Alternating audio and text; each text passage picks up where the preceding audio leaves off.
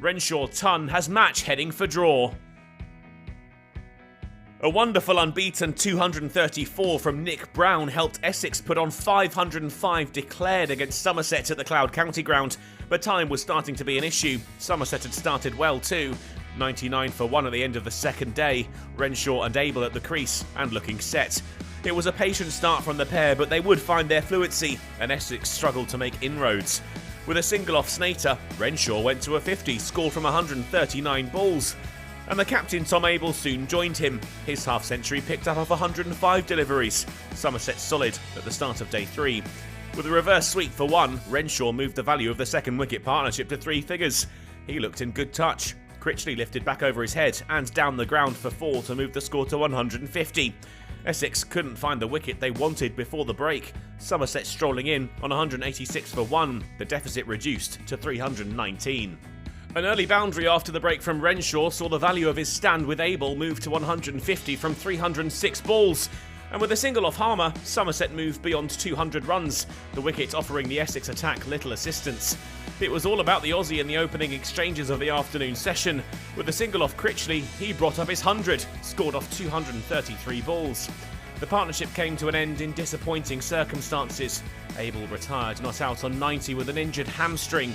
The captain looked in some discomfort as he limped off. Bartlett came in to replace him and started with intent. Early boundaries pushed the score towards the halfway mark in their chase for parity. He hammered Harmer for 6, watching on as the ball sailed over the bowler's head and over the ropes. But the spinner got his own back. Bartlett out-caught by Brown at short leg, attempting the reverse sweep. The visitors were trailing by 217 when they headed in for tea. Somerset up to 288 for 2. With a Goldsworthy 4 off Snater after tea, Somerset had 300 on the board. And they soon had a 50 partnership as well, chalked up off a patient 109 balls. The score was up to 324 when Renshaw fell 4 runs short of his 150. Buttleman, the sub-keeper, got round well to take the catch off Aaron Beard's bowling. Rew joined Goldsworthy in the middle, and Essex were stopped in their tracks. The follow-on avoided before the close of play. 350 on the board, and Somerset had all but denied Essex the win already.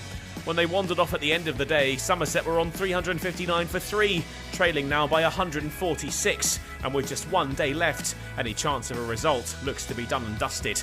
The penultimate day of the contest had been a superb one for the visitors. Barring a catastrophe or a miracle, whichever way you look at it, a draw looks the most likely outcome when they return to the Cloud County Ground for the final day.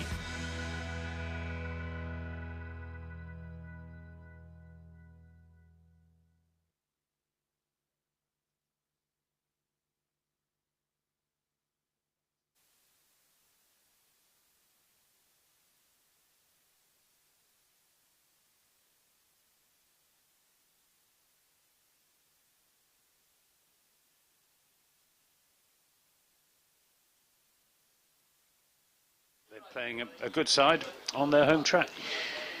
Yes, and I think sort of the more interesting games are probably going to be elsewhere today. We'll keep you up to date with those interesting matches involving well, the top 2, arguably the top 3, with Lancashire's fight back against Kent. Surrey and Warwickshire at the moment looks the draw looks to be favoured there, but you've never really write Surrey off, and it wouldn't surprise me if they get some quick wickets this morning after a big unbroken 5th wicket partnership for Warwickshire yesterday. And Hampshire got a target of just over 200 at Scarborough with all 10 wickets left, and much depends on whether that Scarborough microclimate comes into play today. But we'll keep an eye on those. Of course, England had a good win against South Africa with Johnny Bairstow to the fore last night in the T20, so a little bit of excitement in the day's cricket there.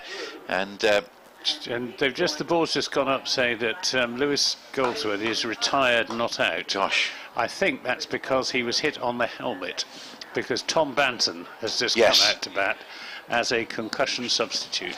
So that does complicate things, but just to sum up, that we've got Abel and Rossington who have got basically injuries which don't allow them playing substitutes in the sense that people can bat. They obviously can have substitute fielders, and now we have a concussion substitute with Banton who's not a bad man to come in at 3.59 for 3 in normal circumstances. Might be quite entertaining actually if he can get in.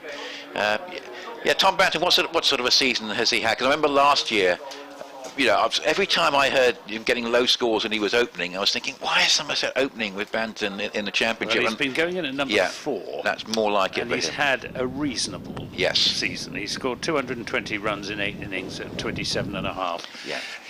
He's been unlucky in 1 or 2 of his dismissals as well. At the Oval, for example, he was given out caught behind, but he certainly never hit it. Yes. But I don't think we can expect much in the way of exciting stroke play from Tom Banton in this form of the game.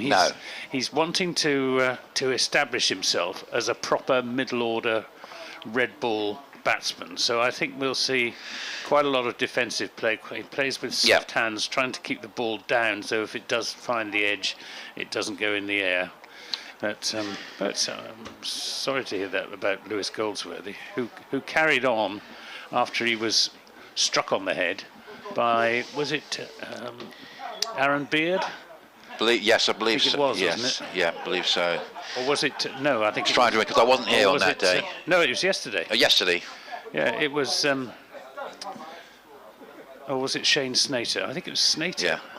Here's Harmer with 3 round the bat and a very short extra cover, and that's just played defensively by Rew into the onside, and there's no run. So Rew resumes on 22. Banton is new to the crease, and so we have an overnight retirement. And Harmer bowls, that's just played away down towards backward square leg, and there's no run. So yeah, it's been quite eventful in terms of you know, players dropping out of the game. So that's 3 out of a 22, and this is spiteful delivery which turns sharply, and Rew pushing down the line at that, but that bounced a bit as well. It did, and well, James Rew had a lot of this sort of thing up at Southport with the. In that case, it was a slow left armour targeting the rough. And this is just played off the pad and rolls to short leg. Yes, very much a certain draw here, unfortunately, on a pitch offering very little to the bowlers, although Simon Harmer can always get something out of a pitch, and he's just bowled a beautiful delivery which is spun past the off stump of Rew, who's still there on the 22, but he has a new partner in Tom Banton, who's come in as a concussion substitute because James Goldsworthy unable to continue his innings, so he's the 3rd player in this match to effectively drop out of the game with an injury of one sort or another. So Rew 22, Banton has no score. Essex made 505 for 9, and Somerset, who've already avoided the follow-on, is surely going to be a certain draw here. 359 for 3. Let's hope nobody else drops out of the game. It's one of those matches, isn't it? Yeah, absolutely, absolutely. Well, we had 2 concussion substitutes in the game at Taunton between Somerset and Surrey, courtesy of a certain Jamie Overton. Yes. who laid out his twin brother Craig, had him flat on his back on the pitch, and Josh Davey as well, and that was a very fierce spell of bowling. But this is an odd situation. Just as well that Somerset have got Tom Banton as one of their squad. The other possibility would have been Roland van der Merwe, I suppose, but Banton and Goldsworthy have got very similar records in first-class cricket, not just this season, but throughout. Although Banton obviously has played a good many more games than Goldsworthy. So we got Jamie Porter from the Hayes close end to bowl to Tom Banton, slip in the gully. Banton plays that defensively up to mid-off. Tom Banton, who will be joining up with Welsh Fire in the 100, presumably next week. Still speculation about Banton's future at Somerset.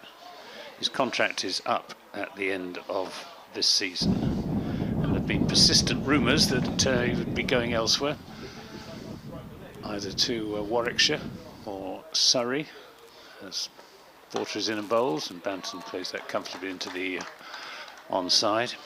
On the Somerset live stream last week during the Yorkshire game, Tom Banton was on it and seemed to indicate that he was staying at Somerset. But I asked Andy Hurry, the director of cricket, on Tuesday evening whether Tom Banton had actually signed his contract, and he didn't say yes. He gave a sort of politician's answer. But both Andy Hurry and Jason of Kerr have said that they'd like Tom Banton, who plays that defensively, to stay at Somerset. And if they want him to stay, and Tom Banton himself wants to stay, one assumes it's only a matter of time. On the other hand, there was a tweet last week which suggested... Yeah, hi, there's a couple of things. We're still getting output, and also I don't think there's one line at all on the... There was a tweet suggesting that Banton was going, which was liked by his mother, which suggested that he was going, and that was just the day before he said he was staying. So who knows? Well, Tom Banton must know, but that's played out into the onside by the rather languid-looking Banton. He always seems to have plenty of time. Sometimes he allows himself rather more time than he should, as when he was run out in the semi-final of the Blast. Porter from the Hayes close end. No runs have been added so far this morning to the overnight 359 for 3. This is driven nicely by Banton, but it'll be cut off by the Essex skipper Tom Wesley at mid-off. Timed that nicely, did Banton. And he's looked in good form in the T20 Blast, which is the only form we've seen him in recently.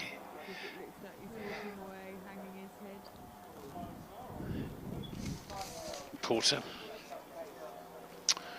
who yet to take a wicket in this innings, and this is edged, and it will run away just past the right hand of Alistair Cook. Didn't carry to him. It went down, and that's Banton's first runs, 4 to very fine third man, and the first runs of the day, 363 for 3, and that's the way Banton's been playing, with very soft hands, so that if the ball does find the edge, it doesn't carry to one of the slips, and that was precisely what happened on that occasion. 363 for 3. Just checking, we're going out on by the BBC Sport website. We are now. I think we weren't right at the start, Anthony, so just I think we've managed to sort that out, which is good news.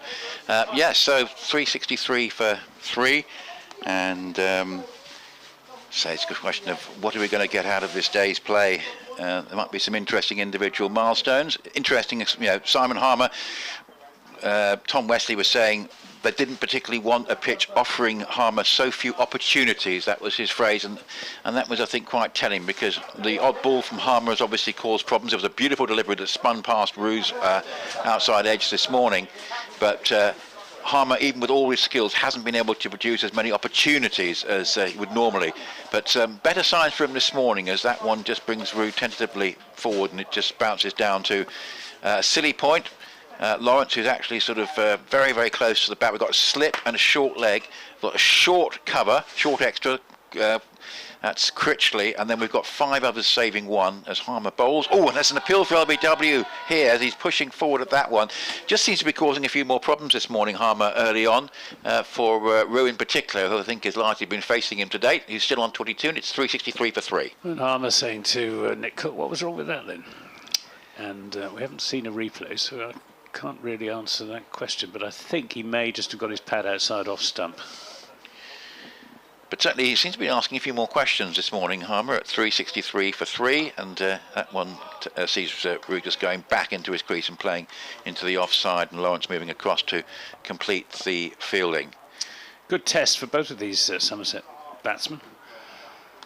Yeah, and certainly is always one of the best spin bowlers in the world. Palmer bowls. That's floated right up and played away just off a thick inside edge more than anything else, out towards backward square leg. And there's no addition to the total. Pretty much the same weather as first thing yesterday, mainly cloudy, around about 21 degrees, 22 degrees, pretty much a replica of yesterday's weather. Maybe a little bit more of a breeze, and the sun just peeking out as Rew comes forward and plays on the bounce to Silly Point, and there is no run.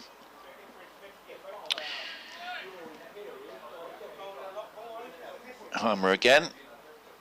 Turns and moves in from the river end. Obviously smallish crowd here today, and the public seats certainly, as that's played defensively on the bounce again to Silly Point. And looking across to the left there in front of the apartments, I can probably count about 15 to 20 spectators maybe. In the green seats away on the far side of the ground, there's probably about 10 in total. On one side of a side screen, another 10 to the other side. And of course, we've got the members of the Tom Pearce stand to our right and in front of us. Not in as many numbers as we would normally associate, even on a fourth day here, to be honest. 363 for 3, 4 to Banton and 22 to Rew. I know there are a few Somerset supporters here, though. Tractor driver down in front, yeah. I can't actually see him at the moment. Around the ground, he was indeed. I spotted him yesterday afternoon sitting in that little stand just to the right of the side screen at the Hayes close end, and he may be in the stand below the top, the lower tier of the Tom Pearce stand. Porter's going to bowl another over to Banton, who's on 4. Porter bowls and Banton defends into the onside. Critchley fields. If you would like to get in touch, bbcessexcricket@gmail.com. Anything you'd like to talk about. We've got a couple of interesting emails coming actually already this morning, which we'll mention. But bbcessexcricket@gmail.com if you'd like to get in touch during the day. And give us a few things to think about, because we're looking for topics of conversation today, because the cricket might not give us too much. Well, Grumpy Kit says you can't say Somerset don't find ways to make games interesting as Banton drives without timing it. And he expresses the hope, which is shared by all of us, that Tom Abel and Lewis Goldsworthy get over their issues quickly. I think Lewis Goldsworthy will. Yeah. To Tom Abel, we won't know until he has a scan in Taunton, presumably at Musgrove Park, tomorrow.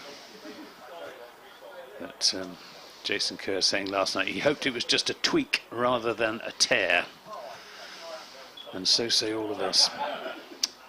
Here's Porter in and bowls to Banton, who defends from the crease into the offside. No lack of intensity in the cricket so far this morning. Essex won't have given up hope by any means of rolling Somerset over quickly this morning, then putting some quick runs on the board and getting Somerset in for maybe a session and a half or even 2 sessions this afternoon, and putting some real pressure on in the 4th innings. But Somerset, with only 3 wickets down, would have to bat really pretty badly for that to materialise. Banton intent on defence, and good accurate stuff from Jamie Porter as well. He's making the batsman play, he's keeping a good off-stump line, not offering Banton anything on his pads, which is where he is strongest. And there's no man out at deep mid-wicket. I would have thought it might be well deep mid-wicket or deep backward square leg. Let's bowl one short of a length, tempt Banton to go for his favourite pickup shot. This is whipped away though down towards long leg and will be cut off down there by Paul Walter, and they come back for 2 runs. Take Banton on to 6. 365 for 3. Well, it's a great opportunity for Banton just to spend some time at the crease, particularly in the context of a worst-case scenario for Abel in September, and Banton getting some time at the crease before playing in September. Yeah, because he'd be the obvious one to come into the side in place of Tom Abel. Somerset have got Imam ul Haq joining them in September. Pakistan opening batsman. That's played defensively up to mid-on. There won't be a run. 365 for 3 at the end of the over. It has to be said, it's been, well, on the evidence of one man, it's not been a bad season for Pakistan opening batsmen, because I reckon that Shah Massood, even though he's not been with Derbyshire in recent times, what he did in the first half of the season was absolutely extraordinary. It was. And bbcscricket@gmail.com, and Len Chinnery was sent late last night. Len, good morning to you if you're listening now. You're talking about, while still being at school in Ongar, taken to the Oval in August 1948 to watch one day, you don't say which day, of the 5th Test match, because it was quite an eventful game, quite a lot happened. What an experience. You watched so many greats of the game: Len Hutton, Godfrey Evans, the Bedsers, Don Bradman, and Ray Lindwall, who took 6 for 20 as England were bowled out for 52. Of course, it was the year of the Invincibles, unbeaten on the tour. It started your interest in cricket. You're not sure schools encourage pupils with sport in this way today. And of course, it was also the game of Bradman bowled Holly's second ball naught. I wonder if you were there on that day, Len. Here is Simon Harmer bowling. It's played off the back foot by Rew for a single. Gets him away from Harmer, which he might not be too displeased about on the evidence of the previous over. 23 to him and 366 for 3. Yeah, it's going to be interesting to see how Tom Banton shapes up against top-class spin bowling, because it's not a form of attack with which he's had much experience.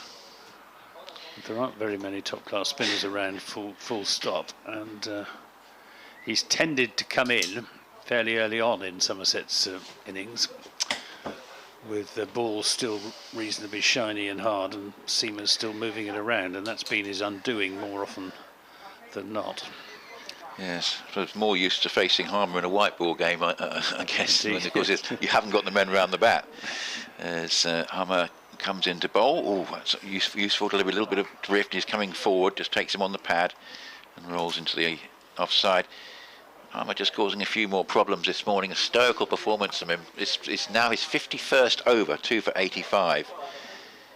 You can just count the number of bad balls he's bowled in sort of half of one hand. This is not one of his best, because it does allow a sweep shot, and it's executed superbly by Banton. Swept on length, lovely stroke away to the square leg boundary for 4. He started well here, Tom Banton. He's gone to 10, 370 for 3. Well, he obviously thinks that attack is the best form of defence. But I don't think Simon Harmer will be too upset to see Tom Banton having a sweep. It's a risky shot with the variability of bounce that we're occasionally seeing. Slip silly point in a short leg, and this one is lapped away. That reminds me of Felix Organ actually against Harmer in that Hampshire game. Basically going out towards a wide mid-wicket. That's a shot he played a lot, and Banton has sort of played a similar stroke there, just picking it up, just taking a slight risk, but he was certain with the shot. And consecutive boundaries have rather damaged Harmer's figures. Good job we mentioned them when we did. 2 for 93 now. He may yet have the last laugh. Yes, 374 for 3. And that's a delivery which is just having Banton in two minds. He's propping forward. In the end, he's happy to take it on the pad, and it rolls out to Brown at short leg. But certainly, if he's thinking of a similar shot to that one, he had to change his mind fairly quickly. There's a mid-wicket a short mid-wicket, and 3 saving 1 on the leg side. This is a nice drive by Banton, punched away through the vacant mid-off for at least 2. It will be cut off. There's 2 fielders converging on it. It's Wesley who gets it, and they come back for 2. But that's not too bad. We just had a feeling that we might get some entertainment value out of Tom Banton being at the crease, and a 4-4-2 and an over from Simon Harmer certainly is probably beyond what we might have expected. But he's got a runner ball 16, 23 to Rew, and Somerset a 376 for 3. Just to let you know, in terms of a deficit, it's now 129. Yeah, 11 off that over from Simon Harmer as Tom Banton counter-attacked, and it means that James Rew will be on strike against Jamie Porter. First time he's faced Porter this morning. Just added 1 to his overnight 22. And if you're just joining us, Lewis Goldsworthy is not batting, not because he's out, but because he has been taken out of the game on account of concussion when he was, which he suffered when he was struck on the helmet by Shane Snater, I think it was, when he ducked into a short ball from Snater that didn't rise as much as he was expecting. It was a nasty blow. He was examined on the field of play and cleared to go on, but obviously overnight things have changed, and very sensible decision not to risk him. As Porter is round the wicket to the left-handed James Rew. Goldsworthy will be a very important part of Somerset's 50-over Cup campaign, which starts next week with a game against Nottinghamshire on Thursday at Taunton. He did very well in the 50-over Cup last season, did Goldsworthy. Slip.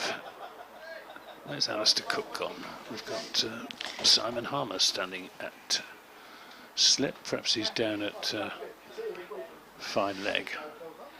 Porter is in and bowls, and we will find out now, because that's run down towards fine leg. And it's Shane Snater down there, so perhaps... Yeah, there is a sub on. There is a sub on. Perhaps he damaged his finger when that edged four from Tom Banton. Yes. But he just got fingertips too in Porter's first over. That may be the explanation.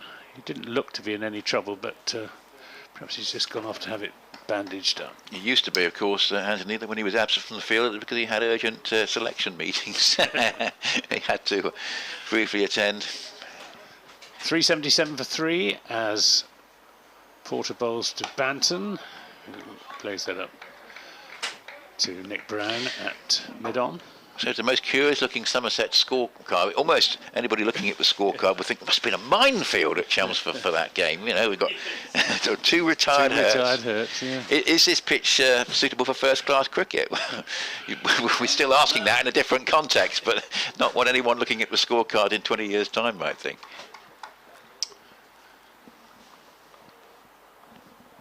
It's Porter to Banton, who stands with his knees bent and his bat raised. It gets himself into a good position to play that defensive shot, untangles himself. It's quite an exaggerated, slightly awkward looking stance that he has. And it's become, I think, a bit more exaggerated this season. But he is trying really, really hard to establish himself as a red ball cricketer. No one doubts his white ball credentials.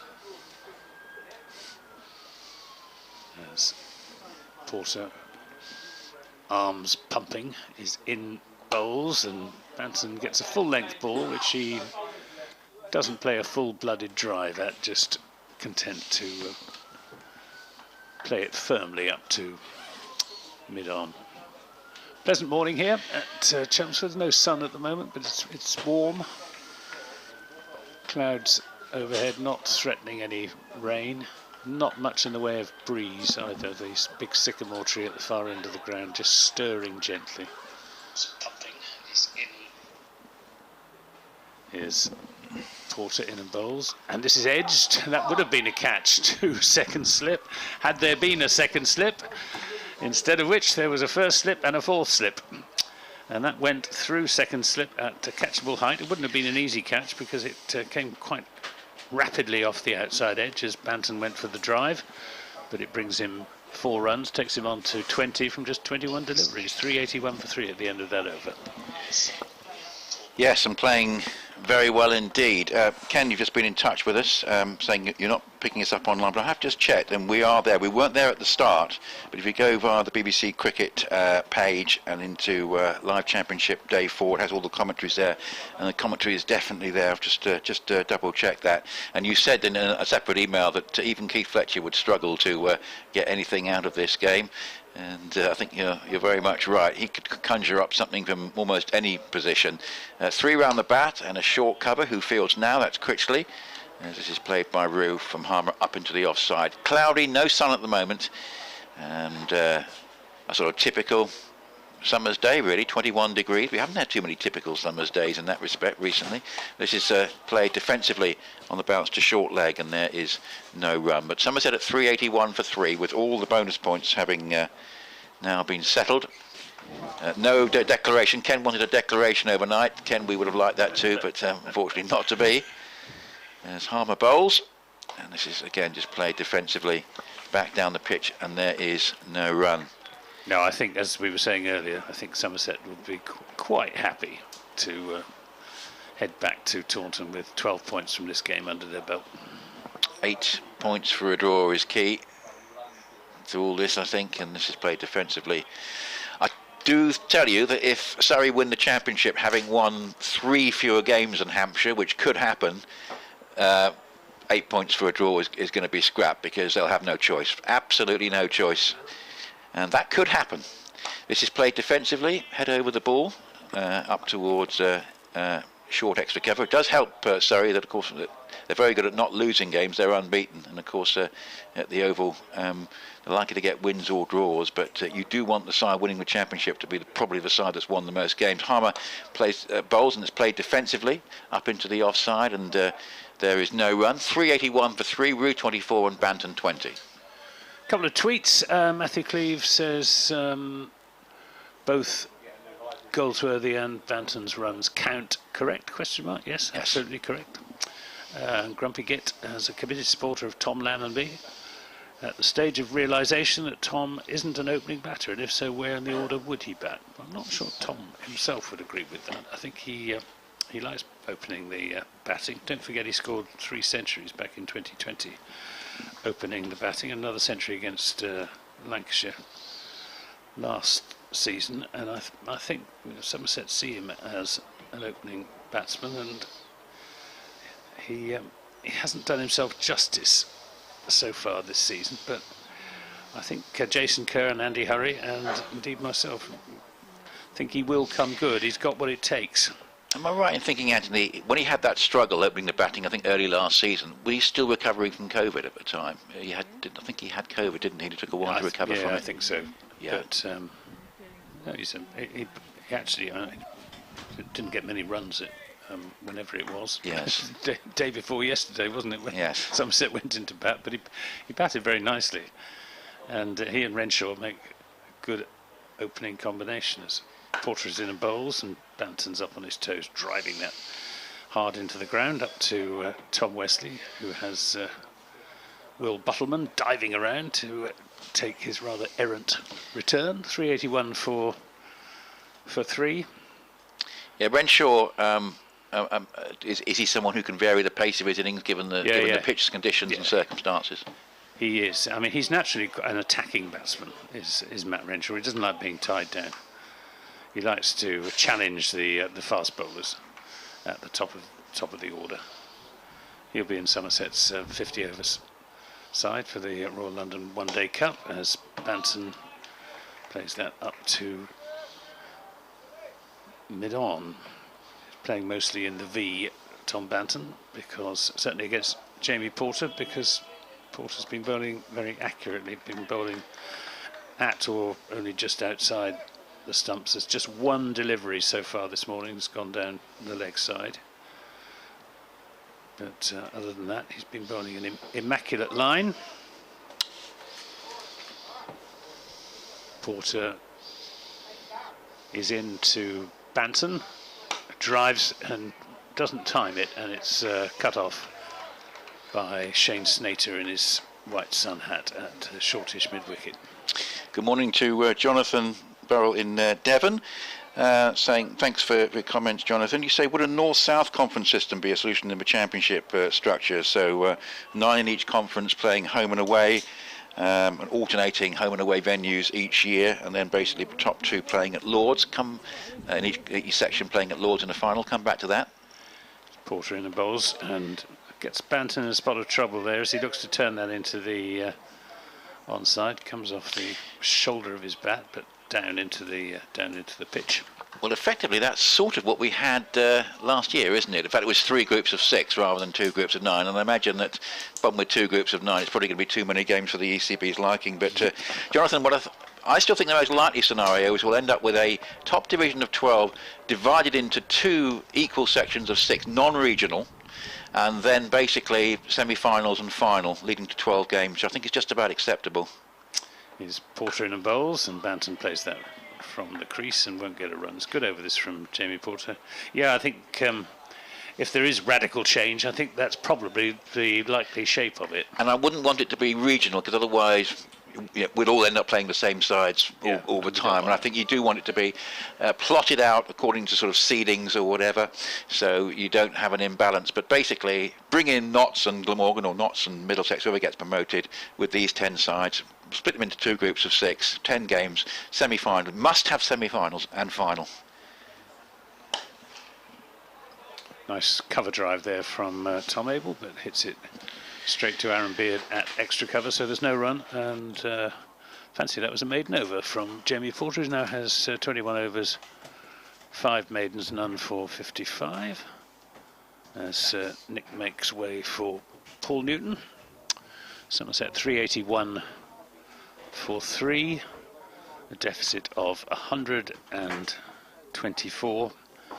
But the important thing from the Somerset perspective is that they haven't lost a wicket this morning, even though with 2 batters retired,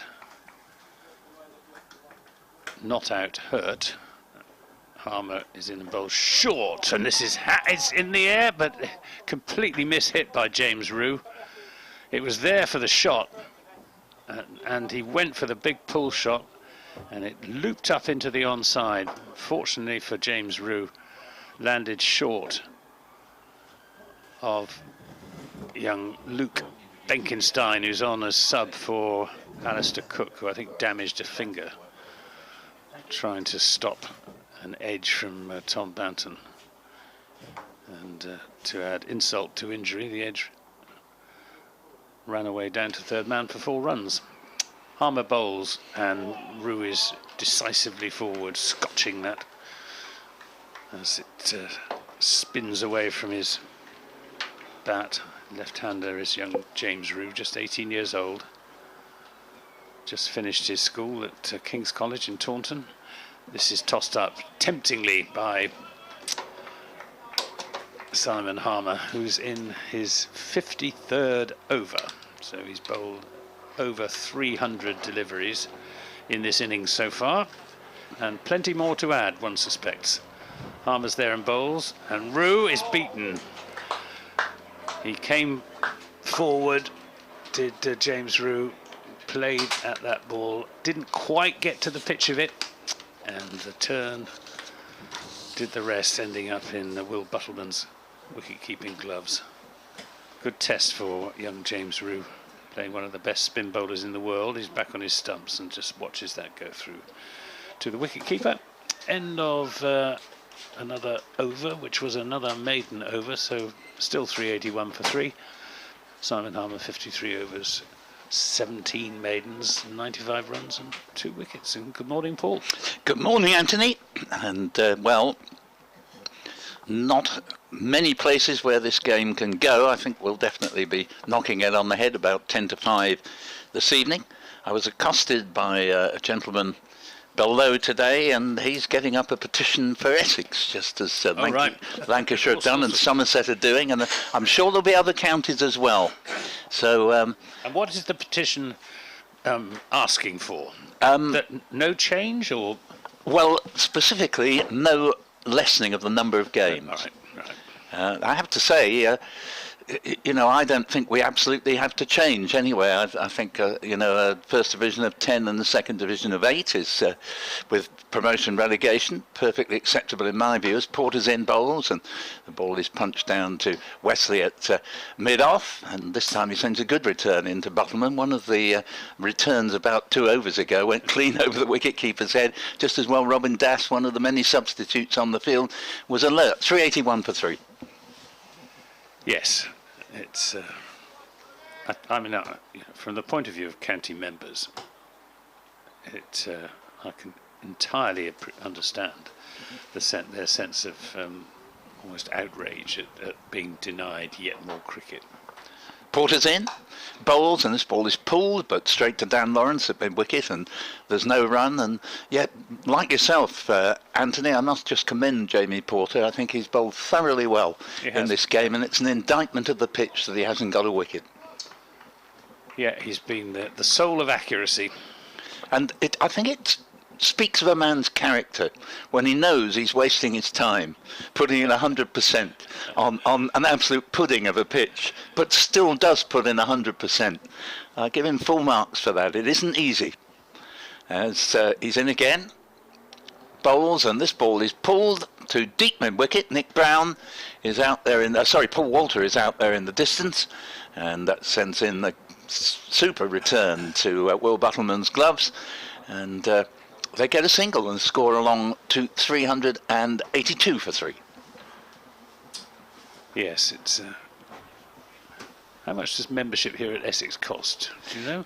Never having been a member, I don't actually know, but obviously it's going to become very relevant. It is. If there are 2 fewer championship games and 2 fewer zonal games, group games in the Blast. And so few days cricket at the weekends as well. Porters in, bowls, absolutely. Porters in and bowls, and this ball is just dropped quietly into the onside towards mid-on by James Rew. I suppose there'll be county chief executives will be exploring alternative models to a members' club, as membership as an element in the finances of county clubs becomes less and less important in comparison with sponsorship and hospitality and money from the ECB. Porter bowls, and this ball is just turned into the onside. There is no run there, and 382 for 3 at the end of this over. I'm just going to change my headset, as the one I'm wearing keeps making funny squeaky noises. And, it may not make any difference, but I've got to try it. I think it's a bit irritating for me. Hopefully the sound isn't going out on air. But, yep, 382 for 3. Somerset have long since made the game safe by reaching that 356 needed that they did in the gloaming yesterday, as Porter's in and bowls, and it's a good delivery, as nearly all his deliveries have been this morning, and it's played out to Walter at point.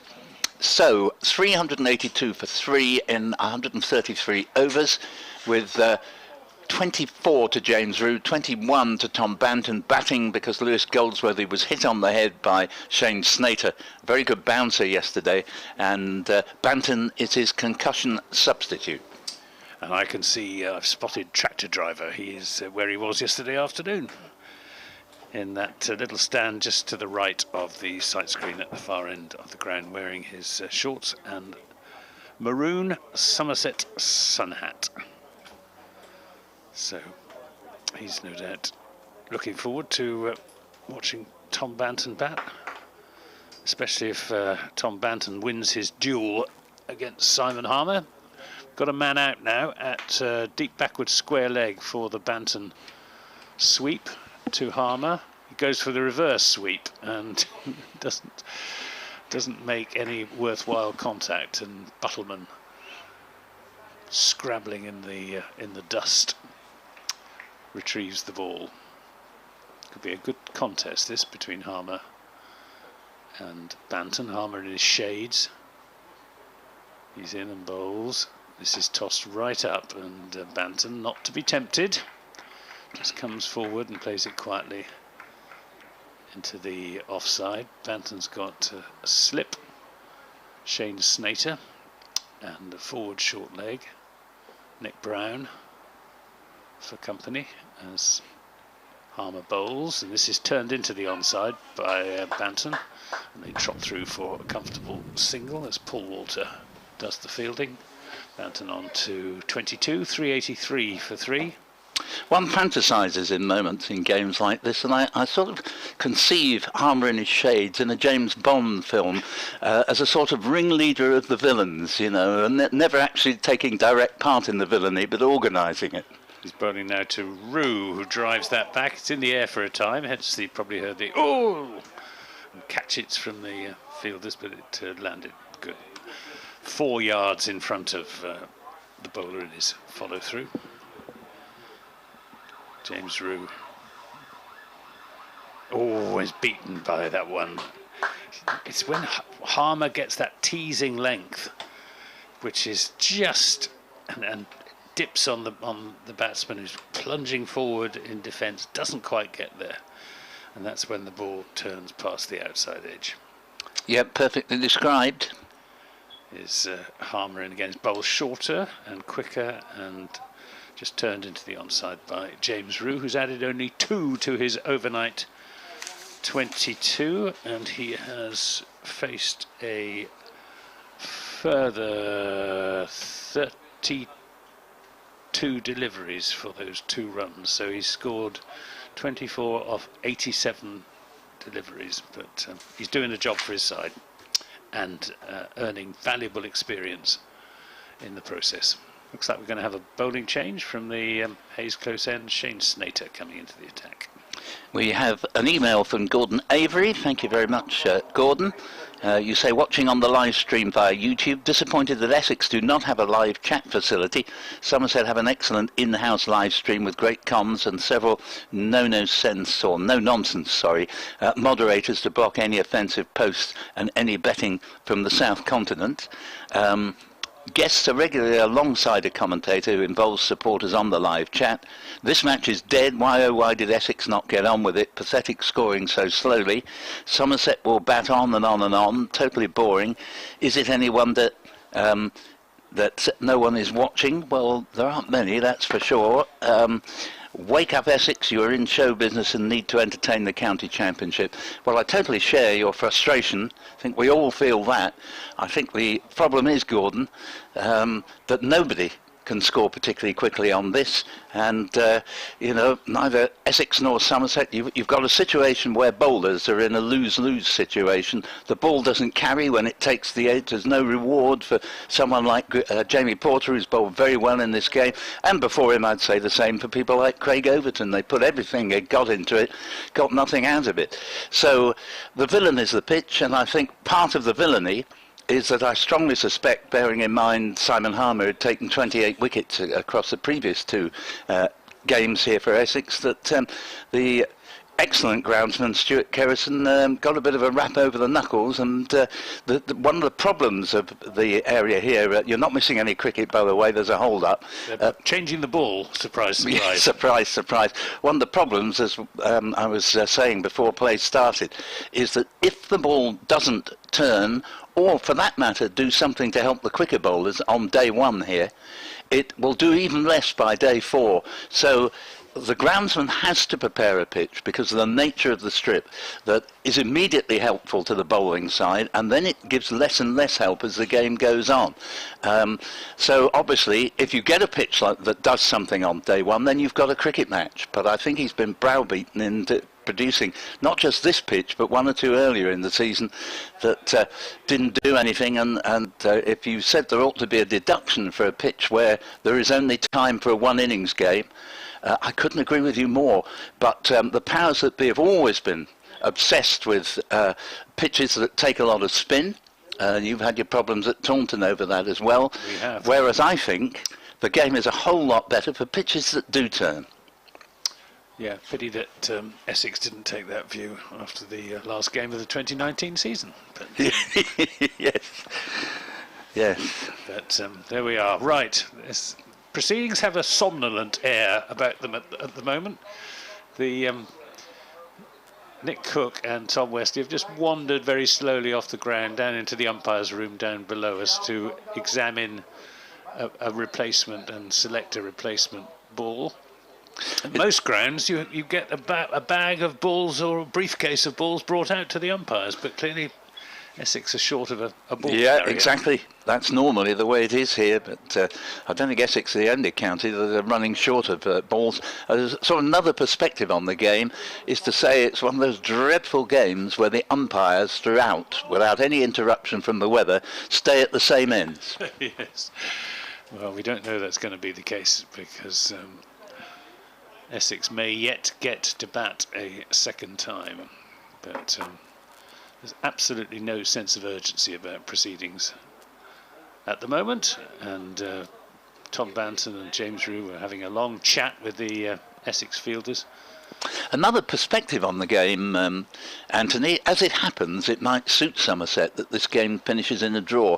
But if you were Somerset, or for that matter any other team, bidding to top the table at the end of the season, you'd be immensely frustrated at ending up on this pitch. Yep, definitely. Paul McIntyre says he was dismayed to hear Nick say that 6-member conference system would be just about acceptable. Championship supporters should strongly resist any reduction in the number of matches. Well, I think that's Nick's position, actually, but he'll come back, he'll be on. If we have to have change. Exactly, yes. He's just said if we have to have change. But we'll leave, Nick will be on in around about 15 minutes, and he can speak for himself. Do agree with the emailer, though. I don't want to see a reduction.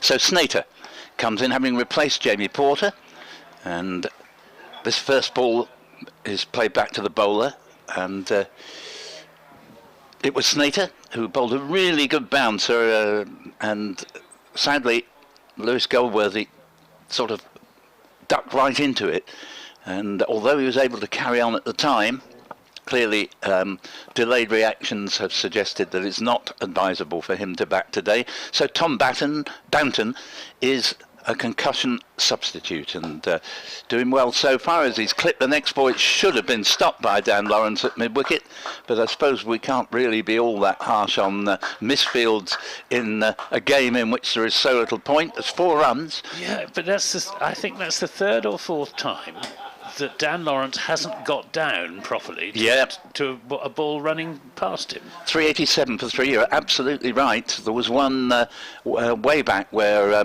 he didn't get down. It may well be that hamstring is still bothering him, and he sort of is fit to play, but not fit to sort of bend down. And you know, the powers that be may have said, well, we'll put up with that. Just do the best you can.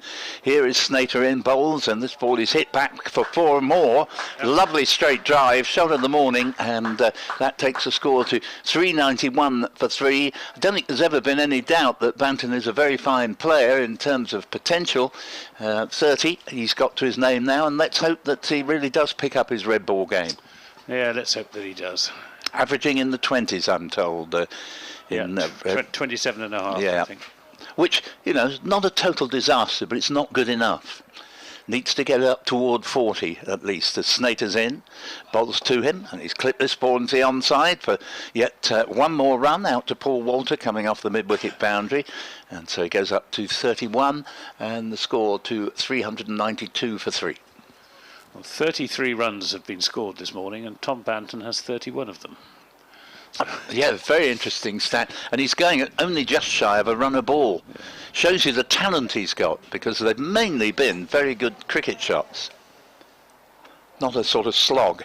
No, definitely not. Snater making his way back in, Hayes close end. Bowls to the left-handed James Rew. Richard Vaughan emails to bbcsexcricket@gmail.com. You can Twitter @AntGib. And Richard says, to answer Mr. Gibson's question, adult membership for 2022 costs £216 for a new member, or £177 to renew. Very helpful, Richard. Thanks for giving us the lowdown on that. Sounds very reasonable, actually. Yeah, it does. Coming round the wicket to the left-hander, Snater bowls, and correctly played out into the offside for no run down Lawrence Fields by James Rew. And looks like we're now having a drinks break, having just had a change the ball break. Yeah, it's Rollo van der Merwe coming on with the drinks. But just going back to Tom Lammonby, Colin the librarian says on Twitter, I think Lammers will come good. Like Bartlett and Goldsworthy, they all have the talent to be Somerset's spine for the next 10 years. What a great role model Renshaw is to our younger batters. Yeah, I agree with that. And I agree about Tom Lammonby. You know, obviously I don't see him anything like as much as Somerset supporters, but he's always struck me as a very, very talented player. I like the way he fields as well. I like someone who you can say will be all right there. He'll cut that one off. You know, it all raises the morale of a fielding team. He's a good pair of hands when it comes to catches as well. And although the wickets he got in this game were his first of the season, he bowled pretty well. Yeah, he's a lovely lad too.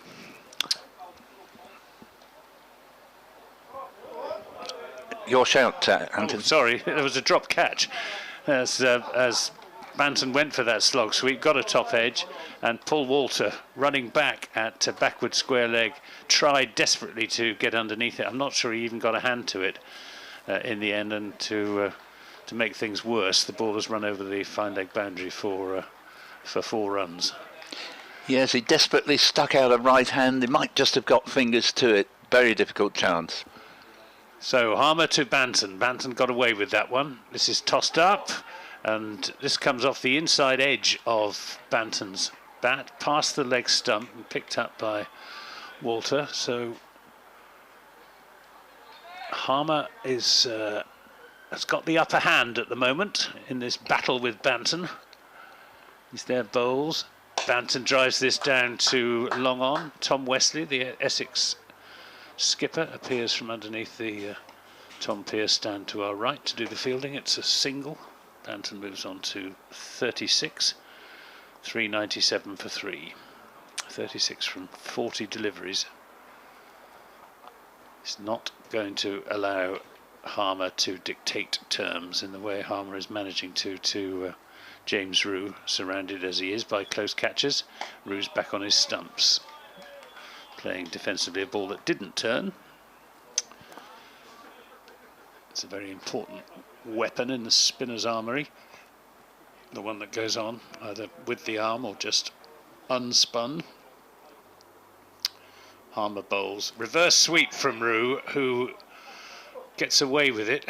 Comes off his pad. There may have been a bit of bat or glove involved as well. Looped over the top of Nick Brown at forward short leg. If there'd been a leg slip in place, he would have caught it. Whether it would have been a wicket or not, I don't know. We can't really tell. This is driven down the ground by James Rew. Nice on drive. It's being pursued to the boundary and pulled back in.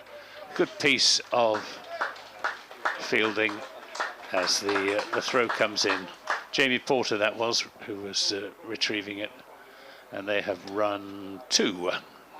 So Rew moves on to 26, Somerset on to 399 for 3. Yet again, Porter giving it everything he got there. They did very well to reach it. He's not particularly quick over the ground, but you couldn't mistake the intensity with which he chased it. His captain was hot on his tail. That may have had something to do with it, but I only say that in jest. It's 399 for 3, and the chance to add bonus points, I'm afraid, is long since past, but Banton, concussion substitute, has come in and made 36 entertaining runs, and James Rew with his first real shot in anger this morning there, very nice straight drive, has moved on to 26.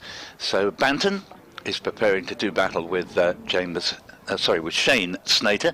We've heard from Darius Plunden again. He says, hi, for me the amount of cricket played is about right, possibly a little too much. The absolute key thing is that as many county games as possible are competitive and have meaning. Well, I think we'd all agree with that. Snater's in and bowls to Banton. Banton back to the bowler, no run, 399 for 3, and Darius continues.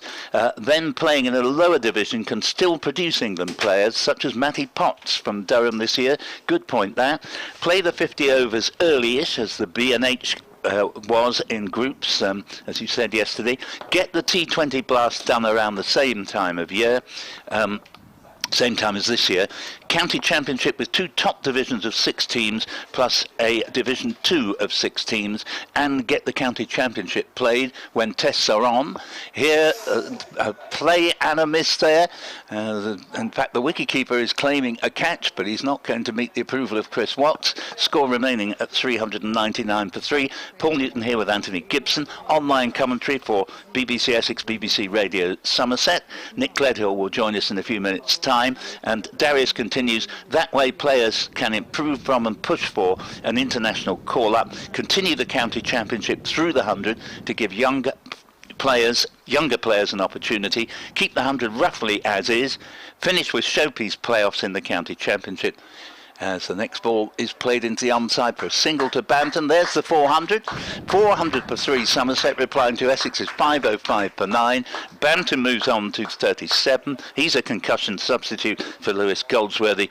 And Darius concludes, hopefully sorted, with the ECB and counties happy! Exclamation mark. Is that email from Andrew Strauss? Yes. Yes. Alias Darius Plumden. Yeah, I mean that's more or less what Andrew Strauss has in mind from what we are given to understand. Snater around the wicket, bowls to Rew, comes down a little bit late on this one, but not in such a way that his wicket was in danger. Plays it square on the offside to Paul Walter, score remaining 400 for 3. Yes, well, I don't like the idea of the county championship being played alongside the 100, because some sides, and it's not because of a narrow parochial in Somerset perspective, but it will devalue the competition, I think, if counties can't field their strongest sides. Snater. Rew has clipped this very nicely off the pads. That's going down to long leg. Jamie Porter hairs round the boundary with his usual enthusiasm and keeps what might have been 4 down to 2. 402 for 3. And just a sense here that James Rew is beginning to open up. Yep. He made 70 on his Somerset debut up at Southport a fortnight ago. Very good young player. He is very promising. Both these young lads were at King's College, Taunton. It's a King's partnership. And Snater bowls, and that ball is just pushed into the offside. Yes, correct me if I'm wrong. I think the school, I think I've passed it, and it's very close to the railway line, isn't it? That's Taunton School. Ah, right. That's different. where Tom Abel went. So where's King's College? King's is in to the south of the town. Right. And you would only drive past it if you were going out towards Honiton or yeah. You know, Yeah, I don't think I've seen it. Blackdown Hills.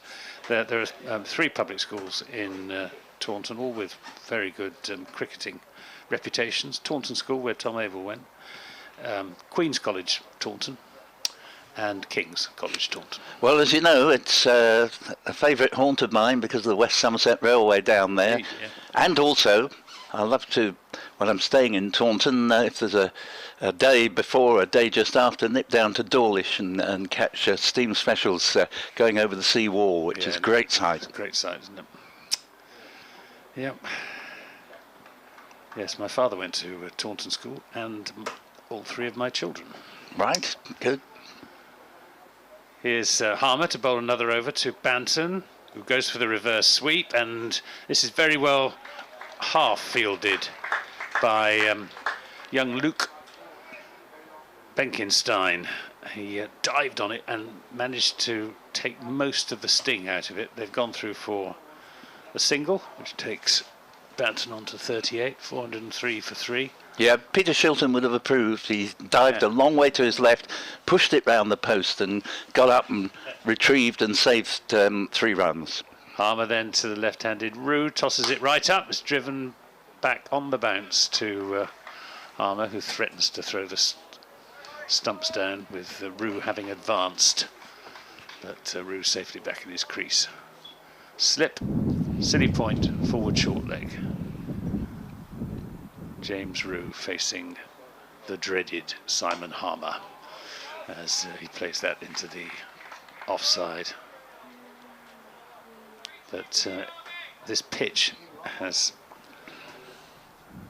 almost neutralised Simon Harmer. Drawn his teeth. This is hit very handsomely into the offside. It's just short of a length, and James Rew playing a back foot off drive, but straight to the fielder Aaron Beard at deepish extra cover. Harmer again. This is shorter, and he pulls this away through the onside for 4 runs. Well, that was not Simon Harmer's best delivery. Not quite sure what he was trying to do there, but that was a half tracker, and Rew needed no second invitation to open his shoulders and slam it away through the onside. Moves on to 32. scoring to 407. I wouldn't have wanted to be Nick Brown in that situation under the helmet at bat pad a mere 3 or 4 yards away. He'll have been mighty relieved that it went further in front of the wicket than where he's standing.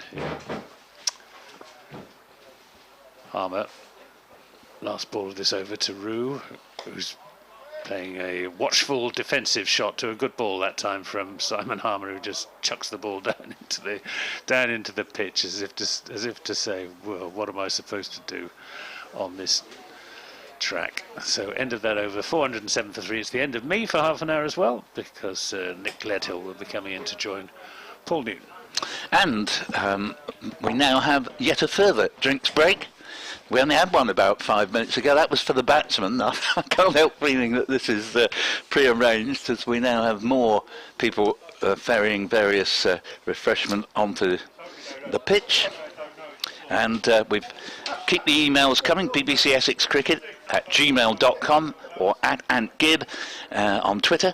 Michael Alexander has emailed us to say, in my younger days, much of my leave allocation was dedicated to Test cricket, to be substituted for county cricket. It was my choice, and judging from the Cheltenham Festival on Monday, the choice of a number of others. Just to give it context, Michael was at the Cheltenham Festival the other day and has already sent us an email saying what an enjoyable day it was and what a great atmosphere there. Here. County cricket is important, he continues, but how well do counties truly want to market it if it doesn't make money and isn't hugely supported by the younger generation, which is not inculcated necessarily with the cosy vicissitudes of this generally, depending on the ball and pitch, absorbing product? Surely young bowlers dream of slots of spells rather than restrictions of 4! Thank you very much, Mike, from North London, and welcome back to Nick Gledhill. Yes, thank you very much indeed, Paul. Some interesting email. Thank you for getting in touch with us, because it gives us something to chat about today. I just want to come back to Darius's email because it reiterated the point that I made. I'm not in favour of cutting it down to 10 championship matches plus knockout. I'm looking realistically, and I think if we're going to get something like that, it has to be something meaningful. I must stress that I'd much rather leave things as they are. Although, unlike you, Paul, I'm not a fan of 10 and 8. I prefer 9 and 9 because you look at Surrey, Lancashire and Hampshire play each other once. That means there are some sides down at the bottom having to play those 3 sides twice, and that's not acceptable. Well, I agree with you on that score, but I'd settle for 10 and 8 in relation to I just prefer 9 and 9. Yeah, well, so do I, because it's the obvious logical way of doing things, and so no hope of that being left alone to continue as it used to be. But Darius, I agree. I mean, obviously, you made the point I made about the top division of 12 divided into 2 groups of 6. What I think that's much preferable to having 3 leagues of 6 where you're just playing the same sides all the time, and I just think that would be incredibly dull. That would be very. I mean, we commented on this before, but that is what has happened until recently in the sides you play in the group stages of the T20 and the 50 over competition have until recently been exactly the same bunch, and it was just so unimaginative. Absolutely. Keep the 100 roughly as it is. Probably can't. If it was like it was 3 years ago, I'd agree with you, not existing. But, well, I would reduce it to 99 just to be awkward. But Darius, you're accepting that it's likely to stay, and I understand that. So you're talking about, obviously finishing with showpiece playoffs for the championship, which is what I was suggesting. I'd also have a playoff from a lower division for one of the promotion places. Continuing the championship during the 100 is an interesting one. See, I still think there is a possibility you could continue the lower division only, using players who are not involved in tests or the 100 from the top divisions out on loan to keep the standard up. I don't think they'll go with that. And of course it would mean that sides in the top divisions officially wouldn't be playing first class cricket for a month. I think it's possible. We mentioned it to John Stevenson yesterday, but it's one of the options on the table. I can't see how, like Anthony said, you could play the entire county championship during the 100. It would be terribly devalued. Snater comes in from the Hayes close end and bowls to Banton, and Banton plays this down to mid-on. Yes, I am dead against playoff matches. Now I want 2 divisions, be it of 9 or 10 and 8, but whichever way, I don't think playoff matches, as per the Bob Willis Trophy, I don't think they work terribly well. And that what also bedevils them is that if you have them, they're bound to be very late in the season indeed, and prone to being played in ghastly weather. You need 5 days, certainly. Yeah. And not a first innings lead wins rule. Yeah. Snater in. One slip. Bowls, and this ball is hit to a man I think we're going to see in the attack very shortly, Dan Lawrence at mid-wicket, and score remaining 407 for 3. But personally, I think what they'll do is they'll run out of ideas and they'll say, let's keep the 50-over competition as an undercar for the 100 because we can't think of anything else to do. But I like Darius's idea about B&H format, and one idea I'd have for that, Darius, you could just simply have 3 groups of 6. You play 3 games at home and 2 away. If that's good enough for the 6 nations and you rotate it each year, that's good enough for that. And Snater's in bowls and played out into the covers. There's no run there. One idea that I have often mooted is a return to the setup of the old Nat West, with knockout competition rather than the 50 overs competition, and the addition of minor counties, because I think everything ought to be done to encourage the minor counties cricket. Well, this 50 over competition we've got, Paul, wouldn't it be much more fun if we had 6 groups of 5 with 12 minor counties involved? Yes. Much more fun. Snater's in. Bowls, and this ball's turned to Lawrence at mid-wicket, no run. And then you'd have, 3 first-class counties and 2 minor counties in each group, and you'd be playing at all sorts of outgrounds, and it'd be a lot of fun. It'd be an absolute antidote, like the antidote to panel games. I'm sorry, I haven't a clue. The antidote to the 100, wouldn't it be? It would be for people who've got no interest in the 100, but just love going around the country seeing cricket at minor county venues or national counties. That's something I was hoping would happen, but I think the national counties weren't interested in it, unfortunately. Snater bowls to Banton, and Banton this time does beat Lawrence at mid-wicket, short mid-wicket. Paul Walter is herring round the outfield at mid-wicket to keep it down to 2, 409 for 3, Banton up to 40. We've heard from Stephen Tockley and Hockley. Always rings off the tongue nicely. He says, thanks for the coverage. I can't be at Chelmsford today because of a family medical appointment after attending for the first 3 days. The impact on county membership of a reduction in fixtures hasn't been discussed much. I'm an Essex Life member, so I guess I'd just get less return from the investment I made some years ago. There's certainly a lot less cricket now than when I took it out 15 years ago. Then, ignoring T20 as the next ball is edged down towards the third man boundary, it will be cut off by Robin Das, one of the many substitutes on the field today, and 410 for 3, Banton to 41. End of the Snater over. Just to complete Stephen's email, he says there were 8, ignoring T20, there were 8 4-day fixtures, 850 over games and 640 over games as part of the package. There were games on the Southend and Colchester outgrounds. We now get 7 4-day games and 450 over games. These are home games, of course, with a lot of youngsters playing because of the 100.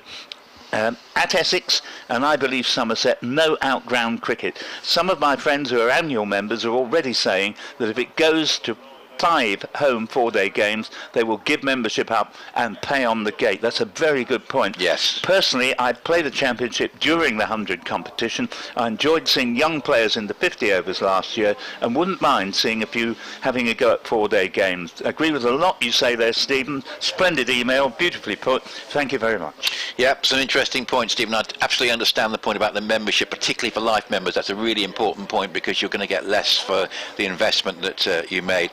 One big score to tell you about, Warwickshire, well, very, very interesting. They looked safe. 280 for 4, bowled out for 310 at the Oval. Kemar Roach 5 for 72. The big breakthrough was getting rid of Hayne for 96 and Rhodes for 74. The rest fell away very quickly, and Surrey need 248 to win.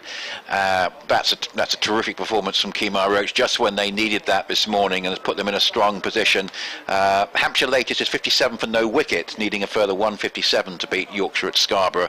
And Lancashire have just declared at 436 for 9, leaving Kent 312 to win. Lancashire have to win that game, but it's a fair bet at the moment. All 3 of the top 3 might win.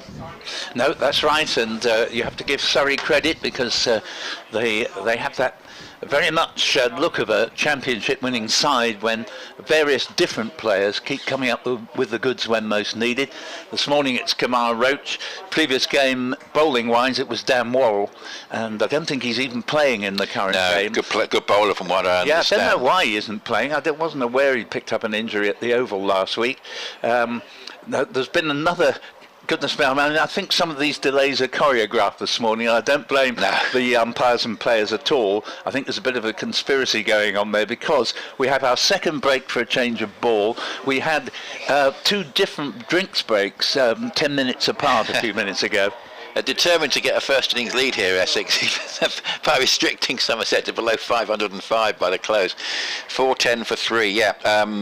Roach's figures at the end, 5 for 72, 4 of those this morning, and Warwickshire 310 all out. The other game in Division 1, Gloucestershire having a really difficult time of it. Great to hear the Cheltenham Festival still be very well supported. I was hoping to get there for a day, as I did last year, but unfortunately it was just too hot on that Tuesday, and they lead Northampton by 13, but only 5 wickets left, and it could be back-to-back defeats in the championship for Gloucestershire, who haven't unfortunately won a game yet this season. No, they're going to go down, and we are going to see, as advertised, Dan Lawrence into the attack at the River End to give Simon Harmer a break.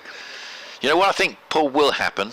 I've got a feeling very little change will be made, because I think they'll just leave the 50-over competition where it is, because they're worried about has 50-over cricket got a future at international level? And I'd like to see a short-form B&H tournament with knockouts and a Lord's final in July. I'd love to see that. That's played defensively up into the offside by Banton, who's played really well, 41 from 51 balls. Lawrence now bowling his 7th over, none for 11. And 410 for 3. What a curious situation. With the penultimate game of the season here at Chelmsford, and we've got a nothing match situation. And we're very grateful for those of you who've taken the time to contribute on BBC Essex Cricket at gmail.com. You're listening to BBC Essex and BBC Radio Somerset with Nicolette Hill, Paul Newton and Anthony Gibson on the final day of this somewhat ill-fated match, I'm afraid, between Essex and Somerset at Chelmsford, with a short leg in as Lawrence bowls, and that just comes off an inside edge on the bounce to Brown at short leg, and there's no run. 410 for 3 with deficit 95. Yeah, it is a shame because the matches between these two sides, where there are a lot of talented players, are usually exciting affairs. I think of that first game down at Taunton this season, decided on the very last ball with one side winning by just 1 wicket. Yeah, Lawrence bowls. There's a attempted reverse sweep from Banton, which is almost as if he got bored of playing orthodox cricket as he had been and was just trying something a little bit dainty, because there's nobody at third man. Fine. Would have been 4 if he'd contacted, but he didn't make any contact. 410 for 3.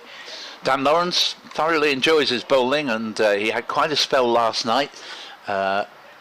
This is his 7th over now. 6 overs overnight, 1 laden, none for 11.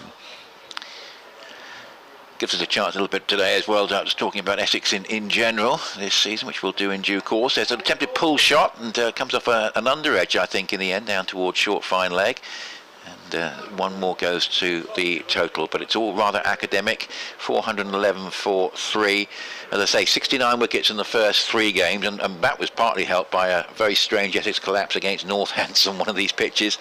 The Yorkshire game, Cook and Brown batted out, so there was 20 wickets in that one, wasn't there? I think there were. Yeah, I mean, the only reason there were more in the Northampton game was because of that collapse in the first innings, but they've been basically going at about 20 wickets a time, and this one might struggle to get to about 15 or 16.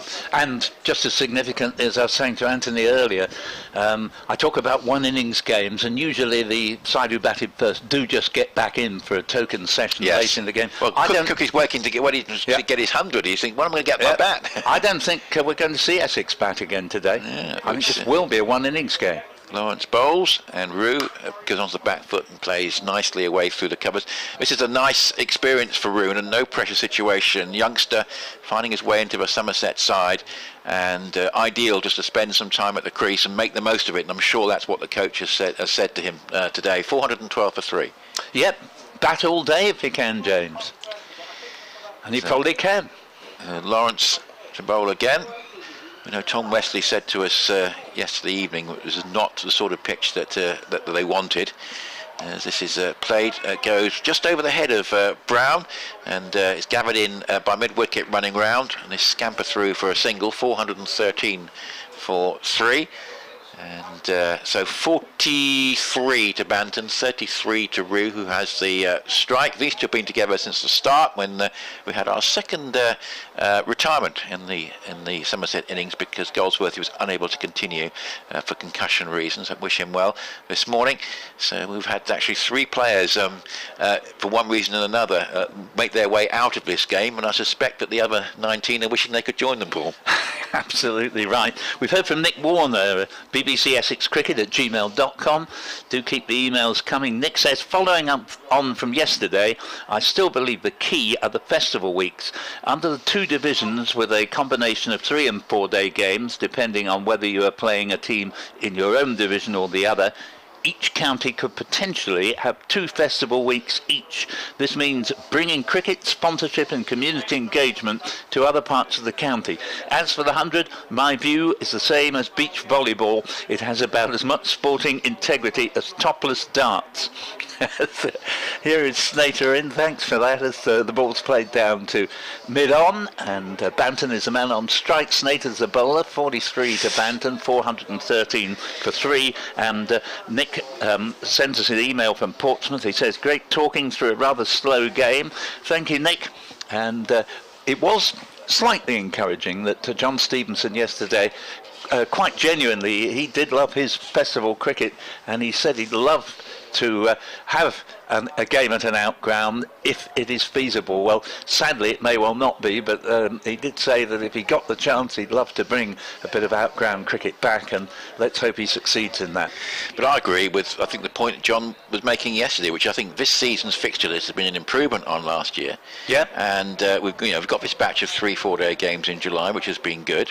Yes, no, I agree. It is better than it was in terms of the allocation of championship matches. Here is the ball played to mid-wicket, and there is no run down Lawrence Field. Snater bowling to Banton still, 413 for 3.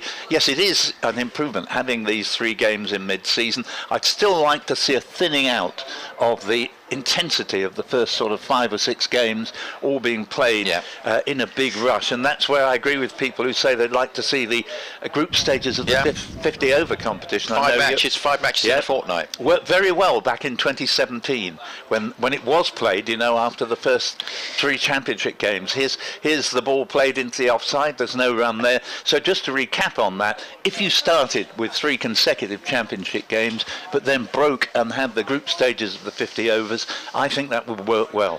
Yeah, I think 5 games is probably enough. Say on the 6 Nations model, if you play, keep the same groups for 2 years in a row, it could be regional, it could be non-regional, but you play 3 games at home and 2 away 1 year and reverse it the next. Snater to Banton. Short mid-wicket in place, and this ball goes to the wider mid-wicket, and Lawrence picks it up and hurls at the stumps at the bowler's end, but they're safely home. Score to 414 for 3. And just one other thing about that, Paul, is I think that the knockout stages of that 50 over competition, which would be played in basically June and July, would actually dovetail really well with the T20, because we know the counties don't like playing T20 games on Tuesdays and things like Thursday, Friday, Sunday. So your Tuesdays could be your knockout rounds, because you can mix 20 overs and 50 overs quite comfortably, and you could play a couple of knockout rounds on Tuesdays. Good suggestion. Snater's in bowls, and the lovely square drive here from Rew, but it goes straight to Nick Brown, standing by not the square leg umpire but the point umpire. Nick Cook is a bit old now to be, I think this is his last season, to running from side to side. Michael Biswell, one of our regulars here at BBC Essex, says, hello, if Essex continue to produce tracks which are basically lifeless, will some bowlers consider their positions at the county? After all, who wants to bowl endlessly without taking a wicket? Snater is in and bowls to Rew, defends back to the bowler. He continues, Harmer, Porter and Cook may think of their futures at a different ground, which gives them a chance of performing. The BBC squad list shows Lawrence as a legs break bowler, but the Essex squad shows him as an off-break bowler. Well, we know he is an off-break bowler, but you do raise a very important point, because that mistake emanates and continues to emanate in the Playfair Annual. They've got him down as a leg break bowler, and they're wrong. We had a lot of emails on that yesterday. Thank you for that. Anthony, I think, was going off the Playfair, which I say there are different versions of it in depending on where you look, but certainly unorthodox. But you're right in the sense. I mean, I think your thinking is that there's something going on, a reaction to the Hampshire pitch that. Well, you saw the Gloucestershire pitch, which we think was similar, but obviously Essex overpowered. They had too much for Gloucestershire. Well, Hampshire were able to throw a few punches back. If you saw some of the dismissals to Harmer from Gloucestershire, particularly in the first innings, you just shake your head and say, well, that wouldn't go down well in schoolboy cricket to get out to a shot like that. So that was actually probably more of a sort of pitch, that Gloucestershire pitch, which would be ideal as Lawrence bowls, and this just takes the pad and rolls down to short, fine leg. So would you say that was turning much on the first day? No. So that's interesting, because certainly the Hampshire one was. Harmer caused a lot of problems on the evening of the first day. So it could be that Gloucestershire pitch is more the model that Essex would like. As Lawrence bowls to Banton, who just comes forward and played really well. Banton here just runs that down and gathered in by we've got lots of substitutes, of course. Battleman keeping and Banton batting. Well, Banton is probably the main beneficiary of an otherwise pointless day's cricket, as well as James Rew, of course. It's good experience for him. 4-14 for 3, and here is Banton just playing that one little check shot up to Benkenstein, subfielder at mid-wicket. 4-14 for 3, and yes, it's frustrating to have a day like this, particularly with only one championship match left at Chelmsford. You feel that having 3 so quickly at the start of the season wasn't ideal. As Lawrence bowls, and it's played for 4 by Banton. It's gone perfectly in terms of along the ground. I'm not quite sure exactly where he's intending, but it's gone along the ground through where a gully would have been, and Harmer has to gather it in at the third man boundary. It's interesting. 4-18 for 3. He was aiming through the covers. Yes, there's an inviting gap there, but went all along the ground, as Nick says. They all count, but just interesting to point out, if there is a merit in those who've got big runs in these on this lifeless pitch, it is that, if nothing else, it's a good test of your concentration if you can make a big score. Credit to Renshaw and Brown in particular. Yeah, absolutely. 4-18 for 3 on BBC Essex and BBC Radio Somerset. Last day here at Chelmsford. This is played defensively up into the offside, and there's no run. And I don't need to wonder if Sports Extra listeners are with us at the moment. It was very generous of them to join us yesterday. Yes, I thought of the match situation, but I think there's at least 3 other more interesting games. Must have pressed the wrong button, I think. Yes, Kevin Howells, our good friend. 4-18 for 3, but I think it was a tea interval. We were a tea interval fill-in, I think, because that was played up into the offside for a single, because this game actually had tea on time, and I think the others didn't. Normally, tea is about 20 minutes late everywhere, isn't it? Good point. A single to finish the over, and Banton 49, Rew 33. Banton going along to 49 with that. 4-19 for 3, both batting very nicely in a situation with no pressure. 4-19 for 3, and Essex made 505 for 9. So Somerset will sort of get the honours, you feel, first innings lead that they crucially didn't get in that Bob Willis Trophy final back in 2020. Michael Alexander emails us at bbcessexcricket@gmail.com.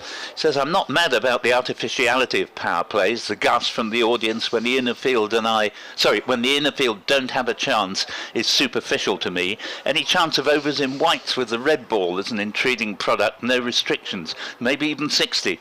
Yes, he says, I'm a right old codger.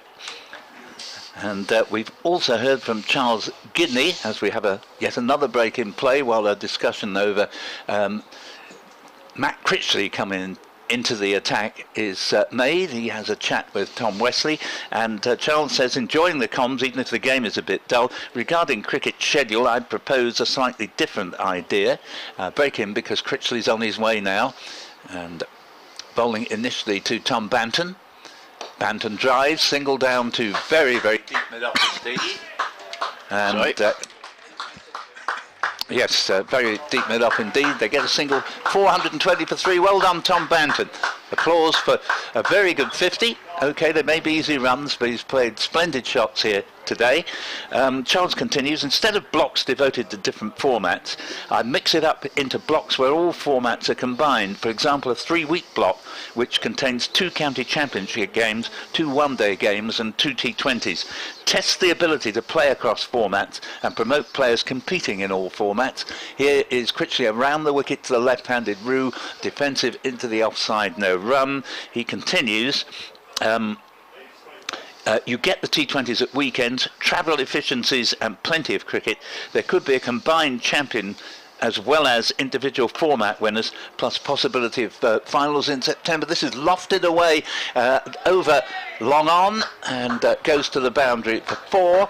So a good shot that from James Rew. He moves along to 37, the score to 424 for 3. It was up in the air, it wasn't that far short of being a potential catch to Paul Walter, but he'd no chance of actually reeling it in as Critchley comes in again and bowls to Rew, reverse sweep, and plays it well in front of square, gets a single, 38 to him, 425 for 3. Just concluding Charles's email, he says, during the 100 gap I'd have a 40 over contest including minor counties, 2 guaranteed home games each, then a knockout. 100 hosts must play at our grounds. I think it's workable, he says. That's from Charles in Wiltshire. Along the lines of what I was talking about. Yeah. Thank you, Charles. Excellent thought-provoking ideas as the next ball is played back to the bowler. And 424 for 3 are Somerset. Now only 79 runs behind... 425 for 3, exactly 80 runs behind Essex's 505 for 9 declared. Here's a reverse sweep from Tom Banton, and that's going down to the boundary, away to our right near the pavilion. 4 runs to Banton, moves him along to 54, and the score to 429 for 3 and 143 overs. I was just looking at Jamie Porter there when that shot was played, because he had to sort of think, oh, can I get across to that? No, I can't. It was timed too well. But he had the look of someone who was just thinking about what on earth is going on here. 425 for 3, and the fact is that, you know, there's nothing much we can do about it because the pitch is just too benign. I won't say the word good, certainly isn't good. It's too benign, and the two quick bowlers there, Snater and Porter, having a chat, and well, penny for their thoughts, really. It's very, very frustrating, and I think we had one of these pitches last year, Paul, but I don't think there was more than one. It was the Worcestershire game right at the start when it was too cold for the grass to grow. Yeah, I think there might have been one other, but but certainly basically you're right. This, yes, yeah. I mean, you know, again, you're right to raise that game against Worcestershire. My word, I think that was every bit as tedious as this one, actually. But unfortunately, I think the way the ECB see things encourages this type of pitch more than one that's pretty lively and the game's over halfway through day 3. Lawrence goes around the wicket and bowls, and Rew just comes forward and plays up into the onside. But must just stress, because there's a lot of talk about problems with the structure, but you've got to look at international cricket too. You've got to look at why money has dictated that we had to plonk that extra test against India into an already crowded schedule, and I'm not saying it's led to Ben Stokes' decision, but it won't have helped him. That's played defensively away to short leg, and there's no run. So 12 consecutive 50 over stroke 20 over games for the England all format players, and then they're expected to play in the 100 and then 3 tests against South Africa. It's tough going, and yeah, I think in the end though it probably was necessary, regardless of the India game, for Ben Stokes to withdraw himself from one of the white ball competitions. That's basically, unfortunately, the way it is as Lawrence bowls, and it's driven away by Rew and fielded by Lawrence in his follow through, but the one or two things. I just think ever since they went to having five home tests against India, when 4 was perfectly sufficient, back in February away from home. For me, that's almost been ill-fated. There's no history behind it, and suddenly we have to alter this season schedule, and it just doesn't help the players. Really doesn't. 429 for 3. Lawrence bowls, and that's swept away. Nice stroke there, reverse. We're playing some good strokes now. Rew gaining in confidence, and I say he's got the licence to sort of bat all day here today if he wants to. 42 to him, and it's 433 for 3. Personally, I think 5 Test series should be reserved purely for the Ashes on historical grounds, because they're much easier to schedule. 4 Test series, 2 tests, week off, 2 more tests. Yeah, that was the right ball for a reverse sweep. It was never going to hit the stumps or have an LBW. It was pitching way outside off stump to the conventional left-hander, and he played the shot really well. Yeah, he's playing very nicely. In fact, these two enjoying themselves. They're probably the only two enjoying themselves out there at the moment, but that's pushed away into the gap between backward square leg and mid-wicket for another run, and we'll be keeping an eye on James Rew's career best, which is 70. So got a pretty good chance actually of getting beyond that here. Yeah, just to interrupt, Paul Guppy has emailed us to say what has happened to the art of declaring. Back in the days of 3-day cricket, the last day often relied on declarations to get a result. I was planning to come along today with a friend and cough up 15 quid each, but waited to see what was happening at Chelmsford, and glad we didn't bother. Cricket is meant to be a form of entertainment. This is played on the bounce back to Lawrence. Well, let's hope for the one remaining home game against Lancashire we do get a better cricket wicket, Paul. The only thing I would say is Lancashire will be knocking on Essex's door in that game if we do get a pitch like this, because they'll of course almost certainly be desperate for a win in the penultimate game, knowing they've got Surrey in the last match. 434 for 3, Rew 43, Banton 54. A few more words from Paul. He's joined by Anthony Gibson. Indeed. Thank you very much, Nick. No, that's the wrong one. No, that's mine. It's taken mine. It's me to come off, isn't it? We've had 21 overs over the Oh yeah, that's right. It is. That's right. Not my fault. which is a rate of 14 overs an hour. And there have been all sorts of interruptions for ball changes and drinks breaks and goodness knows what else. We're going to have Matt Critchley from the Hayes close end bowling to James Rew. He's back on his stumps defending. Rew on 43 from 114 deliveries, but he's been playing some shots in recent overs as he gains in confidence. Critchley bowls, and that was an ill-judged shot. They're playing the cut shot to a ball pitched far too far up to him, and with a deep backward point as well, so it would have only brought him a single probably. Critchley's in a bowls, and Rew this time forward defensively. Here's some news to gladden your heart, Nick, which is that the new UAE T20 League. This is a reverse sweep, hits him on the pad. Umpire Watts thinks long and hard about it. Ooh, I thought he was going to raise the finger there. But fortunately for James Rew, he doesn't. But it must have been close. Yeah, good shout from Critchley, that. It's just, Here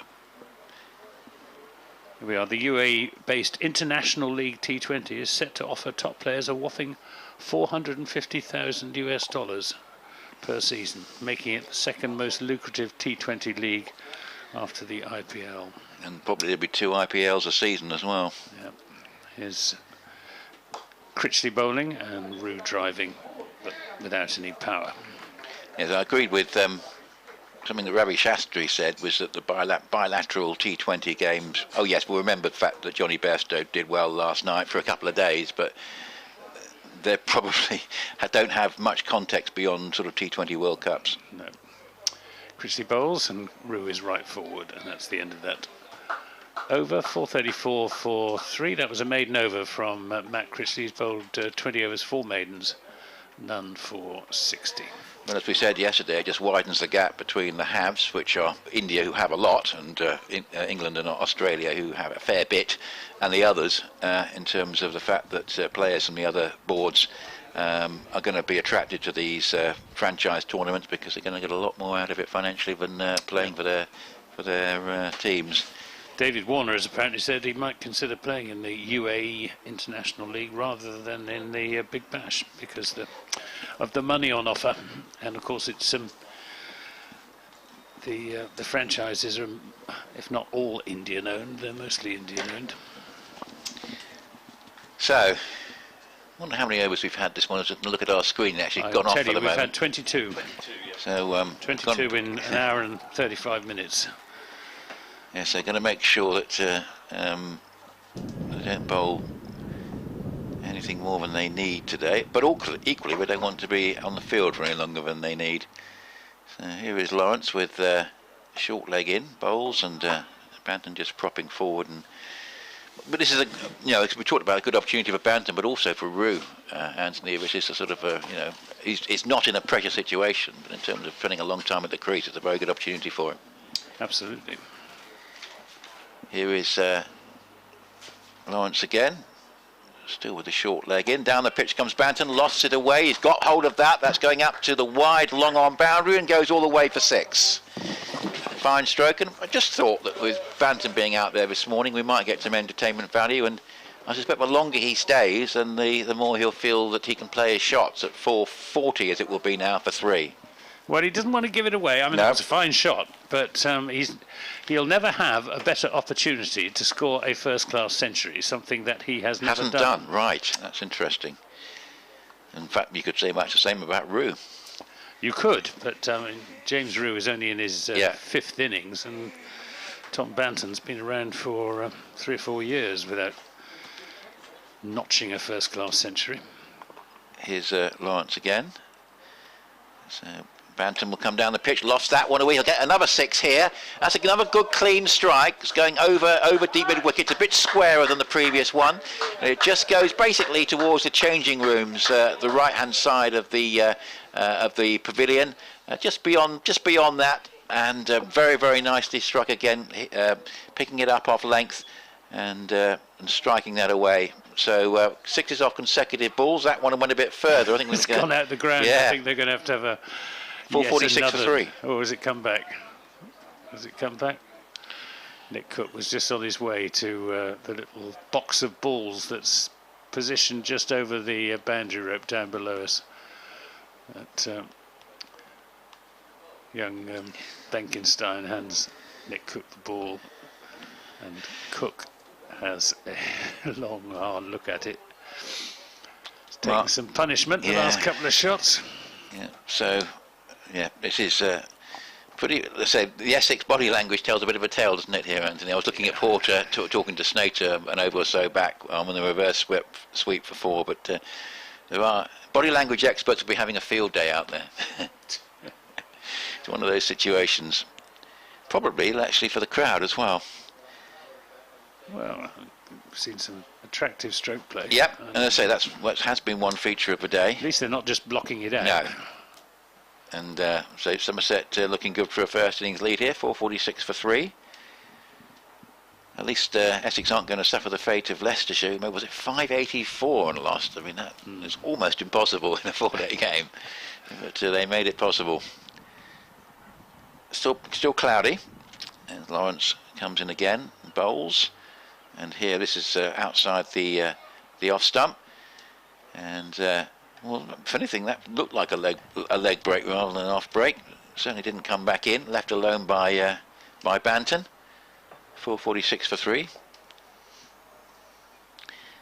BBC Essex and BBC Radio Somerset, Nick Lethill and Anthony Gibson, Paul Newton, as this is a full toss and hit away between long on and deep mid wicket, and that is going to be the third 6 of the over, and that was very much a question of eyes lighting up for Banton. There's 2 men on the boundary there, but he's hitting the ball quite cleanly at the moment and making very, very good progress. That's a 450 up. It'll be 452 for 3, and Banton will go to 72. Yes, that was a flat 6. He hit that really hard. Went like a tracer bullet over the wide long-on boundary. So well, we've got another of these Asterix partnerships, haven't we?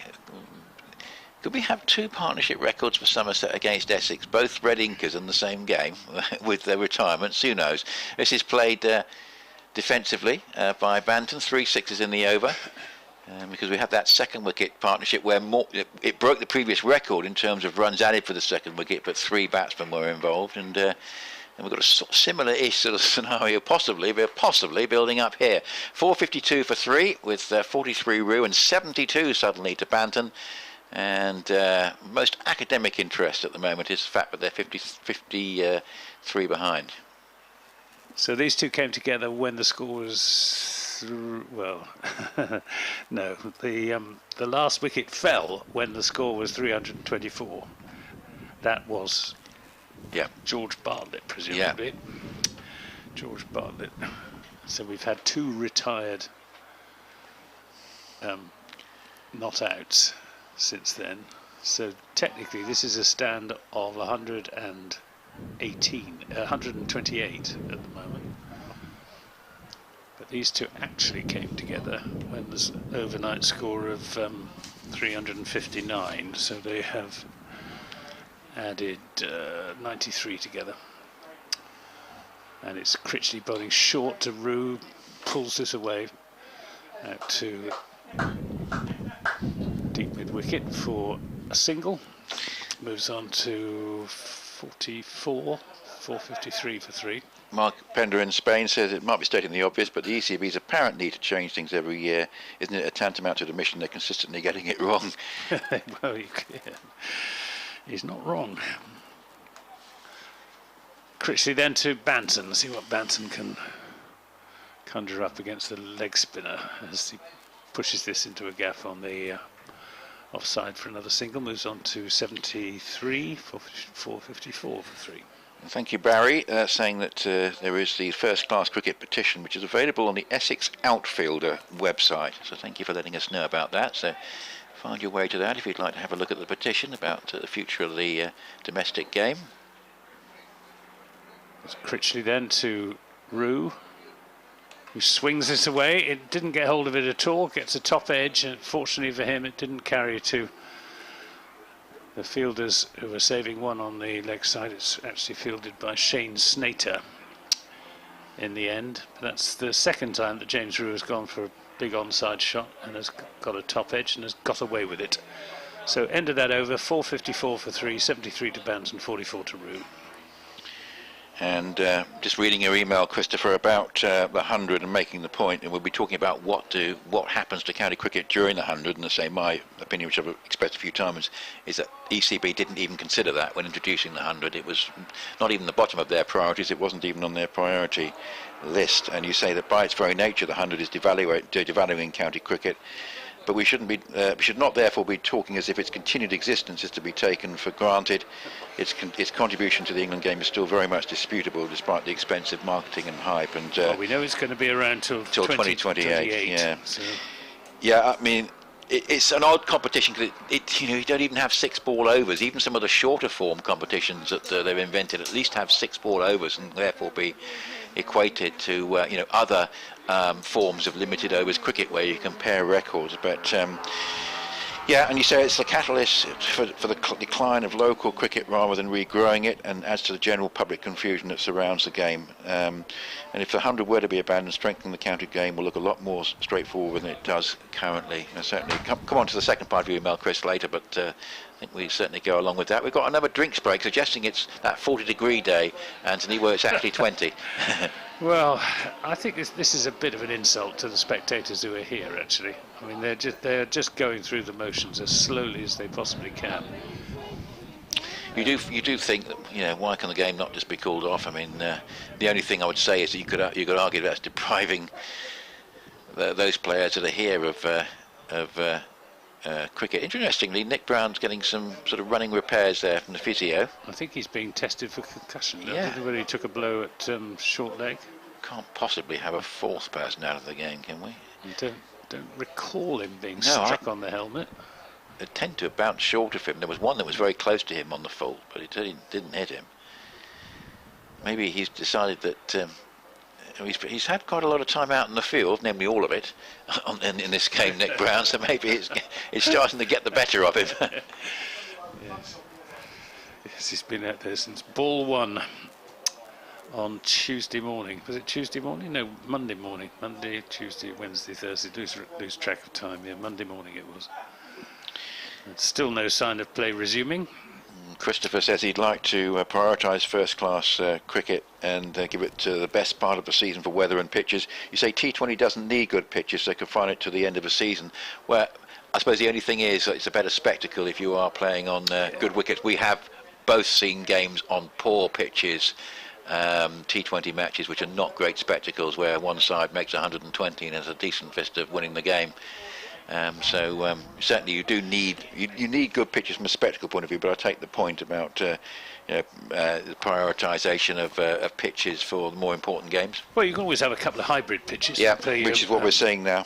Play your T20s on, which we've got down at Taunton, so that you get a guaranteed good batting pitch. I think the other thing is there's an argument for playing T20 cricket earlier in the season if you're playing it in the evening, because if you play it at the height of summer, it doesn't really get dark. No, which makes it less of a spectacle.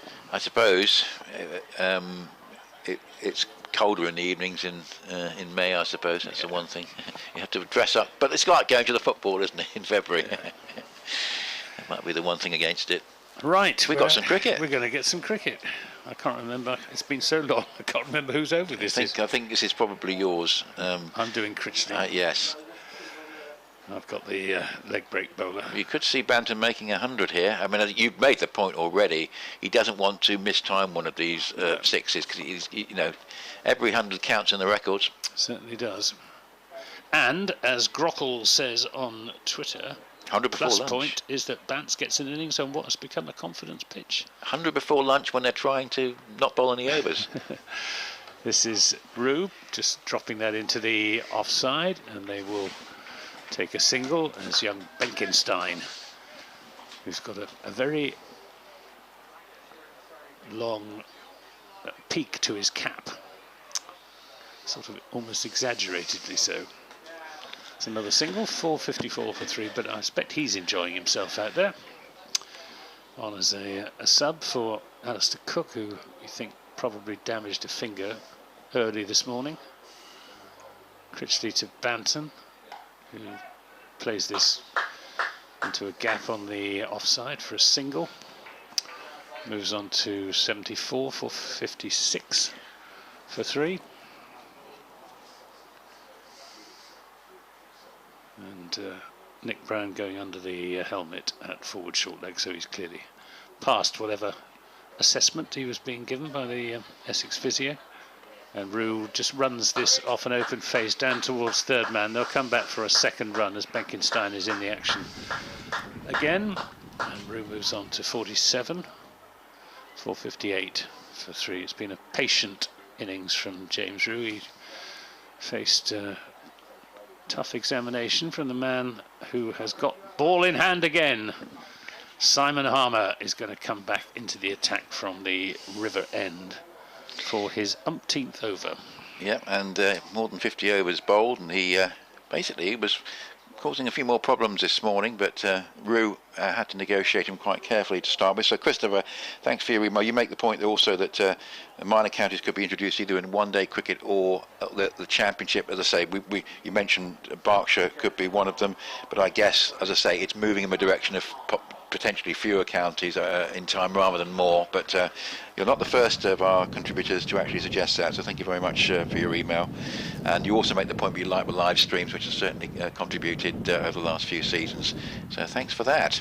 And Annie Chave makes the hopeful point that the media deal until 2028 is not set in stone and can be reversed. Well, yeah, in theory. Not sure it's going to be, though. Money talks. Yes, as Harmer comes into bowl, and this is slog swept that hit very, very nicely by Banton. It's 50. Oh no, it's not. It's yeah, well, it is 78, which, but it was. It does remind me a bit of how Felix Organ played Harmer on a pitch, offering a lot more. But it's basically the slog sweep has become quite an effective attacking shot against Harmer. So this partnership goes above 100, and this is hit away in the air, and it's going to be 6 over long on. So he really is taking the attack. Now he's taking on Harmer here rather than Lawrence, but with equal effect, and he's speeding towards his 100. He's just got to make sure he doesn't play one shot too many here, but he's sped along now to 84 from 79. And that is his highest score in first-class cricket. Beats his 79 that he made against Surrey down at Guildford in 2019. And I never thought he'd be batting until probably being told maybe this morning that he'd be getting an innings. And no, it wasn't against Surrey, it was against Hampshire at Taunton in 2019. Apologies. And he potentially is going to get, he could get 100, and not only would it be his maiden 100, it would be 100 before lunch, in the sense that he was not involved yesterday, so that would be an achievement as well.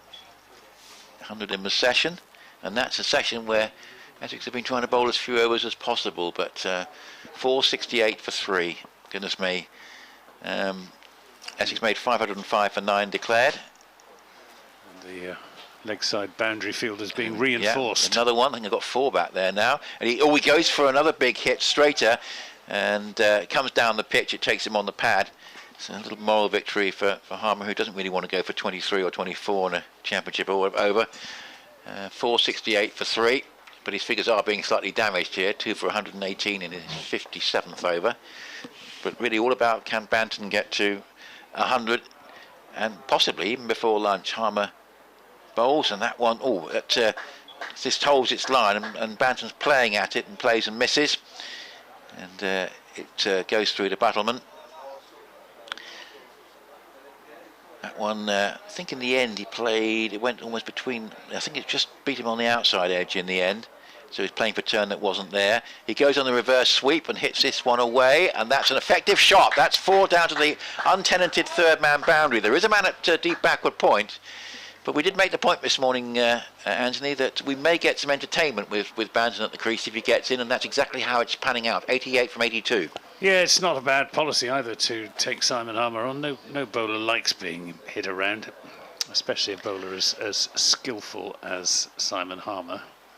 There's a sort of lèse-majesté in being reverse swept on your home ground.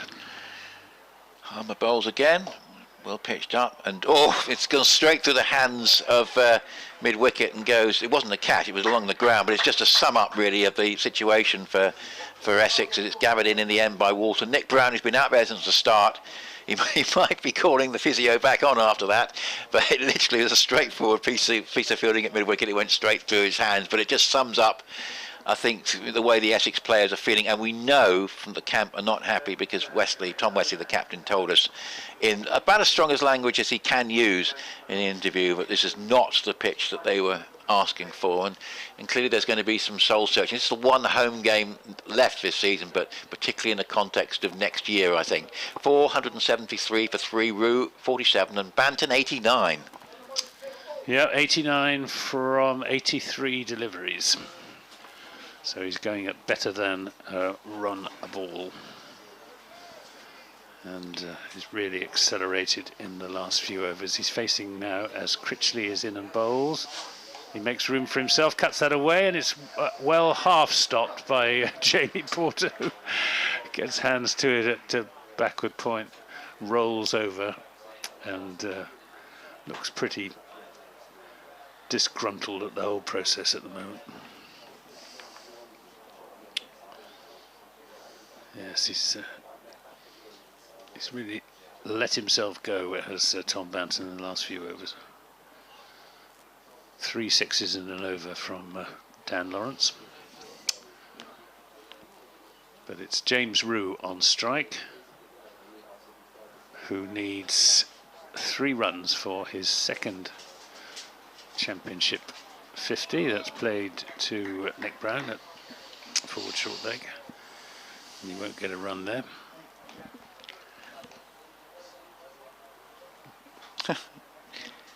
Here's Critchley bowling his leg breaks and googlies.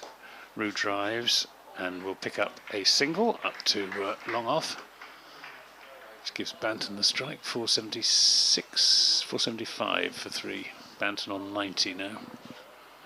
2 blows would take him to his first class century. And he'll never have a better opportunity to score a century in first-class cricket than he does here this morning on this flat pitch against a a fielding side that really don't want to be out there at all. Banton this time defends, perhaps conscious of what I've just said about the opportunity and determined not to cast it away with a rash shot. Critchley bowls. Banton plays that back to the bowler, who makes good ground to his left to do the fielding. Wasn't timed that at all by Tom Banton. There are plenty of singles available. Got about 6-7 minutes to go before the lunch interval, and that's not sure whether there's any bat involved. It's going down towards the fine leg boundary. Nick Brown picks it up. They come back for 2 runs. I think runs. Missed the umpire's signal. Hasn't gone on to Banton's score, so perhaps they were byes. 477. No, they have gone on to Banton's score belatedly. He moves up to 92. 477 for 3, and I should imagine we probably get two overs in before lunch.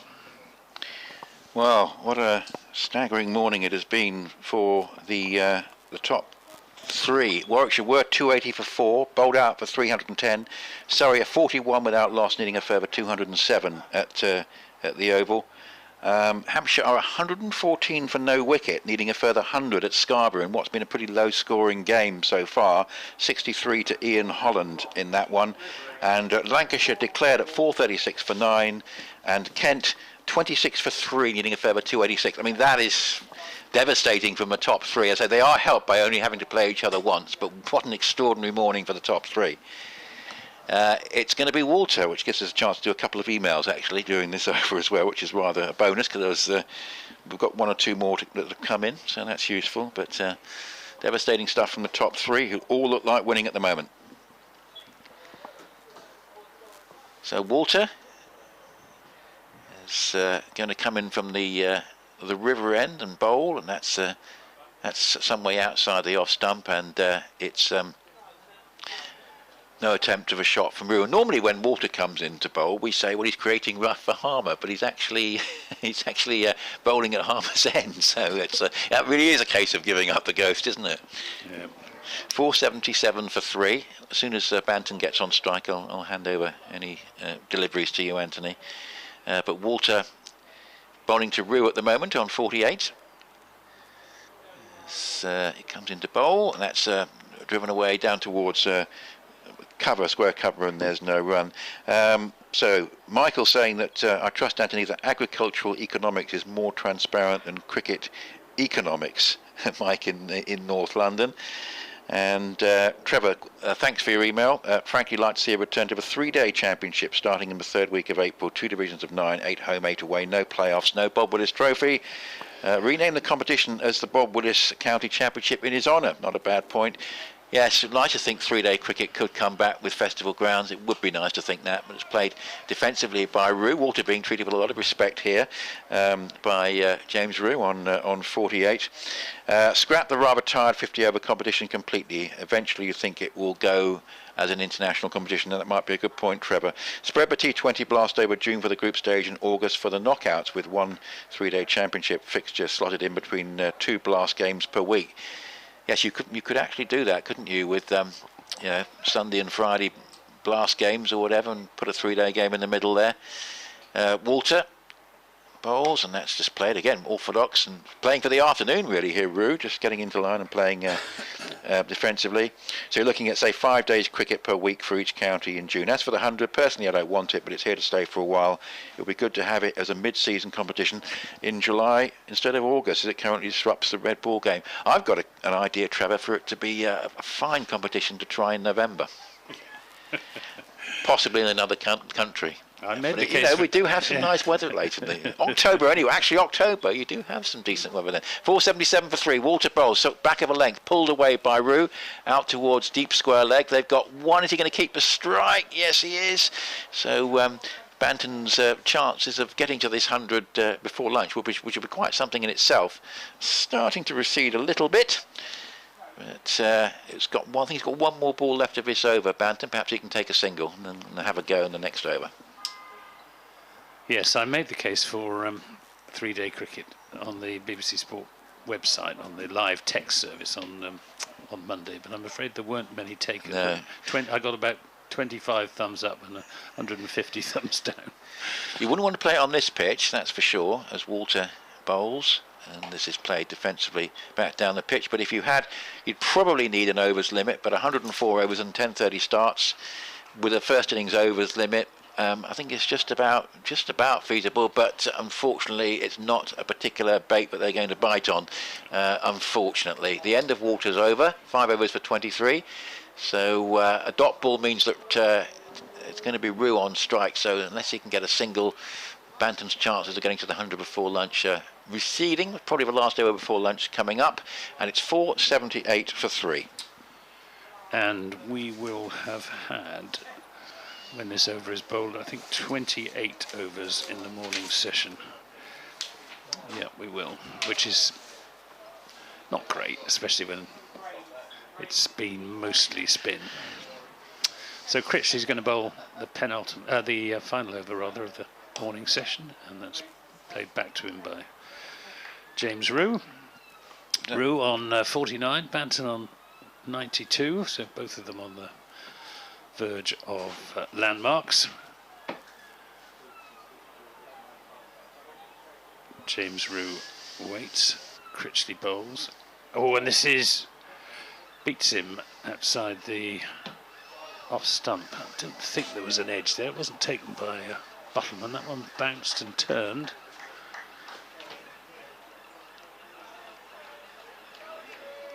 Oh, I'm not sure. Yeah, I think it. Was that? Do you reckon that was a chance? Not sure. There's no well, there wouldn't be match animation anyway. I suppose at 478 for 3. I fancy it may have been. I just have edged it. If so, he's a fortunate young man, James Rew. Critchley bowls, and he pulls this in up to long on, and that is James Rew's 50. Fielded out there by Shane Snater. Somerset spectators in front of us stand and applaud, and 50 to James Rew from 133 deliveries with 7 fours. Means that Tom Banton has 2 balls to score the 8 runs that he needs for his 100. Critchley bowls, and he plays this hard into the offside. It's not going to go for 4, though. It'll just be a single, as it's cut off in front of the pavilion away to our right. So Banton moves on to 93, 480 for 3. Somerset starting this morning on 359, so 121 runs have been scored this morning as Rew defends, and that brings the morning session to a conclusion. 480 for 3, 50 to James Rew, 91 from just 89 deliveries from Tom Banton, and this game is just drifting away towards a draw. Yeah, thank you very much indeed, Anthony. And well, it's all very strange, isn't it? And first of all, let's just say well batted again to Somerset, to Banton particularly this morning, but for Rew, the 18-year-old, getting to his second first-class 50 with a good chance of going to a career best. And Banton, as I say, is already there and close to his first 100. And say he wouldn't have been expecting to be batting probably last night, and would have been given a nod this morning that he'd be required, and he's done a very, very good job. And well, there are going to, but let's be honest, there are going to be words spoken after this game, and there's only one home game left here. If there were 3, that would be very interesting in terms of what the situation would be. But there are going to be thoughts about how Essex can possibly get pitches, maybe, well, using the Hampshire and Gloucestershire games as prototype. Tom Wesley thought the Hampshire game was an ideal pitch, but how they can get pitches that are going to be obviously conducive to giving Simon Humm more opportunities, which is a point that Tom Wesley made in an interview last night, and also a chance of getting a result in 4 days rather than 10, which is, well, who knows how many days you'd need to get a result here. Port coming up. Yes, and the rather surreal nature of this game just continues, Nick. It's all very disappointing, really, because the pitch is really not appropriate for a first-class championship game. Only 13 wickets have fallen in the entire game. Somerset have not lost a wicket this morning. Tom Banton, who came in at the start when the overnight batsman Goldsworthy had to retire through concussion, he's close to a century in the session. It would be his first-class 100, 93 from 89 balls. James Rew has gone through to his second first-class 50. And the Essex bowlers, including Simon Harmer, have really just been powerless to do anything about it, and they really just can't wait for this game to end. Essex actually still have a lead of 25, but that is purely academic. A certain draw and a long, long afternoon ahead for Essex. 480 for 3, Somerset.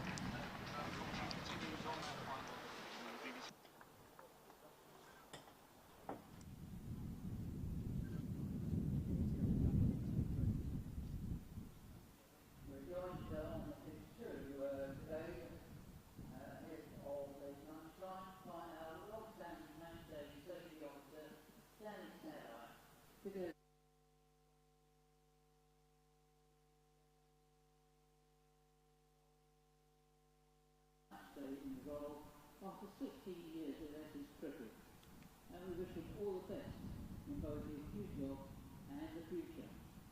Thanks for all your help, Danny.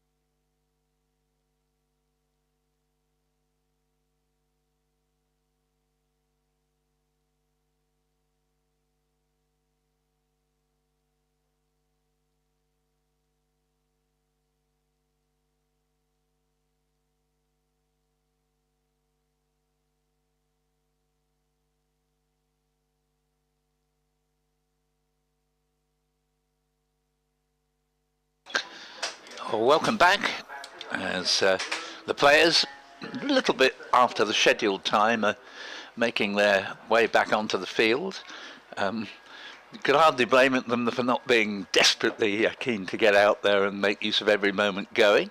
But a relatively entertaining morning, actually, thanks in particular to Tom Banton, a concussion substitute, or he wasn't really meant to be playing in the game, but he's 7 runs away from what will be his first red ball 100. So, Anthony, I'm going to hand over to you to commentate for however long it takes him to reach the 100. Well, I was chatting to a Somerset supporter this morning. I was also chatting to Jake, who's one of the cameramen, and we were sort of raising our eyebrows. The Somerset supporter said, "I think it's been a great morning. We've seen some really fine batting from Tom Banton and James Rew, and I think that's true. That's true. Yeah, Banton has really livened things up." That's right. I mean, he's really the first time that a player has consistently gone after the bowling in the game. Others have sort of done it briefly, but he's done it all morning. He has. And it would have been nice if he could have got the 100 before lunch, because that's not achieved very often. And he's done so, by and large, with really good authentic cricket strokes. Well, he's on strike now on 93 to the towering figure of Paul Walter. Banton stands there, knees bent, bat raised. Walter's in, bowls. Banton just plays that quietly into the onside. I think he's going to get them in singles rather than in the grand manner. If he's got any sense, he will anyway. Yeah, he rather lost a strike just in the sort of 10 minutes before lunch. At one point, he looked odds on, unless he got out to reach the 100 before lunch. But most of the strike went to James Rew, and he in turn has posted a landmark 50 not out at lunch. Here's Walter, lengthening his stride as he's in and bowls, and Banton goes for a big off drive, and fortunately for him doesn't get a nick through to Will Buttleman. He could easily have done. That's a good ball from Walter, tempting delivery outside the off stump, floating it up there.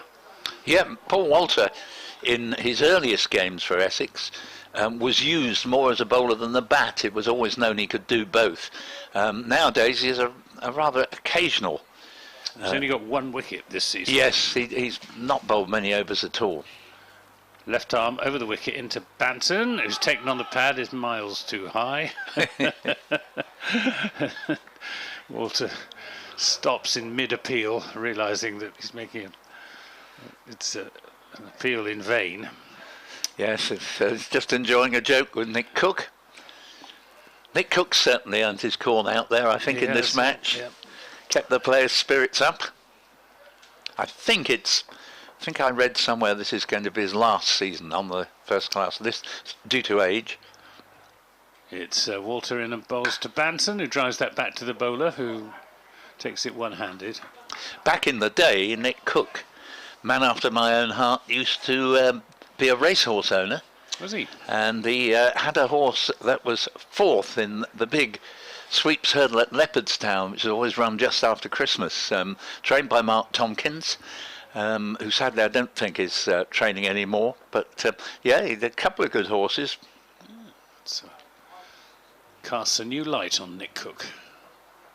This is pulled away through the onside. It'll just be a single though, because there's a fielder out there. He didn't get hold of it really either. Aaron Beard does the fielding, and Banton moves on to 94. Yeah, Nick Cook was co-owner. There were 2 or 3, I think, who shared it. But why not? He like myself, is a racing enthusiast, and particularly if you spread the ownership around, you don't have to pay an arm and a leg to get a share in a horse. Here's Paul Walter to bowl to James Rew, who needs another 50 for, I was going to say he needs a single for his second first class 50. He gets it. But Andy Cleve on Twitter is a man after my own heart. He says, question, at the risk of jinxing it, could this be the first concussion sub batter in the county championship to score a century? I was thinking that at lunchtime as to whether a concussion substitute has scored a century before. So if anybody out there, Steve Pittard or Dan Kingdom or any of our cricket statisticians knows the answer to that. Do please tweet us on @Gib. Or what's the radio BBC Essex email, Paul? bbcsexcricket@gmail.com. bbcsexcricket@gmail.com. Who are we going to have from the... It's going to be Matt Critchley. Once again, I'll leave the commentary with you until Banton reaches his ton.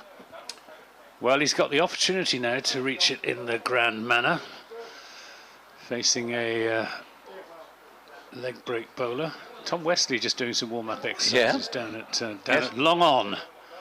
Here comes Critchley then. Banton on 94. Reverse sweeps, and that will run away down to the boundary for 4 runs. Takes him on to 98, just 2 runs short of his maiden first-class century. And he's got there in good time, 98 from just 95 deliveries. Yes, he just needs to do what he did there, really, keep the ball on the ground. Of course, if he can hit a 6, good luck to him, but be very disappointing if he doesn't make 100 now. Tom Banton on 98. Critchley bowls to him, and he plays that defensively. Back up the pitch. Tell you what, if he were to play the ball defensively in that massive gap between long on and the wicket on the boundary, he could come back for a second. Critchley then to Banton, who's on 98. And he turns that into the onside, and they will just pick up the 1 run. So he moves on to 99. James Rew will be on strike to the leg spin of Matt Critchley. I thought for a moment he might have overheard me there. He was might have been aiming it in that space. I think he probably was. Yeah, he won't worry though. Just needs 1 more. We'll get him through to his century, and I've got a really nice story to relate as Rew is playing that back up the pitch. Not many people here this afternoon, but I fancy there are a few more than there were this morning. And I think there must almost be a majority of Somerset followers as this is driven down the ground by James Rew. That was the 5th ball of the over. It's a single. 487 for 3, so it means that Tom Banton will be on strike to the last ball of this over. We've got Dan Lawrence in at slip. We've got Nick Brown at backward square leg. So Critchley bowls. Banton won't get it this time. He plays it back to the bowler. End of the over. It's 487 for 3, 99 to Banton and 51 to Rew. Yep, and absolutely the correct thing to do there from Banton. Critchley bowled him a decent delivery, which he just returned to the bowler. I think it's always particularly sad and maybe even a touch pathetic when players sometimes do something they haven't done in reaching 99 and then go and throw themselves away. And then you just want to say to them, if you just behaved in the normal way and ignored the scoreboard, you might not only have got your 100, but might well have gone and got a double 100 if you'd remained patient. And he's going to have lots of opportunities, so different ways of getting the single he needs. Yes, and once he's got it, then the shackles will be off as Walter is in and bowls, and this is pulled down to. It was intended to go down to long leg. In fact, it's gone out to deep square leg where Luke Benkenstein fields, but it has the effect of meaning that Tom Banton will be on strike. Yes, I think Alistair Cook has exercised his privilege not to appear at all today. I thought at first he was just having a few minutes rest, but we're not going to see him today. So Paul Walter to Tom Banton, who's on 99. Walter's in and bowls. Banton plays defensively back up the onside of the pitch. It's all good stuff.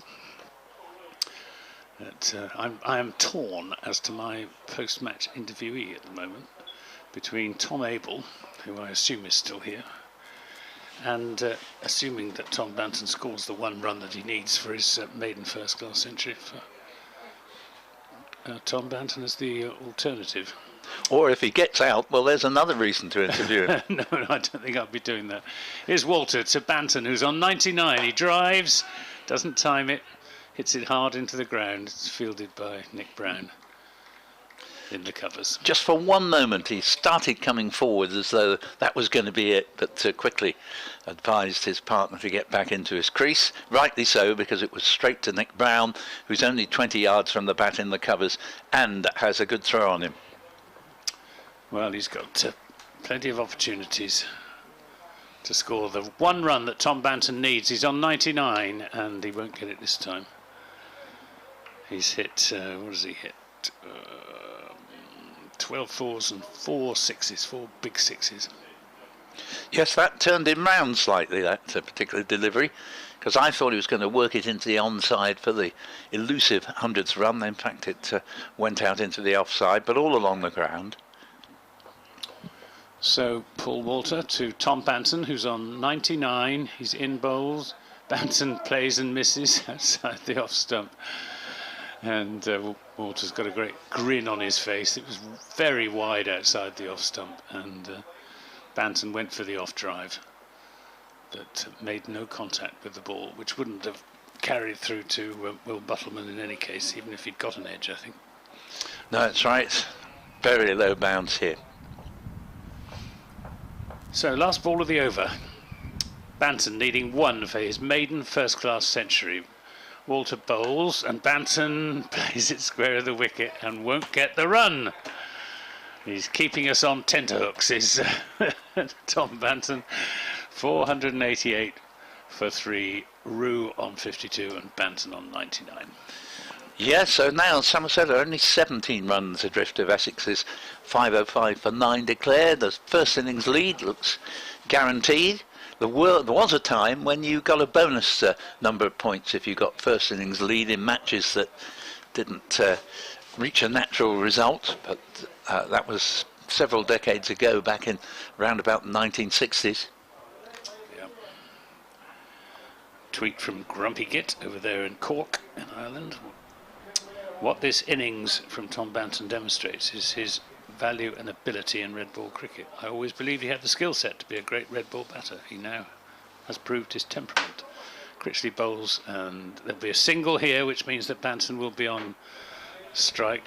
A misfield by Paul Walter, but they don't take the second, so Banton will be on strike to Matt Critchley. I agree with that, Grumpy Git, but I'd like to see him do it when it really mattered as well.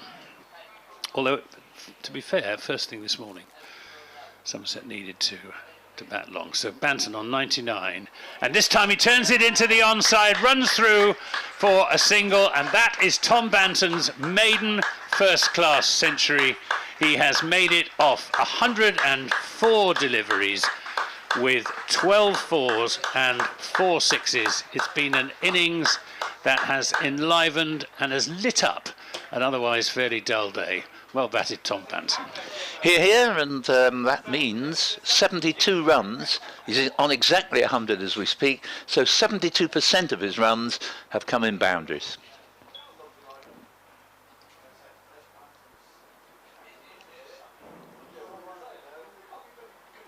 Here's Critchley to Rew. He's right forward. James Rew, of course, will be eyeing up his chance of scoring a maiden first-class century. He's been out there a long time. 140 deliveries, and this is off the pad. Matt Critchley appeals for a catch. Nobody else does. It was fairly obviously just off the pad as it looped to Nick Brown. That forward square leg. Rew is forward again, turning it into the onside. Yeah, fine innings from Tom Banton. Indeed, absolutely excellent effort on his part.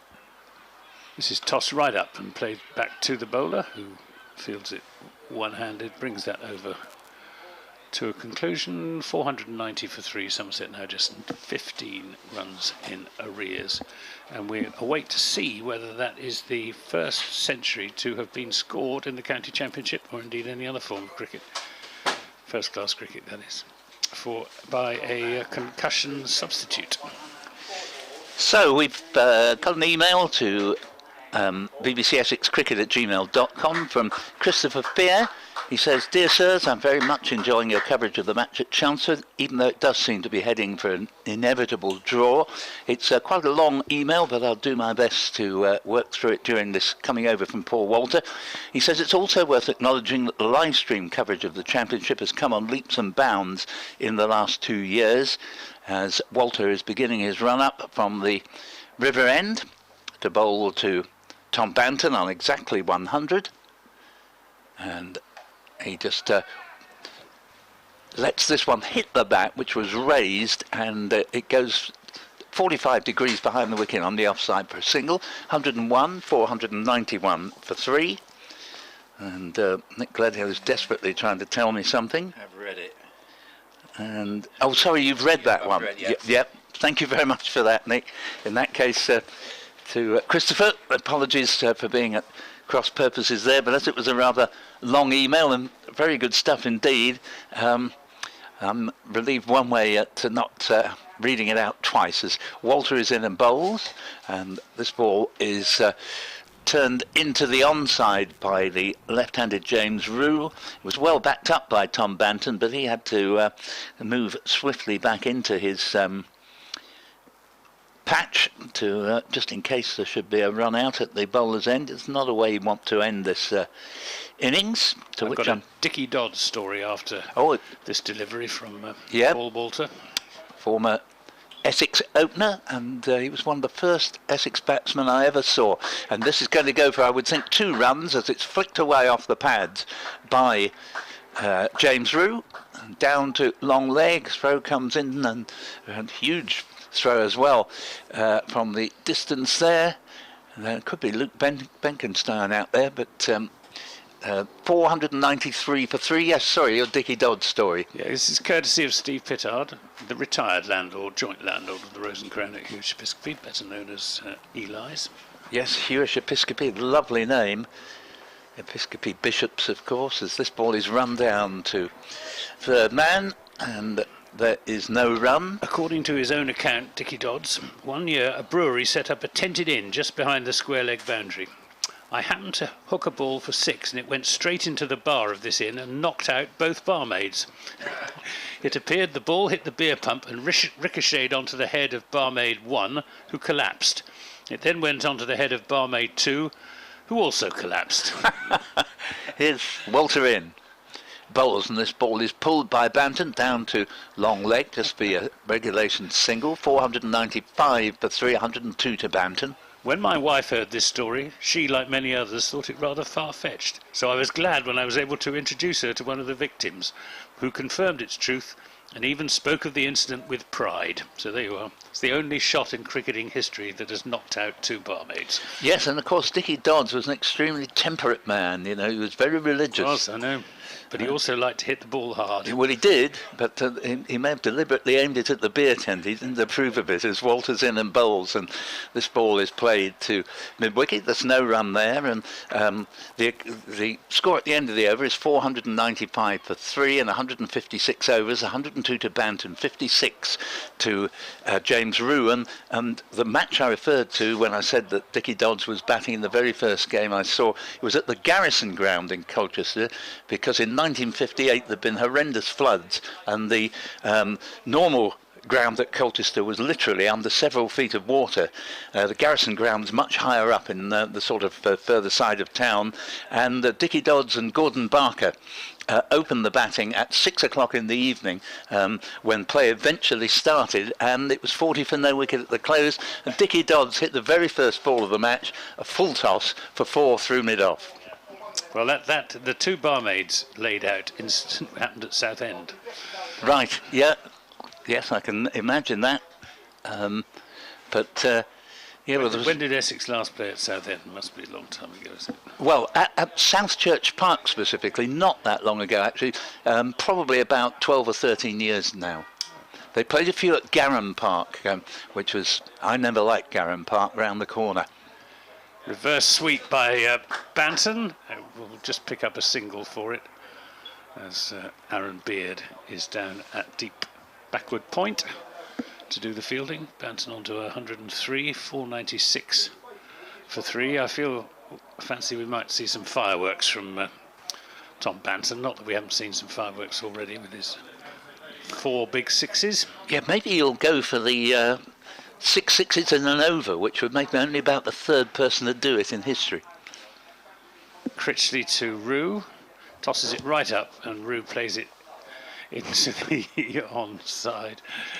And there's an unavailing attempt to field it by Paul Walter, who dived over the top of it. Means that Banton has the strike again, 497 for 3. Critchley bowls, and Banton makes room for himself to hit that through the offside, but doesn't time it. Yeah, Gary Sobers was the first to hit 6 sixes in an over, and the Indian whose name escapes me was the second. Yep, this is short. Oh, and nearly gets through. I think that was the flipper, the top spinner from Critchley. Yes, well bowled. It was well bowled. Critchley to Banton. Slog sweeps away into the onside, and that's 4 runs. 2 men out there, but neither of them in with a prayer of stopping that. It was beautifully timed by Tom Banton, takes him on to 107. And beautifully placed. And 500 is on the board for Somerset, 501 for 3. So just 4 runs behind now. Critchley to Banton. He's lofted this away into the onside, and that has gone for 6 into the Taco Bell stand at the far end of the ground. That's his 5th 6. And he's going to change his bat. He's broken his bat. Yeah. So 501 for 3, just 4 behind. Terrific innings from Banton, and a very good one from James Rew as well. Now, this email has been read out, but it's very brief, and it underlines a point that I've made on several occasions. It's from Mark Pender, Mark in Spain, as we call him, and he says, it may be stating the obvious, but is the ECB's apparent need to change things every year not tantamount to an admission that they're consistently getting it wrong? If so, why bother about the latest changes for 2023? They'll be gone in 2024.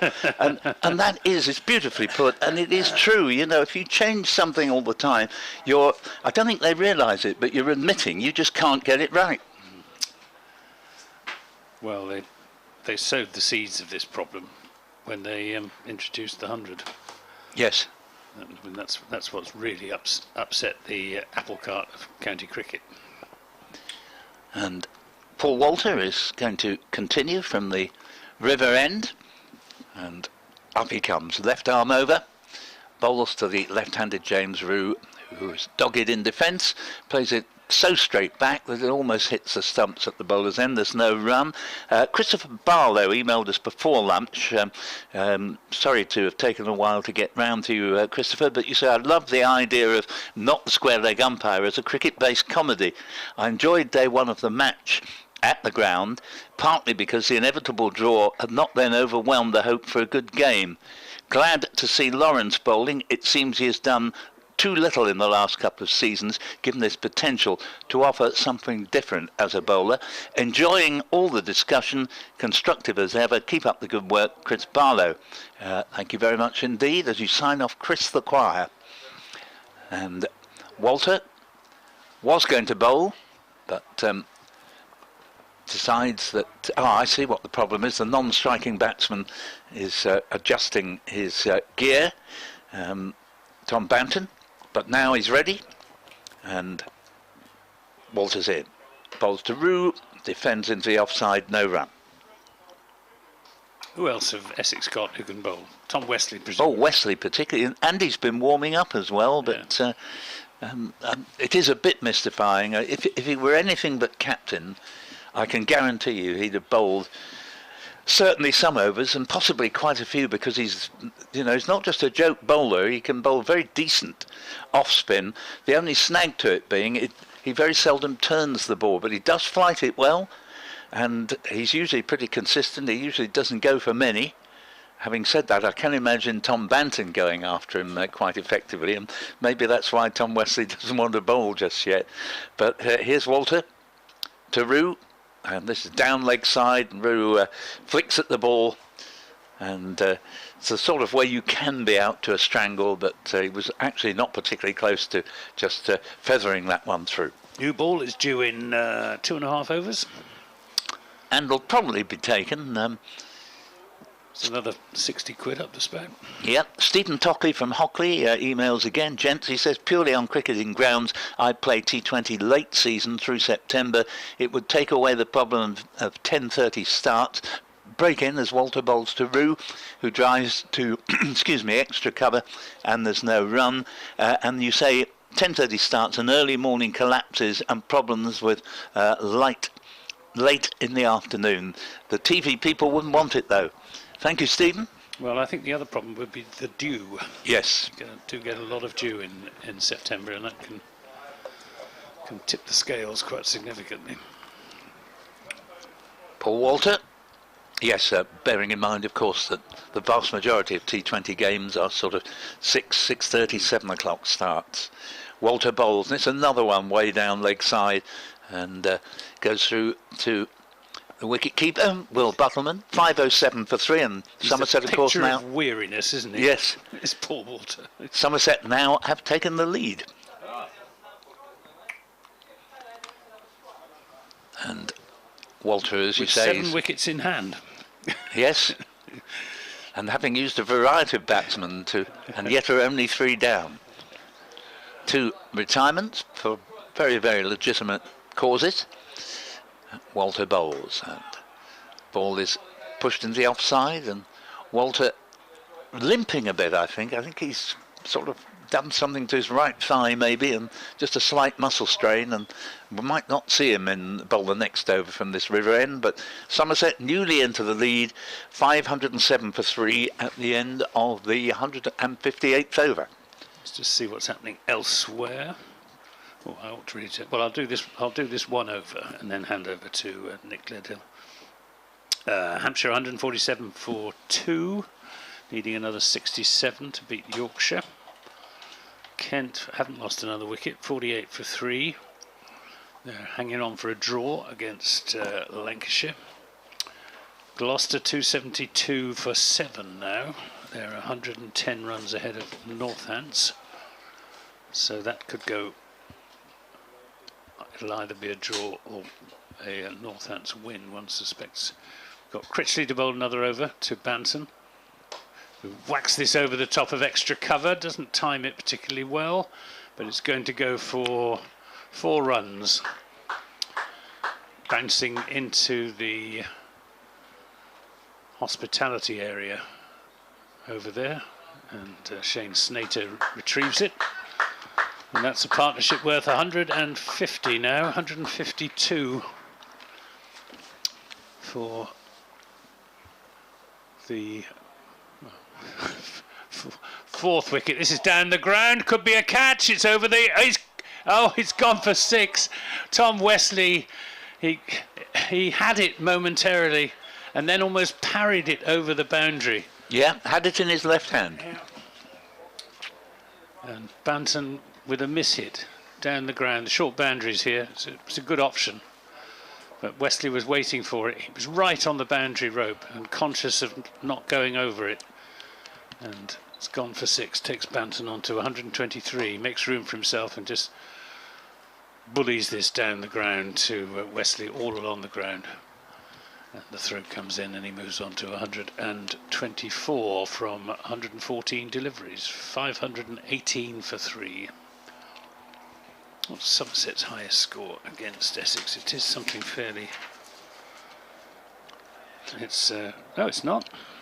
488 all out. So this is Somerset's highest score in first-class cricket against Essex. And power to add. Yep. Those with a bet on not a single wicket falling all day will breathe again. Critchley bowls, and this is steered down to the 3rd man boundary, I think, although Jamie Porter is in hot pursuit and pulls it in. They come back just for. It's not Jamie Porter, in fact, it's Dan Lawrence. Come back for 2 runs, and Rew moves on to 59, 520 for 3. Clacton in 1949. Yep, used to watch cricket there. I used to cycle from my home on the west of Colchester down to Clacton. This is a defensive shot from James Rew. There's no run. It's about 17 miles from Colchester. From Lexton, where I lived, it'd be 18 and a half. Well worth the journey, though. Critchley tosses this one right up, and Rew almost yorks himself as he comes down the pitch and plays it back to the bowler. End of that over. End of me for another half an hour, and after some words from Paul Newton, it'll be Nick Gledhill. Thank you very much to Anthony Gibson. You're listening to Ball by Ball commentary on behalf of online BBC Essex, BBC Radio Somerset. Nick Gledhill now makes his way back to join me, and 520 for 3 on the board. An expensive over that last one, and now we wait to see as whether Walter will be asked to bowl again. He's moving a little bit awkwardly. Next email on the block to bbcessexcricket@gmail.com comes from Michael Alexander. He says, I know that this will straddle pre and post lunch, but I shall write while emotions are precipitous. I'll stand by, everybody at a distance, and just going to weave this email during this over. Anthony's unassuming and well-considered perspectives have been a delight. I'm more the heart-on-sleeve type, I'm afraid, as reflected in the chaotic bowling action. Here is Walter in. Bowls, and there's appeal here, but given not out. Worth a shout, I'd say that, but may just have pitched outside leg. 520 for 3. Michael continues. I'm sure that the thumbs-up-down gimmickry doesn't affect him too much. It's just yet another means of impromptu communication. After all, this easy means of communication for me, so gratefully appreciated, is some way from a stamp, an envelope, and use of a quill pen. I think 3-day cricket is a worthwhile idea, back-to-back matches, testing fitness and resolve.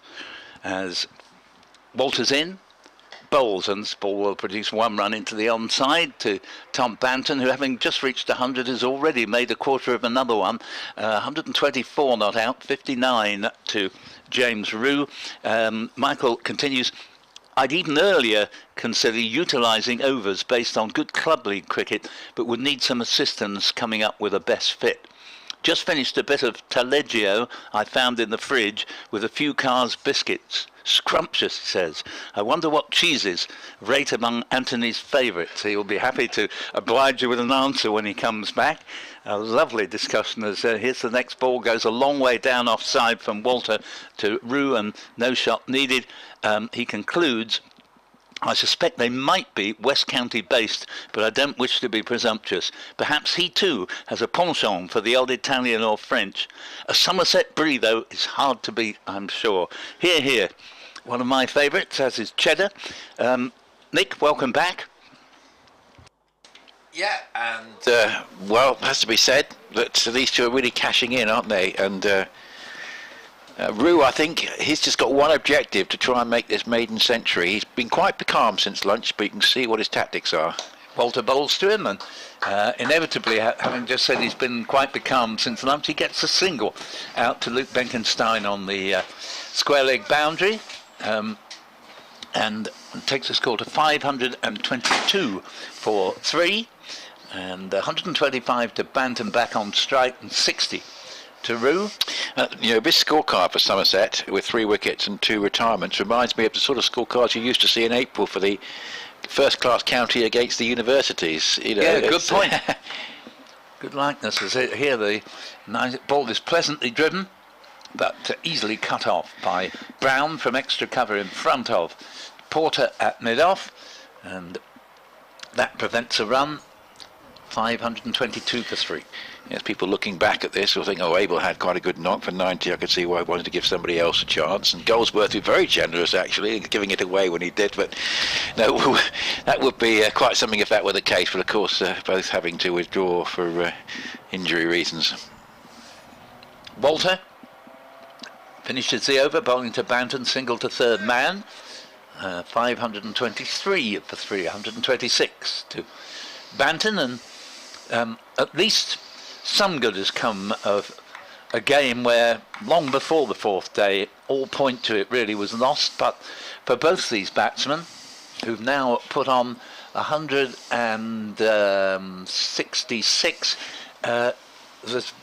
both will appreciate today, because Tom Banton's got his maiden first-class 100, and James Rew might yet be about to do the same. Yeah, it'll take him a bit longer, but there's no reason to think that he might not yet still get there. And been a very good effort from him, and obviously taking the opportunity, which I'm sure is what the coaches would have said to him. Make sure you don't give away this chance to spend a long time at the crease, and really make the most of it. So that's what he's doing at the moment. And at the moment, like yesterday, a wicket would be very much against the run of play. Here's Critchley bowling. It's a leg break, but quite wide of the off stump, and no interest in it from Banton. These two, like the pair yesterday, Abel and Renshaw, batting into the afternoon from the start. This is lofted away down the ground. Going to be a catch at long on, and finally a wicket goes. We've just been flagging up the fact that the pair starting the day have batted into the afternoon, and this time Banton does slightly give it away. Caught it long on. Again, looking for another 6. It's been a tremendous innings from him, and obviously you can see that he was just trying to really take as many runs as he can, having got that maiden first-class 100. And but this time not quite getting hold of it. Critchley gets himself a wicket, and out goes Banton for 126. I think he's faced 120 balls for that, and a very, very fine effort indeed. Yeah, 119 I think they've got up on the screen. Banton 126. Dan Lawrence, including the 120 balls of the wicket. Right, yeah. Dan Lawrence with the catch, and made absolutely nothing of it. It was a pretty simple one, admittedly. 14 fours and 6 sixes. Yep. Well, that's a really good effort when you're not really sort of planning to be sort of batting in the game, really. I mean, he's obviously not in the side. Coming in this morning, would have been told maybe yesterday evening or this morning that he was going to be batting, and it's really made the most of it. So a fine effort from him. So, well, like yesterday, a wicket goes in the afternoon session after none fell in the morning. Whether we're going to get to see too many more remains to be seen, but it's going to be Lewis Gregory, who'll certainly play normally in pretty enterprising fashion, who's new to the crease.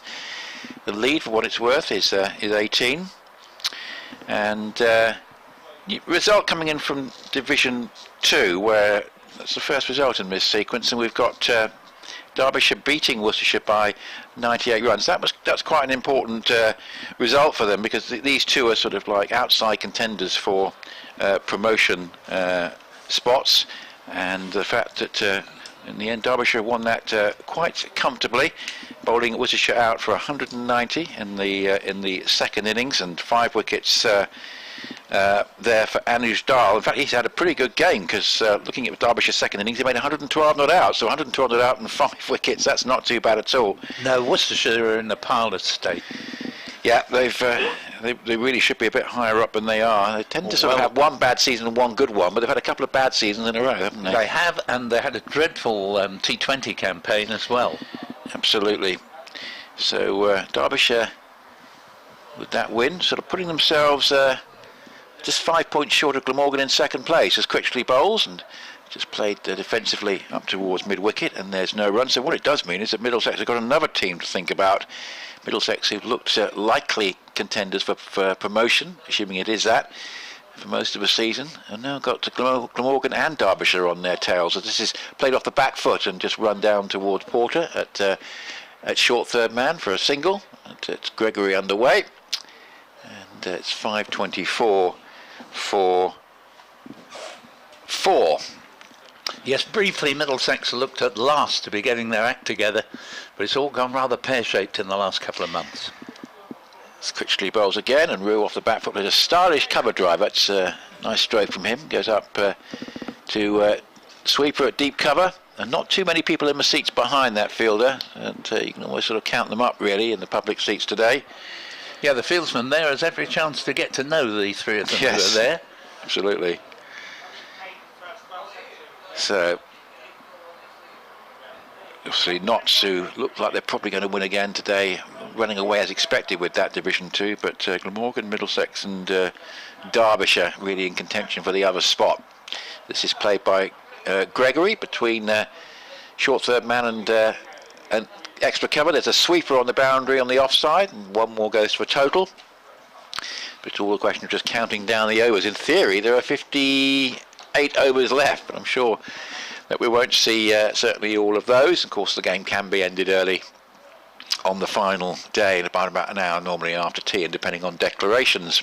Yeah, 5.25 for 4, 1 to Gregory and 61 to Rew. Imagine what your reactions would be if Derbyshire thrillingly got up to claim the second promotion place, only to find that under the new ECB rules for 2023 they weren't promoted after all. Another reason for saying they shouldn't change anything until 2024.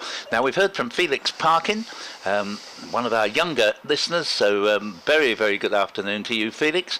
Hi guys, he says, great coverage of what is a disappointing match. How this is deemed better than the spinning wicket by the ECB, I have no idea. I'm 24 years old and think the schedule has been ruined by the 100. That competition is supposed to be aimed at my generation, but I am a Somerset fan through and through, but it actually takes cricket away from me rather than give me more.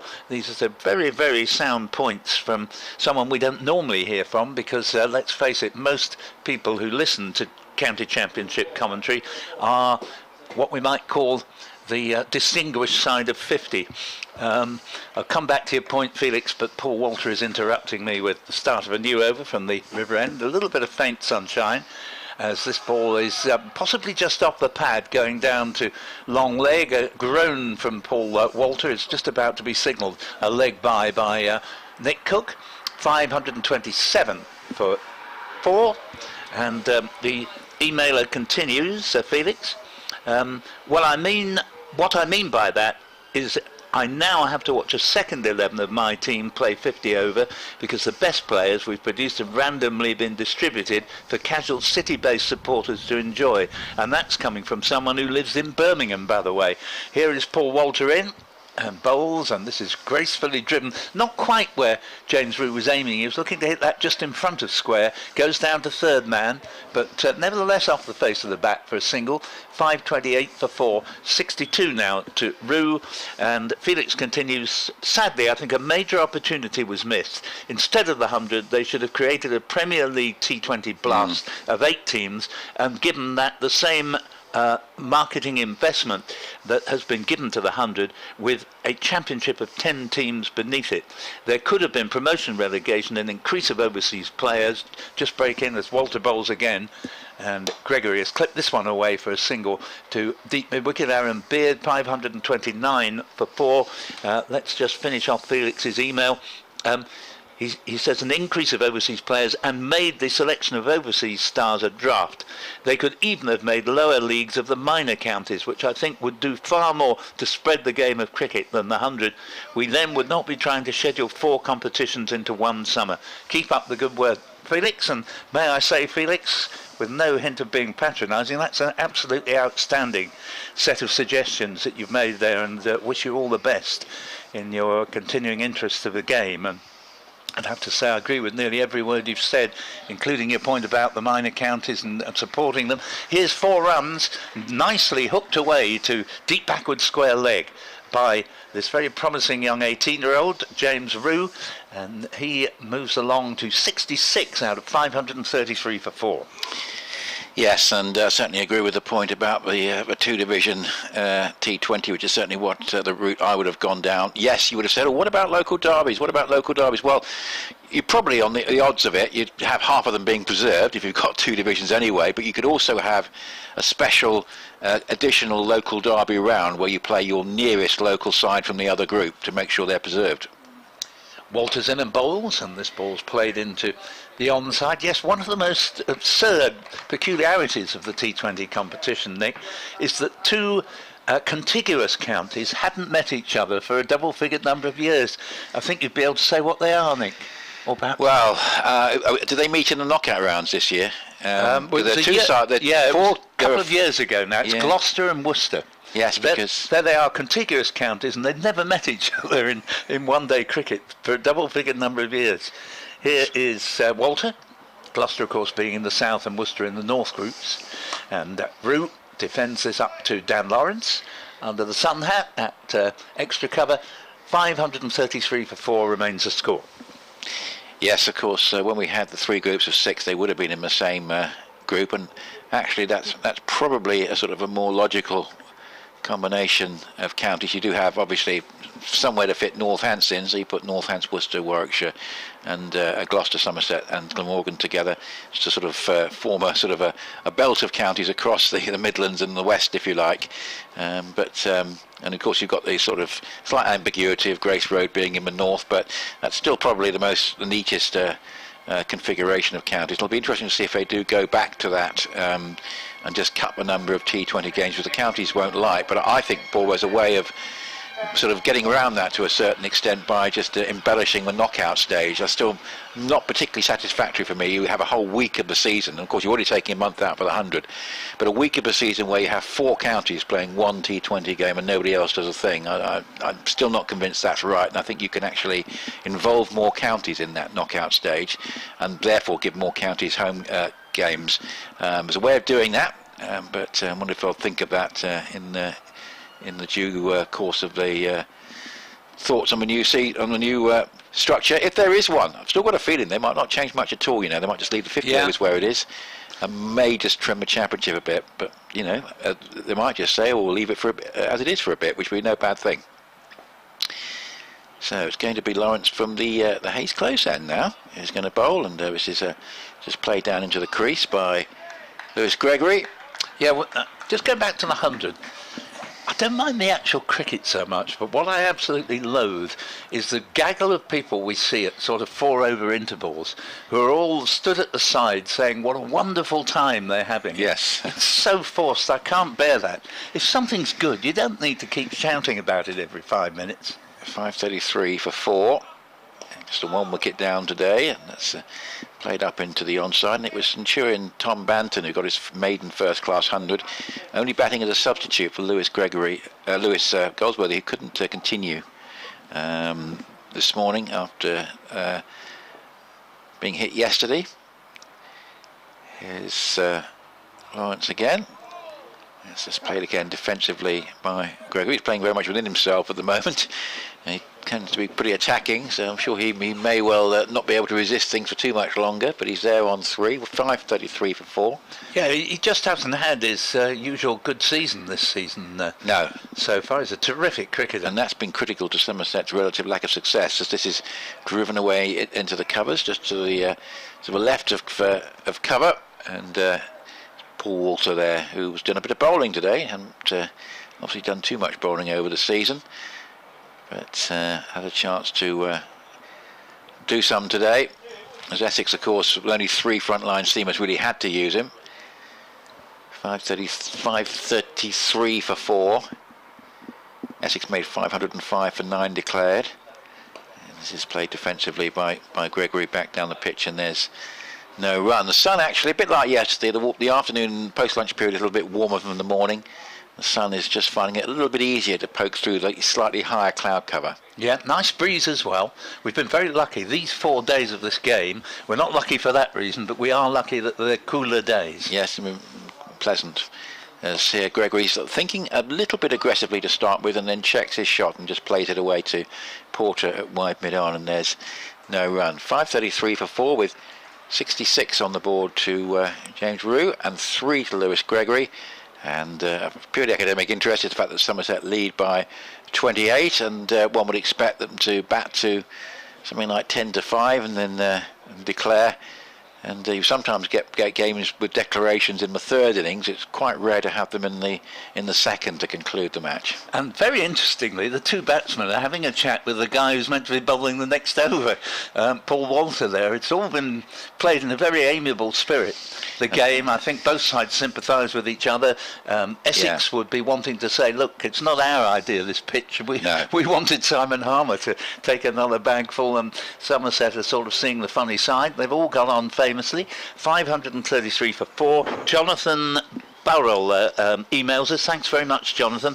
You say, following on from the email about how the streams have really improved, could part of the TV deal with Sky include a 1-hour show on the evening of day 4 as a match of the day style show to at least keep the 4-day game in the conversation? All you would need is a host and 2 former players. Yep, very worthwhile thought. Thank you very much indeed, Jonathan.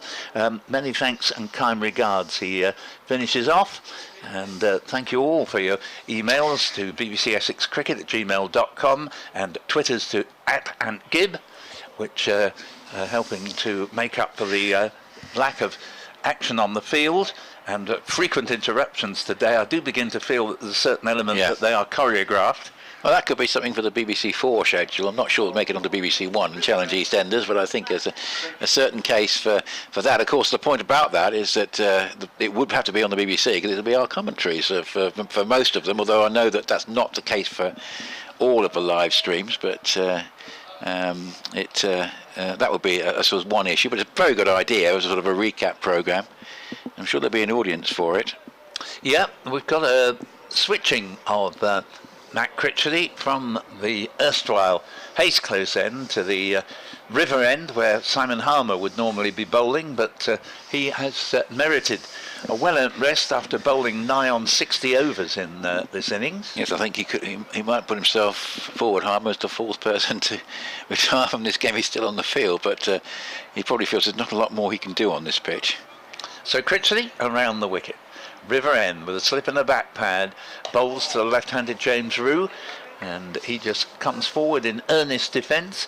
66 to him, and he's played some good attacking shots, but I like the way that he's properly organised in defence, and he's really given the fielding side only rare glimpses that there might be a wicket in the offing as he defends the next ball to Snater at mid-wicket. No run.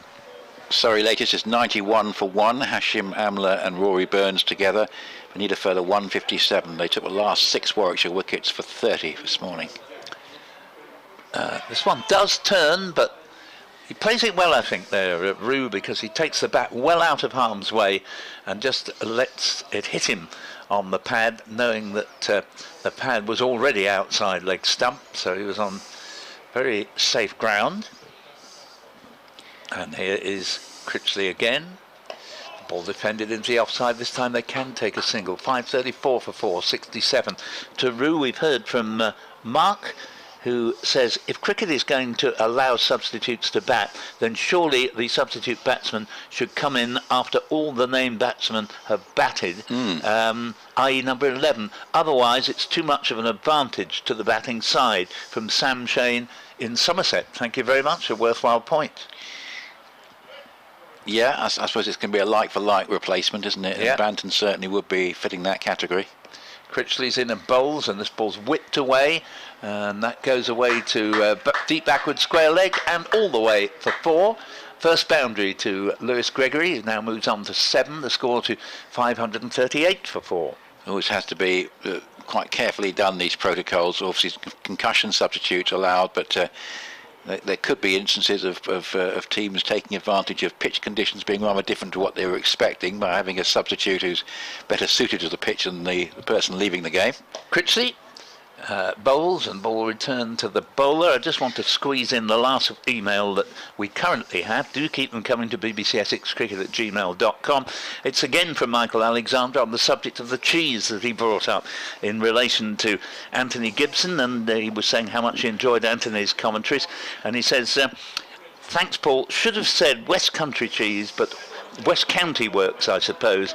I used to love a Wexford cheddar, but don't see too much of it about these days. Cathedral City cheddar is commercial, I suppose, but still rather tasty, and I thought originally Somerset based, yet I noted no reference to it on the packaging recently, only Dublin.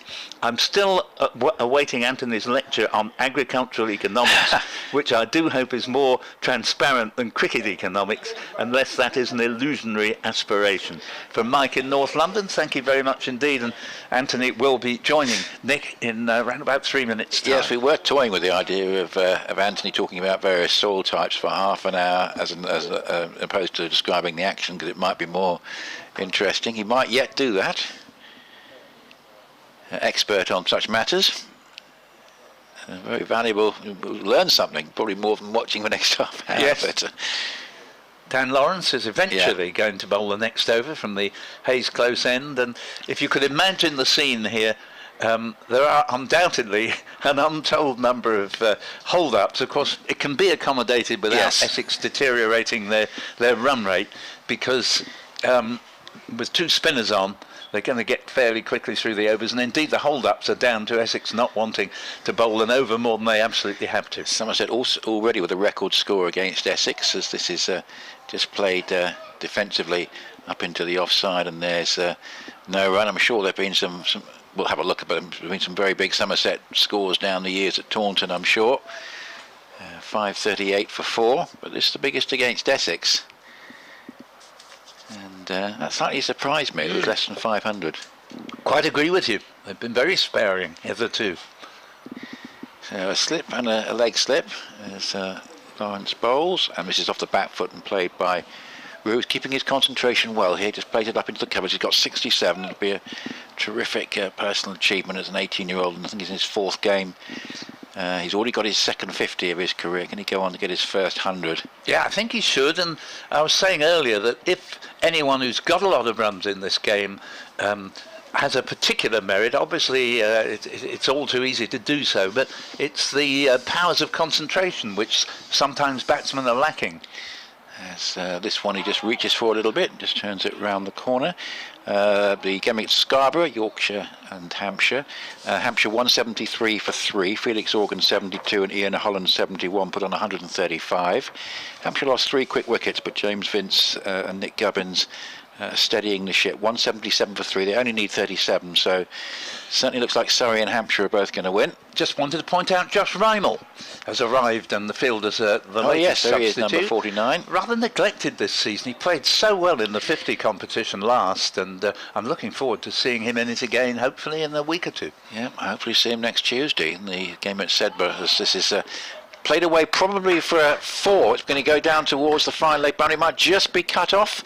Indeed, it is out of our sight, and only going to be a couple of runs therefore. Just a little leg glance. Certainly, Lawrence thought he might be through there, but it was enough bat on it from Rew. Got it past the leg slip, but Beard reacted pretty quickly and was able to get round before it reached the rope, going over the sort of slightly bumpy outfield at the river end here, where it has beach-like quality, if you like. It sort of reminds you of like cliffs on a beach down there. 538 for 4, and it's just played again defensively. Rew pushing up into the offside, and there's no run. So the aggression that Banton was showing against the spinners has slightly disappeared from the game, with Gregory very much playing within himself, and Rew clearly with an objective of getting these further 33 runs. It's one of those situations where, from the team's point of view, it doesn't really matter how long he takes.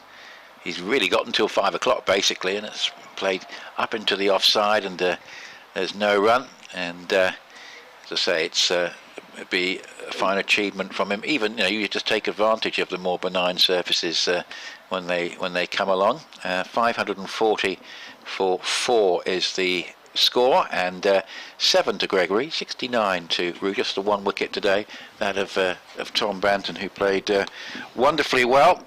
Almost got a century before lunch, because actually came in overnight, started at the crease this morning. In the end he made 126 from 120 balls with 14 fours and 6 sixes. And he has really been by far the most entertaining player we've seen in the game. So, well, at the time, of course, he was meant to be in the game. But Well, we know now that things change all the time. And we've got, would you be surprised, another drinks break here. It's either going to be a drinks break or let's change the ball break. I almost feel that the umpires might have left a couple of balls in near the boundary edge, so that there'll be more excuses for taking a break. Tell you what, Paul, there's only 5 home matches next year. You wouldn't want one like this, would you? No, Or but 2 what a like good this. point that is. I think you're so right. And might I add, I won't say an even better one, but you wouldn't want 2 matches like this. No, or certainly not 4. Because really, you'd have to say, in that case, if you imagine that 2 games were like this and the opening game of the season against Kent, and there were only 5 altogether, you would be very correct, I think, not to take out membership and to pay at the gate if, you spotted what wasn't a pitch like this. Now, in the meantime, as we welcome Anthony back into the box, and our friend talking about the cheeses has been on again, so but we welcome back Anthony, and I will take my leave. So 540 for 4, and yeah, you look at those highest ever scores by Somerset. The game at the top of the list is from 2007, 850 for 7. I wonder if it was a pitch a bit like this. It was a game that at Taunton where Middlesex declared at 600 for 4. With centuries for Godalming and Nash and almost a double 100 for O.S. Shah, 193. And then Somerset decided that they were bat a bit past that, and it's a bit like this game. But you remember that one, Anthony, of 2007? Somerset 850 for 7 declared, Justin Langer 315, centuries for Hildreth, White and Trigo. Fortunately, I wasn't there. But it's a bit like this one, isn't it? That was in the heyday of Phil Frost. Yes. Who won Groundsman of the Year umpteen times and prided himself on producing pitches that bore a close resemblance to the surface of the M5. Well, I remember one occasion, Graham Gooch famously said of an Essex-Somerset game, we dared set them less than 500. Well, that was the season 2007 when Yes. Somerset won the Second Division Championship here. Right. And the Essex had Danish Canaria in their side. And Justin Langer believed that the wicket had been sanded for Danish Canaria. So he asked the groundsman to put some sand down in the nets. And the groundsman said, "Why should I do that?" He said, "So that we can practice on a similar surface to the one that we're going to be playing on." Somerset beat Essex. Well, they got their game, and, way. And they won the Second Division Championship with a game to spare, celebrated with another victory down at Taunton, and since then have never looked back. They've never been back into the Second Division. The longest surviving First Division county, Somerset. Interesting point. I didn't know that. It's a very good one, and as I say, it may be that even if they do finish in the bottom 2, they could still be part of a top division of 12 next year. But you don't want to take the risk. I think that's the key. Don't want to take the risk. Certainly not. And David Hops on Quick Info this morning made the very good point that Somerset's fate is in their own hands, because their 4 games in September are all against sides that are in the same sort of area of the Division 1 table as Somerset are. We've got Gloucestershire, Northants, Warwickshire and Kent, with Gloucestershire and Northants at home. And if we can't get enough points out of those 4 games to ensure our First Division survival, if there is a First Division, then we don't deserve to be in it. Start of the new over, being bowled by Critchley, but is cut away off the back foot and partially stopped to backward point, but they get through for a single. Gregory playing quite quietly at the moment, isn't he? Just getting himself in. But for Rew, I think it's just a question of pace himself. He's gotten obviously an objective of getting the 100 here, a great chance early in his career, and since lunch he's really got his head down, hasn't he? And he's just taking his runs where he can. Yep, he's had a bit of luck this morning. He top-edged a couple of pull shots and got away with it. Critchley bowls and he just comes forward and plays defensively back down the pitch. Critchley in his 30th over, 1 for 114. And Lawrence getting through some overs as well, 12 overs for 44. And Harbour has been, I think, spared having to bowl any more, which I think is fair enough, certainly for the time being, as this a little bit of bounce and turn, and it's played off the back foot by Rew into the offside, and there's no run. Pleased to report a bit of cheer for the Cheltenham faithful. They're not getting much, but Gloucestershire look like they might hang on for a draw against Northants. As this is lofted away down the ground, it's going to bounce just wide of Porter at mid-on. Didn't quite get hold of that. I think he was trying to think of clearing the mid-on, but in the end, the ball just bouncing short of Porter, and that was a little bit of a miscue, but he got away with it. Got a single, 70 to him, and 5:42 for 4. Yes, Graham Van Buren is 95 not out. The skipper is doing a good job there. And 308 for 7, they lead by 146, so they need to keep going for a while longer. But Gloucestershire have had no joy this season. It's been nice for the spectators if they can save that game. 5:42 for 4, that's played defensively into the onside. Do Somerset get to play at Cheltenham much, or does it tend to favour Bristol? We haven't. I can't remember the last time we played at Cheltenham. Here's Critchley. Well, played off the back foot and just passed backward point down towards deep backward point for a single. I like to go when I can because it's a terrific occasion, isn't it? And last year, still really in the height of COVID. In terms of we just started to get spectators back into the grounds. They really did an excellent job, and it was it almost felt like normality. I felt like almost normality at Cheshire Street, and something much closer to sort of as it usually is at Cheltenham, and that was lovely to be there last year. 5:43 for 4. Here's tweets. David Cliff says, never mind thoughts of reducing the number of county championship matches. I think 8 days are needed to get a result at Chelmsford. And on a similar theme, Andrew Frampton says he'd far more enjoy a lecture on soil types from me rather than this lifeless game. Essex groundsman needs to lose 50% of his match fee. Oh dear, yes. Well, that's a bit fierce. I think groundsmanship is not an exact science. As Lawrence bowls to Gregory, who sweeps.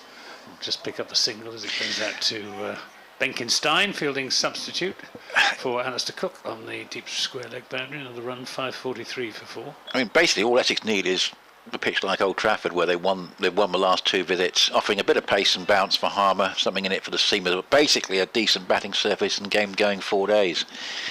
So the trouble is that pitches don't seem to deteriorate. Yeah. They don't seem to break up in the way that they have done in the past. Whether it's something to do with the improved drainage or what, I just don't know. But certainly down at Taunton, there's no more help for the spinner on day 4 than there is on day 1. No, I think that's true virtually everywhere. Apart obviously from the bowler's footmarks, but yes, it's.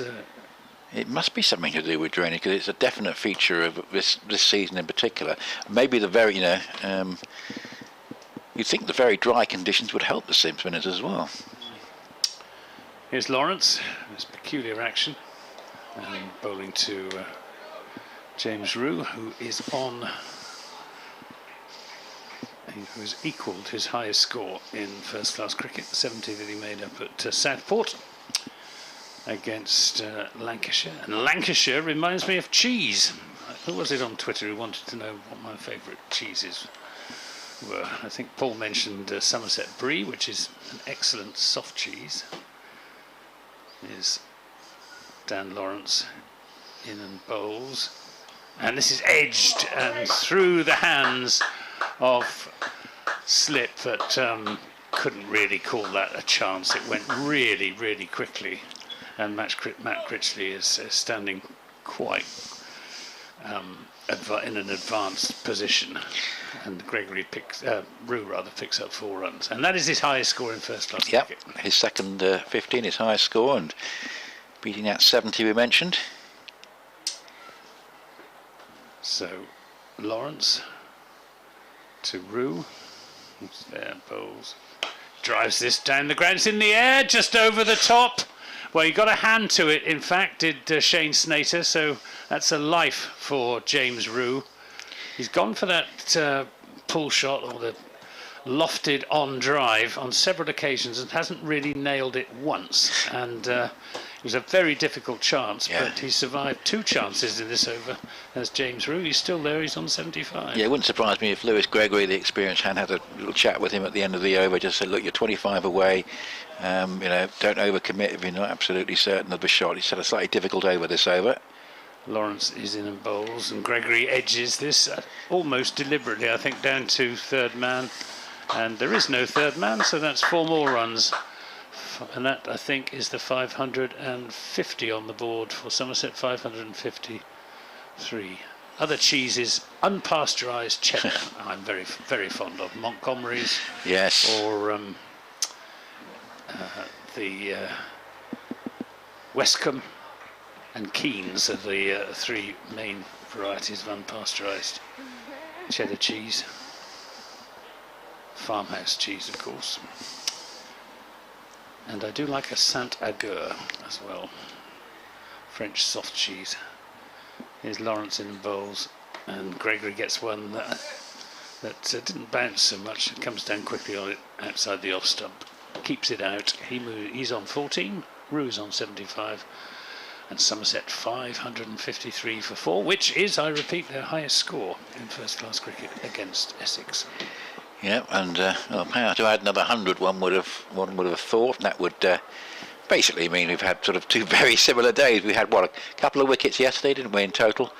And we've had 1 today. Lindsay Wall, thanks very much for your kind comments, saying, I'd like to add my appreciation of the team's efforts in the last 4 days. And you realise you're talking about us rather than the people in the middle, despite the pitch.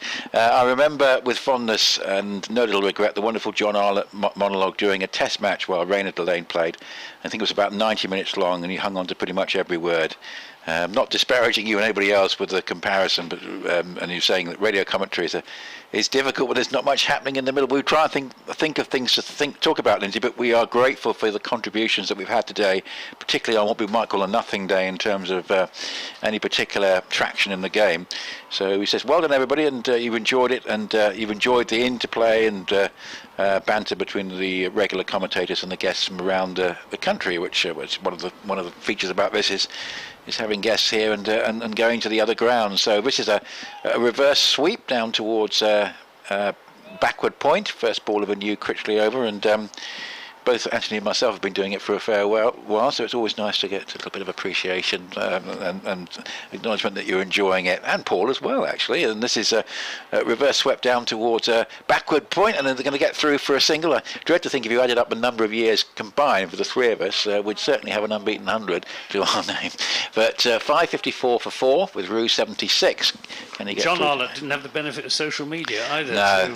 or emails to fill in the gaps when not much is happening. Think about some of my favourite lines of his. I think it was to do with Gary Gilmore winning the semi-final in 75 against England taking 5 wickets in the World Cup semi-final, and then being belted around Lords by Clive Lloyd in the final 3 days later. This is run down towards short third man and no run, and he said it's a big difference between Wednesday and Saturday, which certainly was the case for Gilmore. And the other one from that final, I remember the line, this game is running away from Australia like an express train leaving the station. I remember that line as well.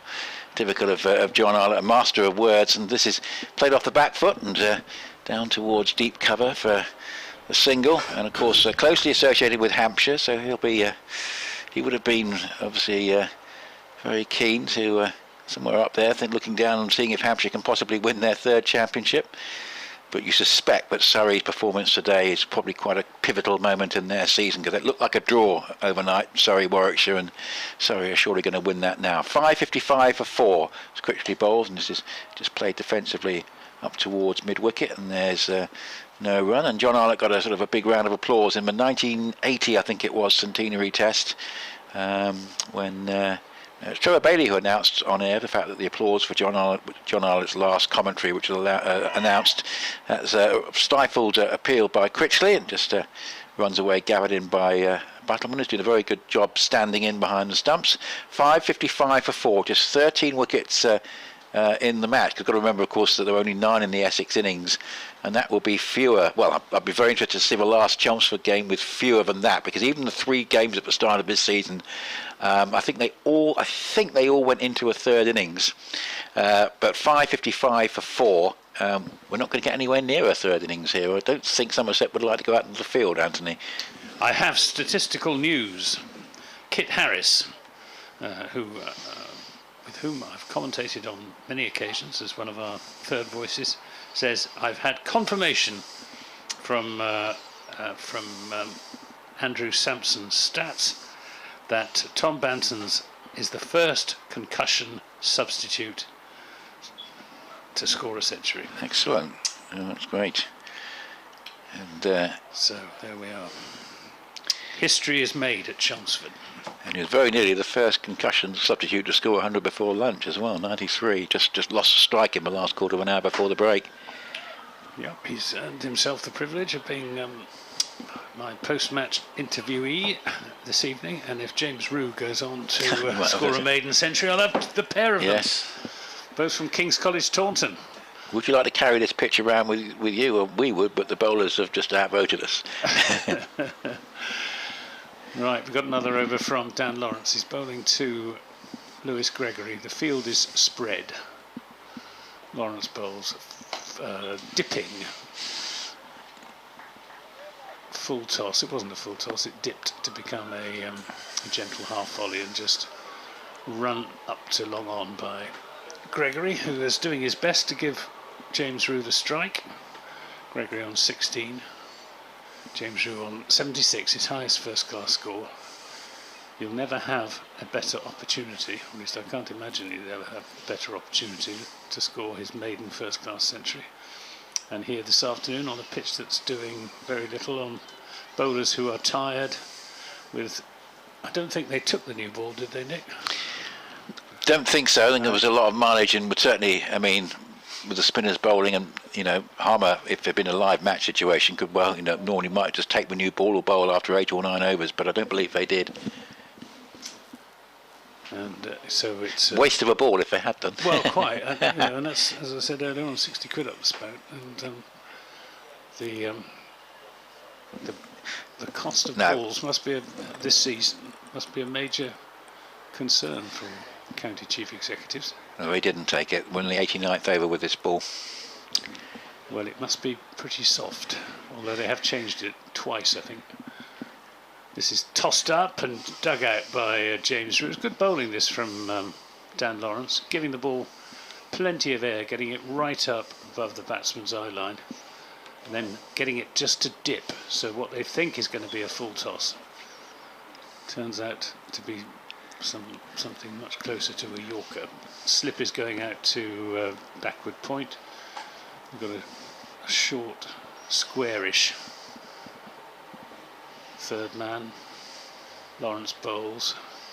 And this is swung away through the onside for 4 runs. Fine shot by James Rew, who moves to 80 with that slog sweep off Dan Lawrence, which he timed to perfection.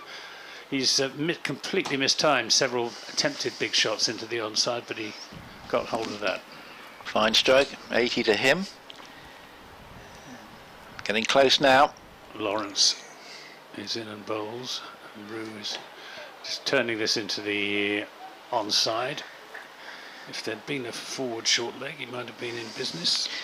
There was a mixture of bat and pad, but it counts as a run. 81, he moves to 561 for 4. I salute those spectators, the Essex fans, and there's some Somerset fans just down in front of us who will be enjoying this a little bit more, who've come along today to support the game. Most of them members, but there are some in the public seats.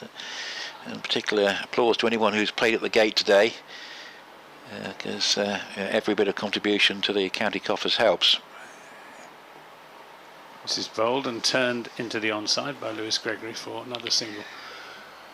That's, again, he's giving James Rew the strike. Plenty of singles to be had with the field spread.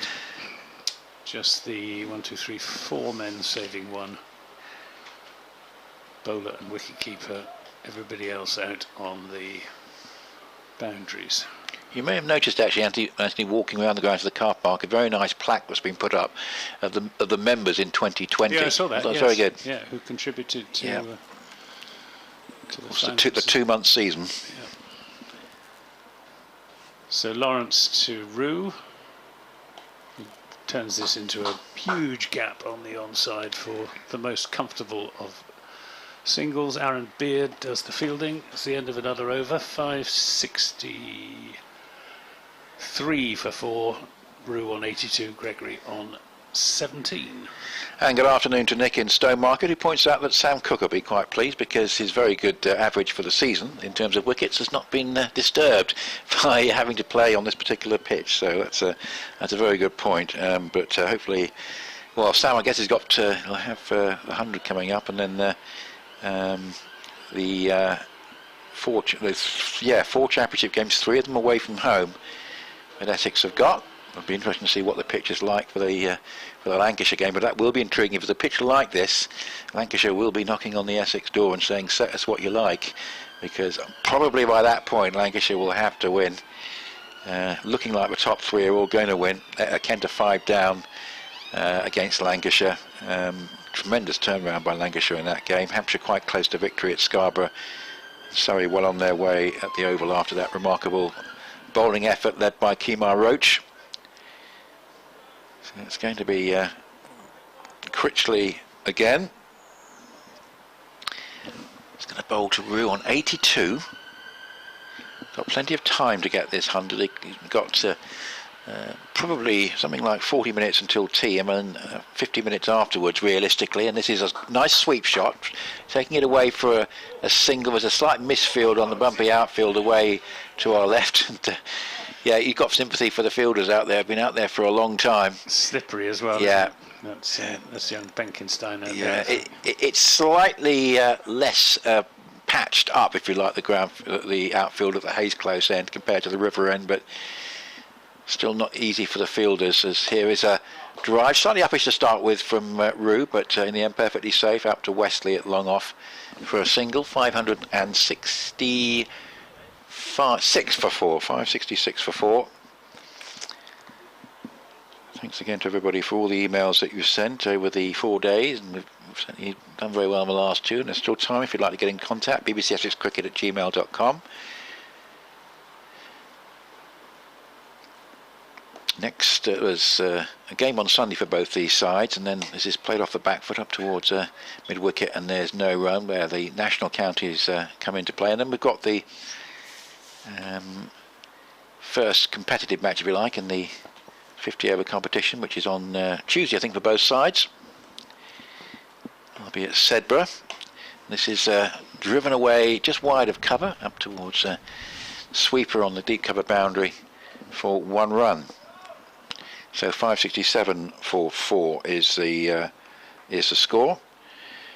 And yes, we've got on Sunday, I think it actually fell on a weekday last year, we've got this round of games with the national counties playing Cambridgeshire against Essex, and this is whipped away off the hip, and that'll be a 4 for Rew. That's going to take him a lot further towards his 100. Nice little execution of the leg glance there. Goes along to 85, 571 for 4. Cambridgeshire against Essex, Cornwall against Somerset. Was that quite a close game last year, Anthony? Or did pass? Yeah, I didn't. Got a feeling it was. Of course, there's nothing riding on it, but I know at least one of the first-class counties, or 1 or 2 of them, are in quite close games. 571 for 4. It's a attempted sweep shot and goes down towards short fine leg, and no, of course, it's not like the old days, as we said yesterday, where the sackcloth and ashes of losing a Gillette Cup first round game as a first-class county to the minors, which did happen occasionally. 571 for 4, Rew 89 and Gregory 18. Did the Unicorns win any of their games in the I think they must have done. Yeah, they played in the CB 40. Yes, the CB 40. Essex won that YB once, 40, you know. yeah. 2005. Somerset should have won it in 2009.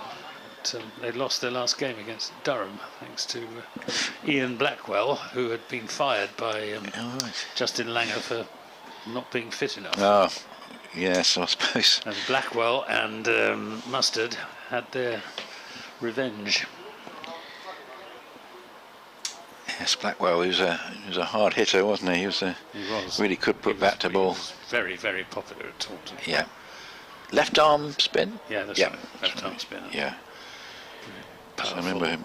Lower middle order striker of the ball. Right, Gregory looks around the field. There are plenty of opportunities for singles. We've just got, we've still got 4, saving 1. At the points of a square. And Lawrence is going to bowl another over, his 15th. Gregory is watchfully forward.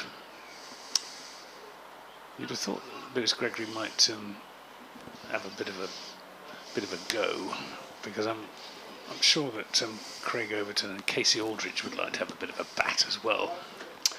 It would be a selfless act for Lewis Gregory to lay about him a bit, and if he gets out, well, it gives somebody else the chance to bat on this placid strip. Gregory's content though to give Rew the strike by taking a single to square leg. He moves on to 19, and the score goes on to 572 for 4. But although it's been hasn't been any prospect of a result all day, it's not been an unenjoyable day's cricket, thanks to Tom Banton and indeed James Rew, who's played very nicely and will have learnt a lot from facing the likes of Simon Harmer.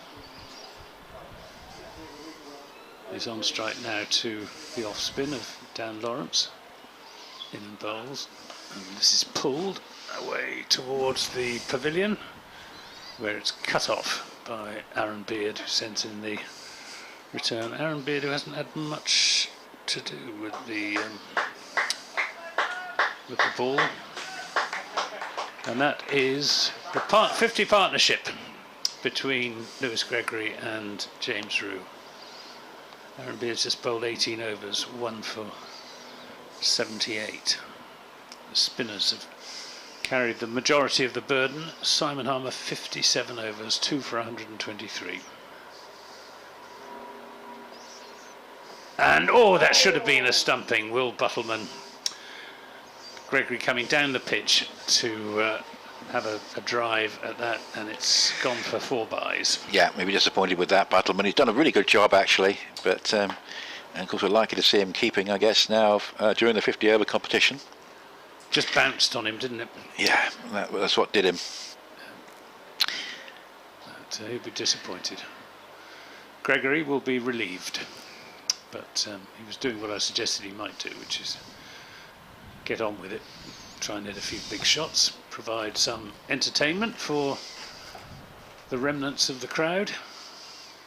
Lawrence bowls, Gregory plays this into the onside, just be a single. 574 for 4, he moves on to 20. There are 2 clips from Fawlty Towers that you might see on television or online tonight. The first of them you're more likely to see on television, and that is Bernard Cribbins, the late Bernard Cribbins, as the man in the spoon trade, who of course had an altercation with Basil Fawlty. Bernard Cribbins, whose death was announced today, and memorable clip when he was in the Hotel Inspector episode. That's right. It's Lawrence to Rew, tosses it right up, and Rew just drops the bat on it out into the offside and takes the single that's on offer and moves on to 91. So you might see that clip, which of course ends with Bernard Cribbins saying, "I'm not a violent man, Mr. Fawlty, but when I'm insulted and attacked, I rely on my own mettle and prefer to call the police."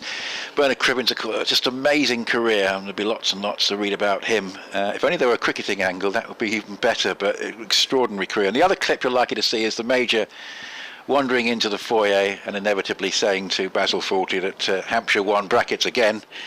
They've won by 7 wickets, and it is an extraordinary run by Hampshire. They lost here to Essex. They lost a T20 game to Surrey. I think they've won something like 14 games out of 16. It might be more than that, but James Vince 43 not out. And in the end, a game that had been quite a low-scoring affair at Scarborough. They've on the back of a century stand with the openers, Organ and Holland, who both got 70s. Hampshire 2-14 for 3. Their main hope, I think, because they're probably going to be 16 points off the pace tonight, is the fact that Surrey go to Old Trafford in the last game, Anthony, and they might be able to come through the middle. They've got quite an easy run in, and that might be their hope. But they're certainly well in it, and Hampshire have beaten Yorkshire by 7 wickets at Scarborough. Well done, Hampshire. A very good side, and very well led as well, I should say, by James Vince. They beat Somerset down at the GS Bowl. In fact, they've beaten them twice. Yeah, early season, wasn't it, as that's played up towards mid-wicket, and there's no run. It's Critchley bowling, and bring Paul Newton back in at the end of this over. It's Critchley on the way in, bowls, and it's just played just wide of mid-wicket for a single, and there is Josh Rymel, sub-fielder, 1 number 2 on the pitch at the moment. Just looking at the latest for Surrey, 121 for 1. They're almost halfway to the target. Rory Burns 55, Hashim Amla 36. They need a further 127 to have that 16-point lead over Hampshire this evening. This is just played defensively from the crease, back down the pitch, and there's no run. Fabulous effort by Surrey today, because looked all ends like a draw that game when Warwickshire were 280 for 4, but they were bundled out for 310. Kemar Roach taking 4 wickets to finish with 5 in the innings as Critchley bowls, and that's sliced away a little bit, but along the ground by Gregory for a single out towards deep backward point. So I think the main feature of this half hour before tea coming up is whether James Rew can go through to a debut first-class century, to become the second player on the Somerset side to do so in this match, following Tom Banton. He won't get there, I don't think, in this over, but he is on strike, and he comes forward to Critchley and just plays that defensively up towards Walter, and there is no run. 581 for 4. The sun's shining quite brightly at the moment, still predominantly cloudy, but the sun forcing its way through. Critchley bowls and a reverse sweep. Oh, it takes him on the pad. Now there's a shout there. Side off stump. Yeah, that must have been it, because it was very adjacent otherwise. It was going to crash into middle stump, that ball. But you're right, it's hit him outside the line, and that's what the umpire will be saying. So the end of Critchley's over, and now I'll say that the business, I think, of the next half hour is to see if James Rew can get through. Anthony is going to describe it, and to be joined in just a moment by Paul Newton.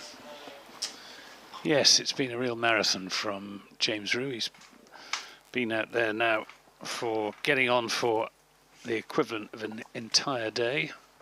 198 deliveries for his 92. He's getting a well-deserved drink at the moment, brought out by Somerset 12th or 13th man, Roloff van der Merwe. James Rew taking his helmet off, which means you can see his strawberry blonde hair, as I think it was Scott Reed described it as strawberry blonde up at Southport. Just a touch of ginger about it.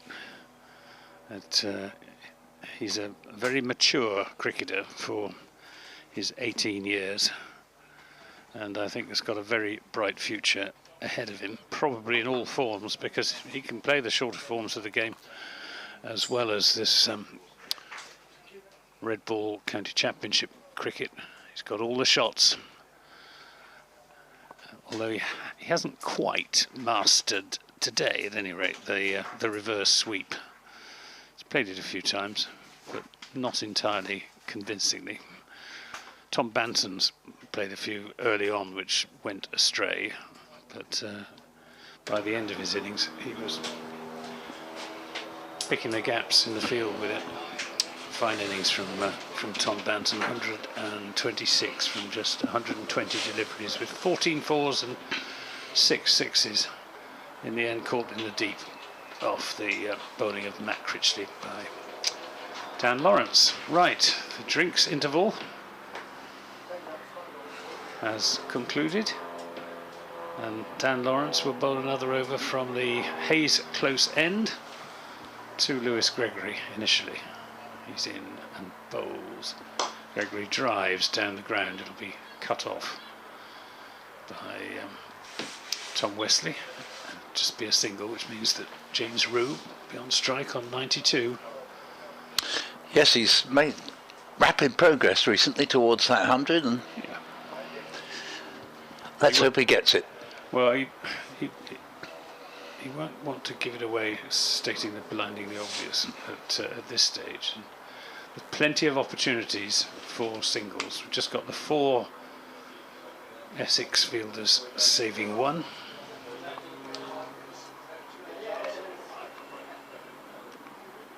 Lawrence is going to be bowling around the wicket to the left-hander. He's in and bowls, and Rew tucks this away into a gap on the leg side for a single. Exactly as I was suggesting. Moves on to 93, the score on to 583 for 4. A lead of 78, which is of absolutely no significance whatsoever. There will be a declaration, whichever side is batting, and it will come at 10 to 5. Yes, that's right. I think it will end as a one-innings match. Yeah, it's looking like it, isn't it?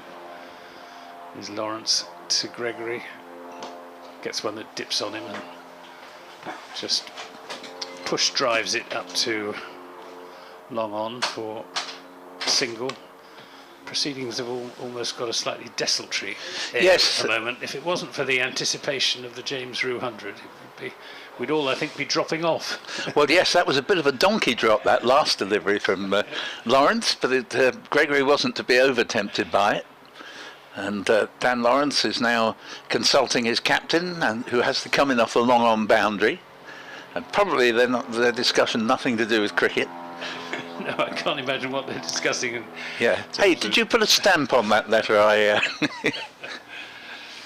Lawrence in and bowls to Rew, who gets a full toss and plays it up to Shane Snater at long on, wearing his sun hat. And the sun hat is justified at the moment because the sun is shining brightly on Chelmsford.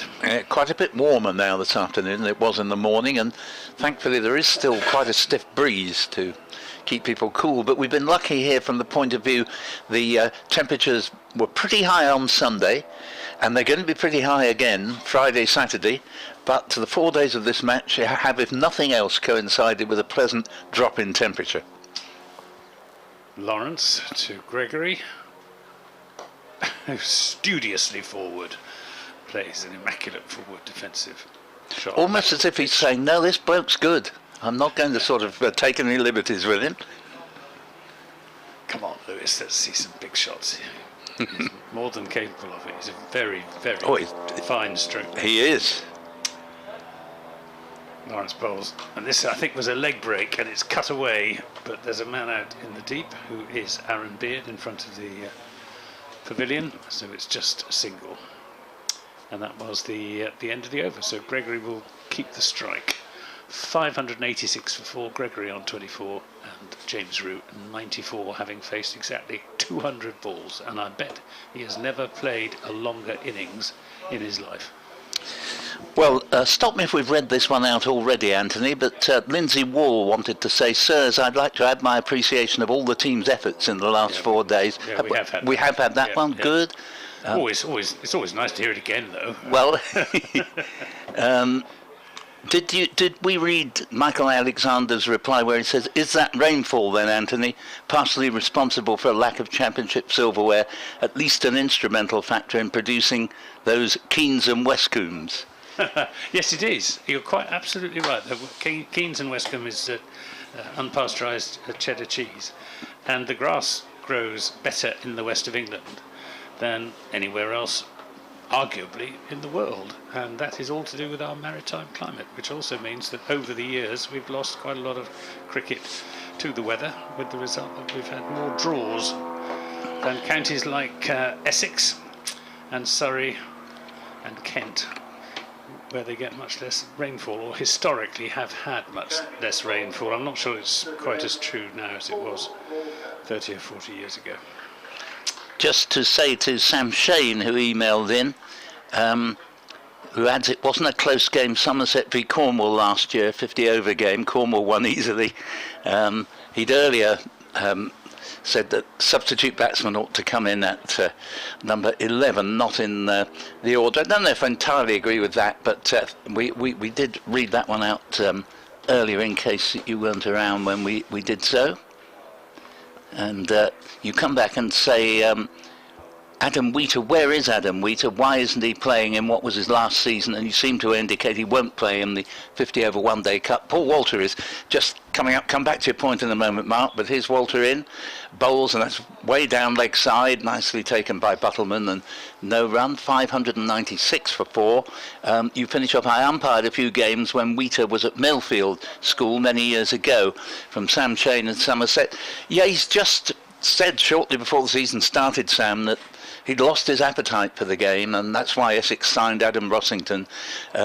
As to where he is exactly now, I can't say, but I haven't seen him at the ground for months now, and wish him well, because he's gave good service, very fine cricketer. But if you lose your zest for the game, there's not much point carrying on, and he will certainly find work elsewhere, as this ball Walter bowls and Gregory plays it straight to Critchley at mid-wicket, and there's no run. Yes, perhaps a career in coaching. Yep. Well, he's certainly a talented fellow and speaks very well as well, so he will definitely know what he's doing, I'm sure. But yeah, it just seemed to be the case, Sam. It wasn't a case of the club saying he ought to retire or anything. He was still making a very, very useful contribution with both gloves and bat, but he just felt he'd had enough. And it can be a treadmill cricket. I can understand why some players reach the point where they think, I don't think I want to go through another year of that. As there's a run to Gregory there, they get a single, and the score goes along to 597 for 4, and Gregory to 25. Yes, Ben on Twitter says, if Rew makes 100, have we missed out on more history because of Abel's injury? 4 centuries in one innings can't have happened often. But I think it happened back in the game between these two sides down at Taunton back in 2007 when Justin Langer got at 300, and there were three other Somerset centuries in that monumental innings of over 800. Yeah, incredible. But do by all means correct me if I'm wrong, which I frequently am. Walter, left arm over. Balls to the left-handed Rew, and it's going to be 1 run closer. I think I'll just hesitate because it was quite a quick single, but Porter, in his zeal to get to the ball and have a shy, didn't pick it up, and just the 1 run takes Rew along to 95, and the score to 588. I've been saying 98, I apologise. 588 for 4. Which is, as I've said before, Somerset's highest score against Essex, eclipsing the 488 they made it.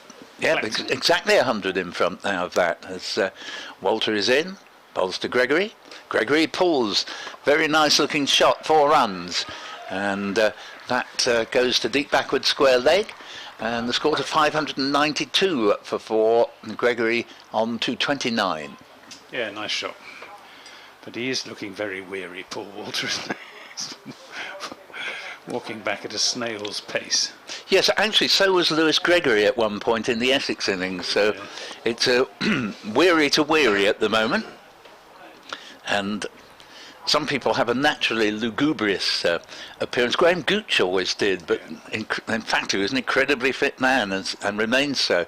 Walter's in bowls, and ball played to short mid-wicket, who is Matt Critchley, and no run. The Walter over ends, and the scoreboard in our in-house screen is on the blink just at the moment. It's wobbling all over the place, so I'll look at the scoreboard in the distance. 592 for 4, with 95 to Rew and 29 to Gregory. It's a shame that Sir Alistair Cook is off the field, because otherwise we might have been entertained. Indeed. To his repertoire of imitation bowling actions. He might even be off the pitch for fear of having to do that, you know. It's not that ghastly routine again. But he is very good, though not quite a match for the way Graham Gooch used to do it back in the day. Gooch's take-off of, in particular, Bob Willis and Dennis Lilly were just amazing. And all the better for the fact no one was ready for it. You know, it was towards towards the end of a test match, round about 1979, and he suddenly launched into this over of takeoffs, and it was absolutely magnificent. And at that time, nobody knew Gooch did that sort of thing, and you wouldn't have thought he was a bit of a joker on the quiet. Yes, I remember seeing it. So we've got a bowling change at the Hayes Close end. Matt Critchley coming back into the attack. He's had a good bowl. 33 overs, 1 for 128 with his leg breaks. He's bowling to the left-handed James Rew on 95, who tucks that into the onside for a single. Matt Critchley has bowled 137 overs in the season up to now, so this is getting on for 25% increase. He's going to be bowling now to Lewis Gregory. That single took James Rew on to 96. Got a lovely email to come in a minute from David Wiltshire about the minor counties. Very good. It's Critchley from the Hayes Close end over the wicket, and Gregory just picks out one of the 4 men, saving one. They're on the, if you were to draw lines between them, it would make a square. And we've got backward point. This is played to... Oh, there's going to be a run out, and Gregory is the man to go. He called the single. It was his call, and James Rew did not respond, probably wisely, because there was never really a single there. Paul Walter was the fielder, and it went more or less straight to him. Gregory trying to give James Rew the strike, and it's Gregory who has to go because James Rew never moved from his crease. And that's the end of an enterprising little innings from Lewis Gregory. 29 he made from 41 deliveries. It's 593 for 5. I don't know, maybe completely wrong, but I don't think he's all that sorry to be leaving the arena there. We hadn't seen any quick singles being taken throughout this partnership that I remember, and he suddenly darted off. I don't think there was a run there, least of all if you were the non-striking batsman hoping to get your maiden 100. And, you know, he would have been sold down to Swanee. But I almost feel that Lewis Gregory, who, when you're an old stager and you look at a game that's lost all points, I don't blame him if he thought, I've got to find a way to get out here, but that perhaps won't look to the crowd as if it was all that deliberate. So anyway, shall we say he's earned his rest? And let's hope he cleared it with James Rew beforehand. Yeah. What would have been really sad is if James had been run out. It would indeed. It would indeed. So, yeah. So perhaps Lewis Gregory has done what I suggested he ought to do, which was to get himself out and give somebody else a chance. Yeah. The somebody else in this instance being the figure of Craig Overton.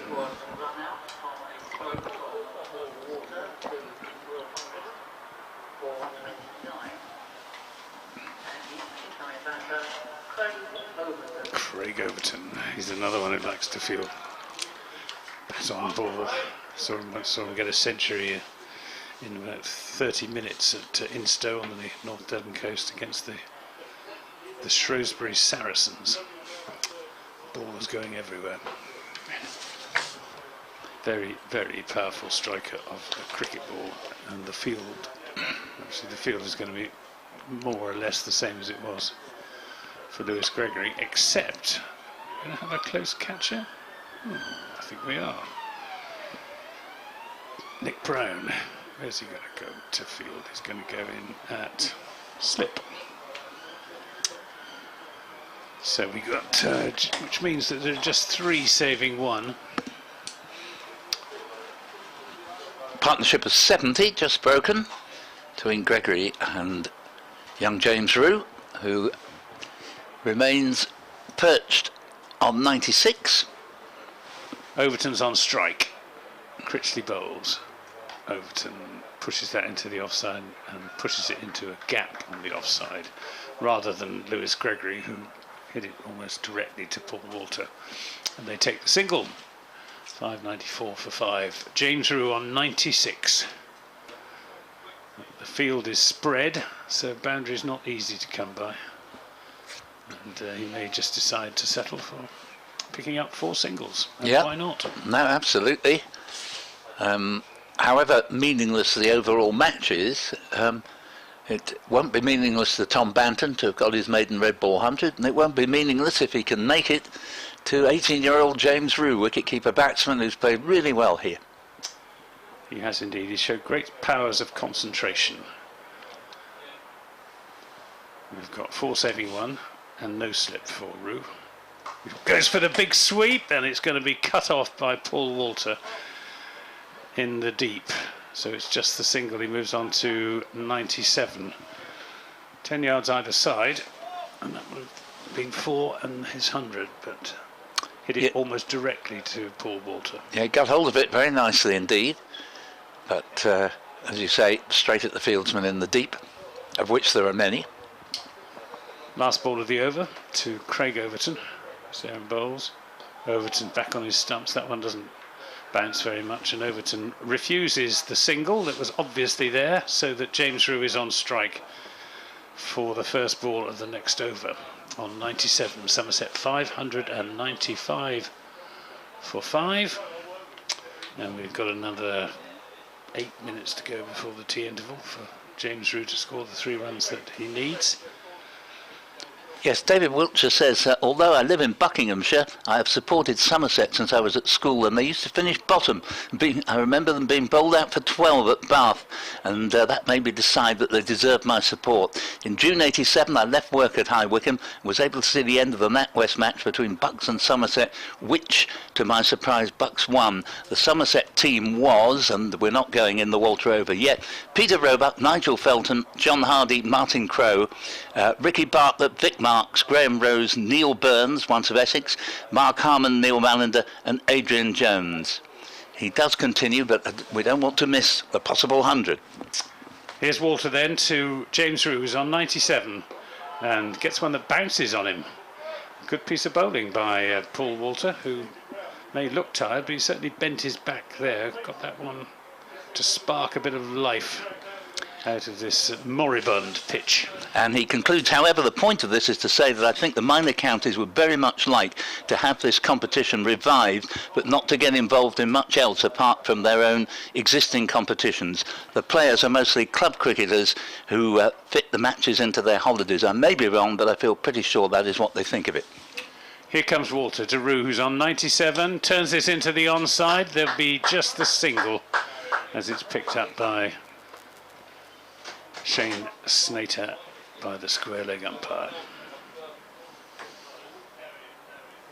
What's the score? 596 for 5. So 98, I make that now for James Rew. Indeed, yeah. That's what he's on. Won't be able to get it immediately, but getting there in singles, and as you say, nothing wrong with that. Paul Walter to Craig Overton in bowls down the leg side, and Overton steers it down to long leg for a single. Who is that down at long leg in the... Well, I think it's Dan Lawrence again with a remarkable underarm throw. Yeah. Just with a twirl of the wrist, landed it straight in the wicket-keeper's gloves. He does have a lot of talent. If only he could just bat for longer and make rather more use of it. So James Rew just 2 runs short of a maiden first-class century.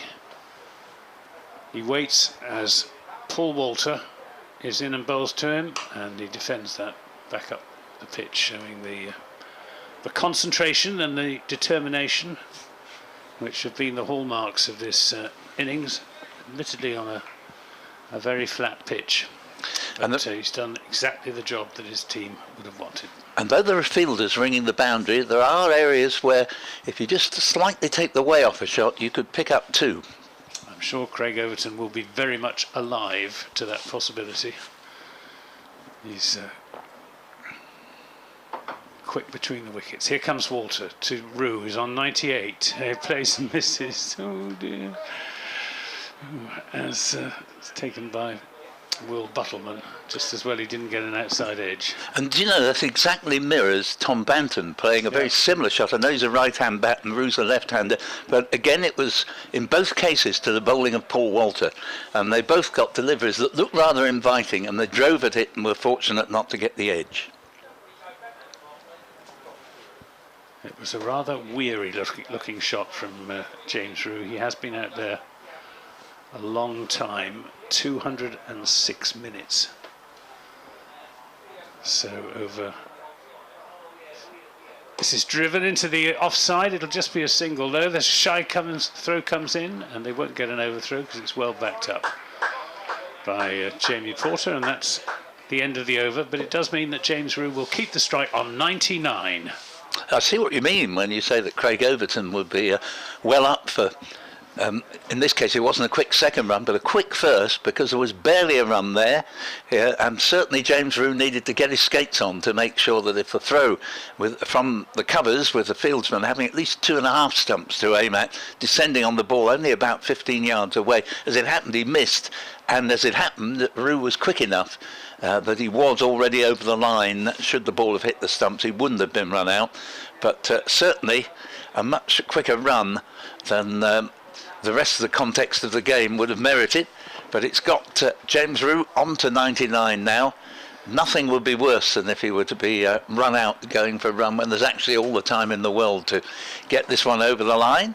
We're going to see Matt Critchley continue from the Hayes close end with Somerset on 598 for 5, with 2 to Overton and 99 to James Rew. Fingers crossed that he can find a space to find a single. Needless to say, the fielders have closed in now to try and prevent him getting one. Question on Twitter, to which I don't know the answer. Has there been a younger Somerset centurion than James Rew? Here comes Critchley bowls. This is turned away into the onside, and that is James Rew's maiden first-class century. Tremendous innings of concentration and determination. He takes off his helmet, lifts his bat to acknowledge the cheers, particularly I think of his teammates who are outside the away dressing room. Fine innings by James Rew, a great talent already, and surely a very, very fine cricketer in the making. Yes, indeed. Lovely to see Craig Overton very warm in his congratulations to his partner there, and Craig would appreciate that it's another feather in Somerset's cap to keep producing young players good enough to come in and make very significant contributions. Yeah, just 18 years old. Critchley then to Overton, who's in and bowls. Overton smashes this back over the bowler's head for 4 runs. Oh, that was a no-nonsense shot if ever I saw one. Well, there aren't many hairs left on Chris Watts's head, but what few might have remained have probably disappeared, because he did extremely well to get out of the way of a ball that was hit with venom into the ground, and it looped up, and he just bent or moved his head out of the line of the ball in the nick of time there. But Craig Overton is a very powerful man indeed. He was 18 back on January the 4th, James Rew, so he's just over 18 and a half years old. Terrific effort. That brought up the Somerset 603 for 5, and Craig Overton goes for a reverse sweep, which he just barely gets hold of. He'll bring him a single, just a bottom edge, which ran back to short fine leg. Moves on to 604 for 5. This, I suspect, will be the last over before tea, and then we'll have a final session of 50 minutes. Critchley bowls, and Rew turns this into the onside for a single. If he's got any sense, James Rew, he'll make sure he ends up not out, which will do his average no harm at all. He's been out there a long, long time. 209 deliveries, 295 minutes, 11 fours. And, oh, he's going to be stumped. And that is the end of Craig Overton, who went down and had a swish at that ball from Matt Critchley, and Will Buttleman made no mistake, and that will be tee. It was the 5th ball of that over, but they're going off for tee with Overton stumped Buttleman, bowled Critchley for 7, and Somerset go in on 605 for 6. Yep, so we'll leave it there for the time being. Apologies to Phil Zammit and Michael Douglas, Bismarck, get this right in a moment. Michael Douglas Biswell, apologies for not getting your name right, I ought to know by now, and Michael Alexander. We will take your emails when we come back at 4 o'clock for the final session of the match, and it will undoubtedly, I think, end by 4:50 with the players shaking hands. But well played to James Rew, a terrific maiden century here, terrific effort at any stage, but when it's your first and you're 18 years of age, that will mean a great deal to him. 605 for 6 on the board, exactly 100 runs in front of Essex's 505 for 9 declared. Join us again at 4 o'clock.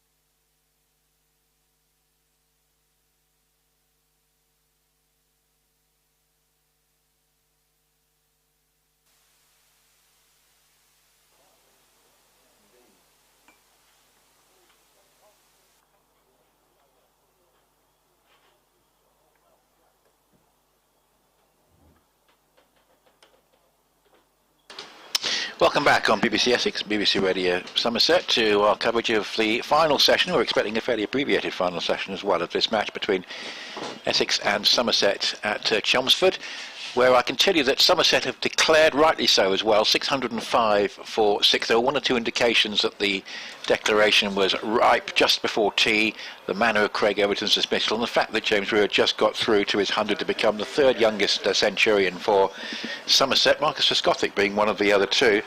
And it means that Essex, well, they've probably realistically just got to bat for 50 minutes, but I suppose if there were 4 or 5 down, they might have to bat for a bit longer than that. And because Alistair Cook was off the field, he can't open, and therefore it's going to be Paul Walter coming in to join Nick Brown, who could actually, of course, if he remains not out at the end of the Essex innings, be undefeated in the game, and that would further embellish his improvement in his batting average that he's managed to secure in this game. I'm Nick Gledhill, Anthony Gibson is here, and Paul Newton. Good afternoon again, Paul. Good afternoon, Nick. Good afternoon, everyone. And if Brown is not out in 50 minutes' time, when the game will be hailed or concluded as a draw, he would have been on the pitch for the entirety of the 4 days' play.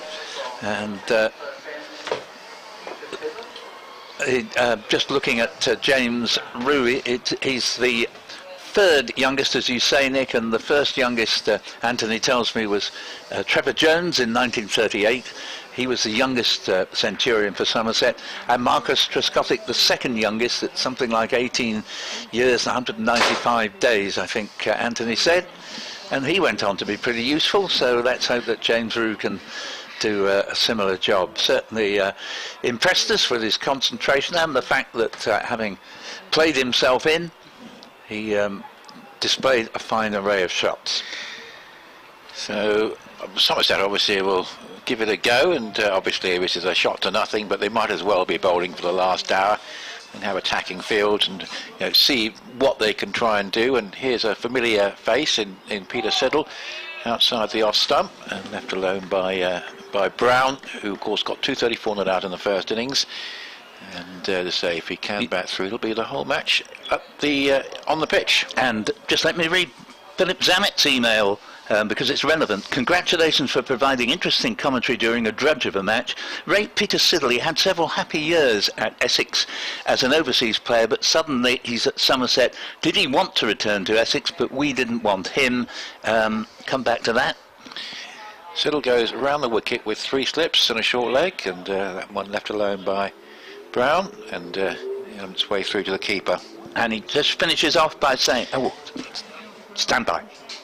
Well, at least from Essex's point of view, they're actually out there with a bat again, because Somerset have declared at the tea interval the lead of 100, 605 for 6. James Rew becoming the second man in the Somerset innings to get his first maiden class 100, Tom Banton being the other. James Rew, the third youngest centurion for Somerset. He got to 101 not out. Craig Overton was out on the stroke of tea, giving an indication that they were going to declare. So they declare with a lead of 100. Essex really just need to bat out the last 15 minutes, but Alistair Cook not at the crease because he was off the field during the afternoon, so Walter and Brown opening. 0 for 0 in the Essex second innings. And during that there was a leave from Brown, and it didn't miss the off stump by that much. Just finishing off Philip Zamet's email, he says that, or did Siddle choose to play for Somerset? Also, how do the ECB determine which counties Division 1 county play twice? 2 slips and gully and a back and a short leg, as that's left alone by Brown. Yes, that's a pertinent question, because I still think it's it's a bit uneven. Yes, it's theoretically. I mean, we don't know. We're not in on the process, but it's just random. But as you imply, it doesn't seem to be very satisfactory. And as for whether Peter Siddle, I think Essex probably decided to sign someone else, and who can blame him for moving to another county? And here is Siddle bowls. Oh, that turns around Brown, and he's caught at second slip. Was an appeal for a catch, and he's walking. Well, there you go. It was a big change for Brown between days 1 and 2 and day 4, and it's almost inevitable that sort of thing can happen. But Siddle showing all his experience, getting one there that just straight and took the edge of the left-hander. and it's gone to second slip. And well, Somerset were quite right to declare at tea time. It's an absolute shot to nothing. They know they've got no Alistair Cook to contend with for a while. They might as well give it a go, and they've made a good start. 0 for 1.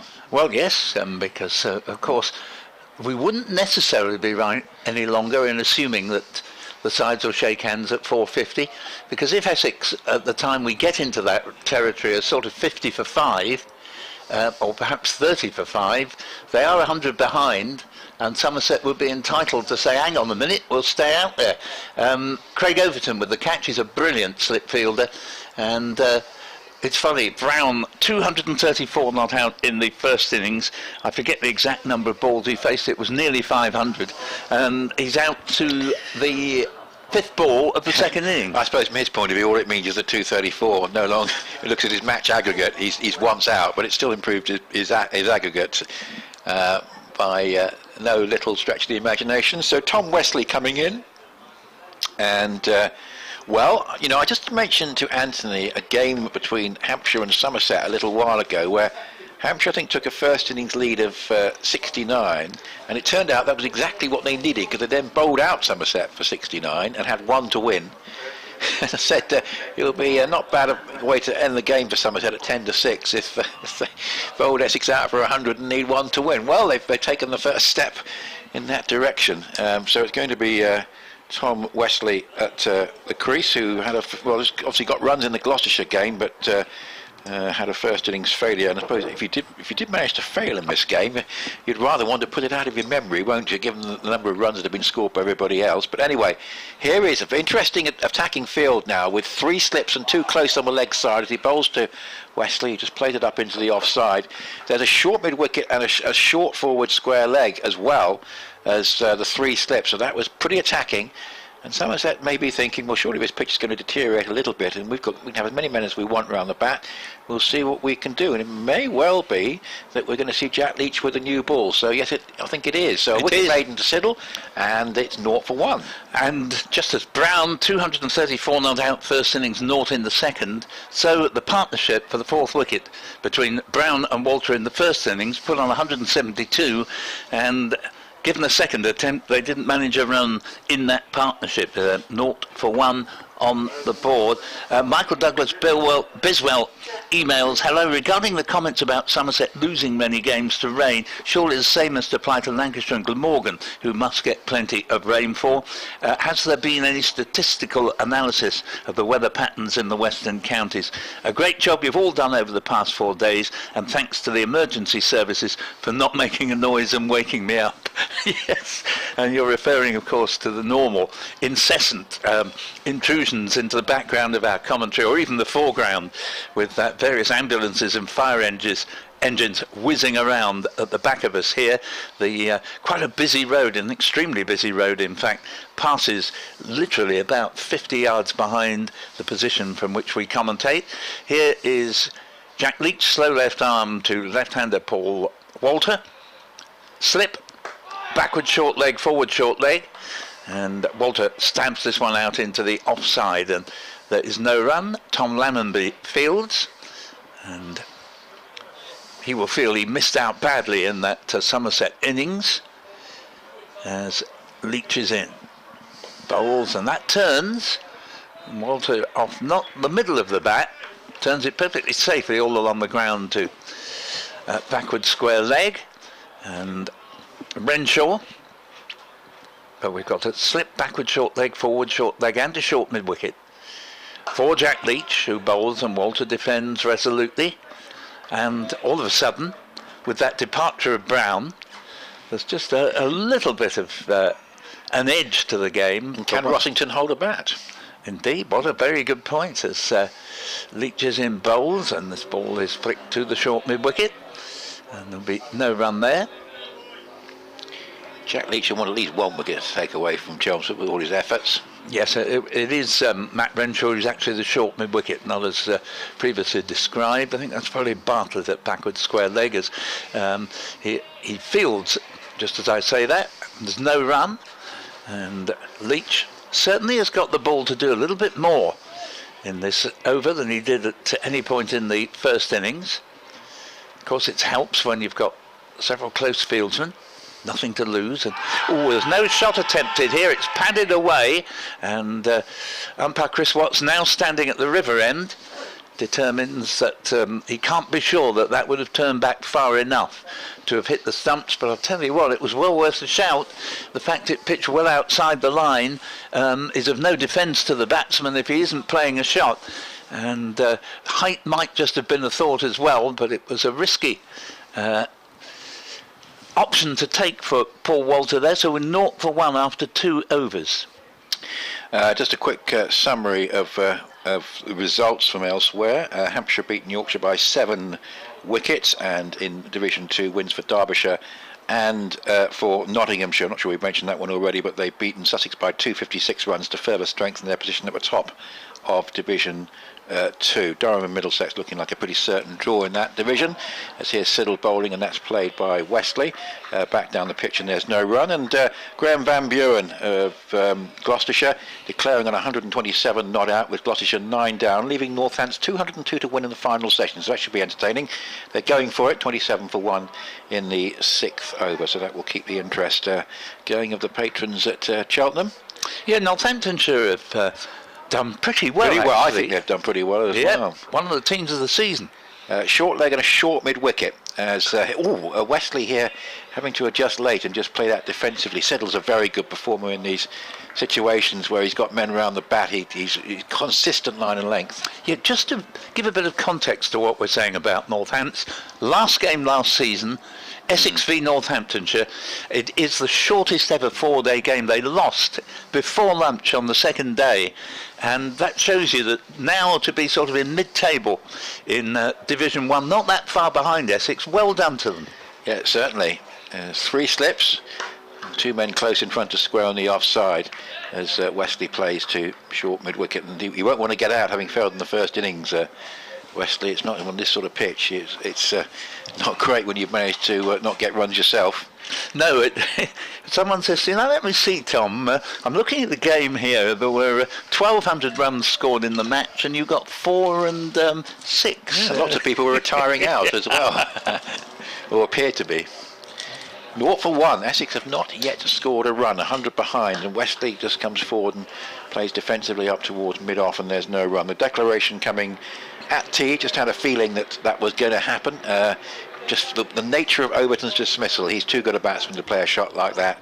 He knew that there was going to be a declaration. Rew had got his 100. It was set up, declaring a lead of 100, and they've already got 1 wicket. If they can get a couple more, Alistair Cook would have been off the field for most of the afternoon. Simon Heimer was as well.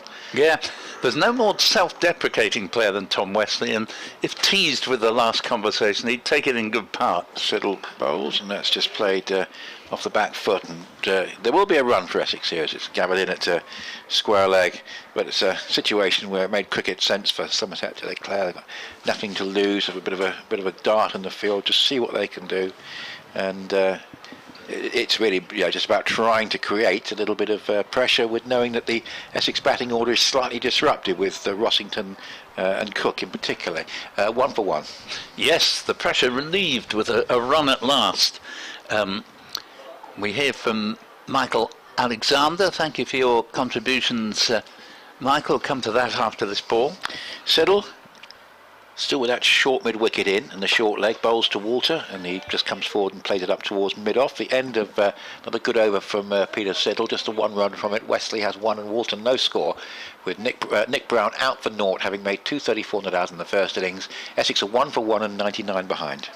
And Michael says, I suppose, Paul, that despite the meanderings at Chelmsford, that players ought to treat such occasions as net opportunities.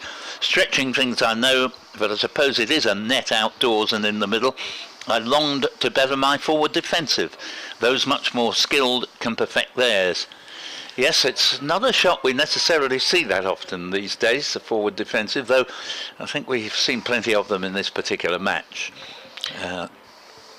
Jack Leach is going to come round the wicket to the right-handed Tom Wesley, and he's going to have 2 slips, backward short leg, a forward short leg, a short mid-wicket.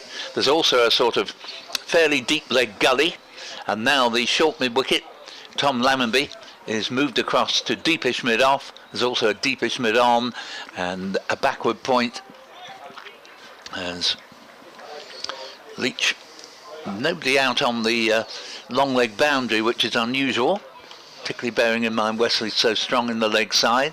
Backward square leg's now been moved round to mid-wicket, and Leach is now ready to bowl. And it jogs in, bowls, right forward comes Wesley, plays it up to Matt Renshaw. Made 146, having been dropped on naught in Somerset's innings.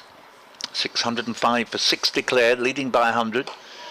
Next delivery, repeat of the same basically from Wesley, except this time he plays it back to the bowler. And Tom Banton, concussion substitute, made a maiden red ball 100, 126. And another forward defensive, immaculate forward defensive from Wesley. And Renshaw hops across the field. And a maiden 100 as well for 18-year-old James Rew. 101 not out, the third youngest Somerset player to make a championship 100. Another forward defensive from Top Wesley. And no run. Essex are 1 for 1 because Brown was caught by Craig Overton at second slip off Peter Siddle in just the third over. Well, it's interesting, we've got the Somerset physio racing on and off, and that's in distinct contrast to the movement of the Essex fielders for the two preceding sessions. There's a bit of urgency there to give something to one of the I think just a helmet. Yes, correct myself. It was the fifth ball of the first over to which Brown was caught at second slip off Peter Siddle. He charged on and off, threatening the 400-metre record there. Marvellous stuff. Silly point now added. We've got slip, silly gully, silly point, forward short leg, backward short leg. And here a defensive shot into the onside. Leach bowling to Wesley, no run. Yes, it's just a shot to nothing for Somerset, but if they can get a couple more wickets, who knows what might happen, but very unlikely. Leach, last ball of the over, another model forward defensive shot from Wesley. And actually you might have just heard Michael Alexander's email about using this as a net to practice and improve the forward defensive shot, because there were 5 out of 6 balls there to which he played that shot and played it exactly as the MCC coaching manual would ordain. So end of the third over, the fourth over I should say, and Essex are 1 for 1. I know a clip of John Stevenson's interview that he did with us yesterday. It's available on social media if you'd like to have a listen to it. Division 2, with that win for Notts, they're currently, well, they're going to end up 30 points clear of a top. They're on 195. Middlesex are going to draw with Durham. That's a stone cold draw. High scoring draw at Chester Street. They'll be on 165, 30 behind Notts, and then Glamorgan at 160 and Derbyshire 155. So Siddle bowls, and that's a leg glance for 4 down to the fine leg boundary in front of us for Paul Walter. So that gets him off the mark slightly belatedly, and it's 5 for 1. So it's looking like Notts and one of 3 others. Worcestershire still have a chance. They've got a game in hand, but they're 25 points short of Derbyshire, so it's unlikely. But looking like Notts and one of Glamorgan, Middlesex and Derbyshire. That's pretty important promotion battle, because I think there will be promotion from Division 2 of one sort or another. Got to finish in that top 2 to possibly be in a top division of 12 next year. We shall see. Here's Siddle bowls, and Walter just comes forward and plays defensively up to cover, and there's no run. And Jeff Hawes emails us at bbcessexcricket@gmail.com, and he says, I have just noticed that 2 of the Somerset batsmen retired not out. Any particular reason, as I thought that only happened in pre-season friendlies? Well, obviously you've been away a little bit, Jeff, and no harm in that, but there were legitimate reasons. Tom Abel, in going for a fast second run yesterday, badly pulled a hamstring, which has been a bit of a problem elsewhere for him. And then we had Lewis Goldsworthy hit on the helmet yesterday, and although he carried on at the time, he was feeling delayed reaction today, and his place taken by concussion substitute. Siddle with 3 slips and a leg slip, bowls to Walter. Plays it defensively into the covers. Interestingly, the leg slip quite deep has come in after that previous stroke from Walter, where he fended one off his hip for the leg glance 4. So we're looking perhaps at a repeat of that, going straight into the fielder's hands. And the concussion substitute for Somerset did rather well. Tom Banton, a very rapid 126, and unbelievably that was his maiden red ball 100, and then James Rew got his maiden 100, 101 not out. And this is delivery, which just turned Walter round slightly. In the end, he was trying to work it away into the onside, but I think actually he was through with a shot before the ball got to him, and that's an indication of the pace of the pitch, and he goes to prod the pitch. And also I understand that Banton's the first concussion substitute to make 100. So that was... that will make his day, for sure. You know, well done to him. It was a splendid knock, full of 6s and 4s. 72% of his 100 came in boundaries. So a very entertaining innings, out of the context of the game as a whole. Here's Walter looking again just to flick it square into the onside. It goes straight to short leg, and there's no run. So the two key games still going on in Division 1, effectively on top of the table. Surrey were 175 for 2, had an extraordinary day against Warwickshire. Took the last 6 wickets for 30 when Warwickshire looked to be moving into safe waters.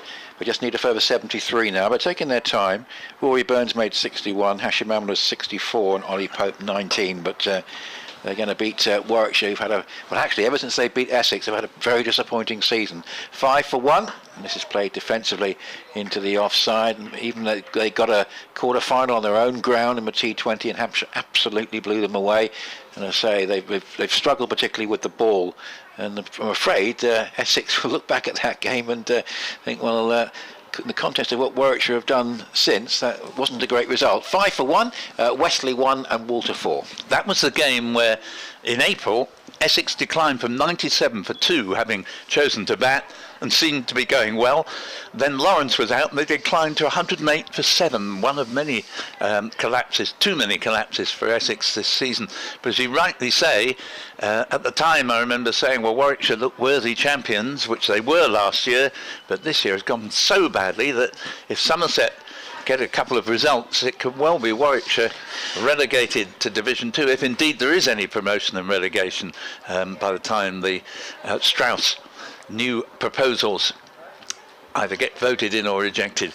Here is Jack Leach from the River End, surrounded by friends as he bowls and Wesley defends to 1 of 5, quite apart from the wicketkeeper. We've got silly point, silly gully, slip, backward short leg and forward short leg, and Leach gives us a little more air. It doesn't make any difference to Tom Wesley, who looks as if he's going to try and break the record for consecutive forward defensive shots here.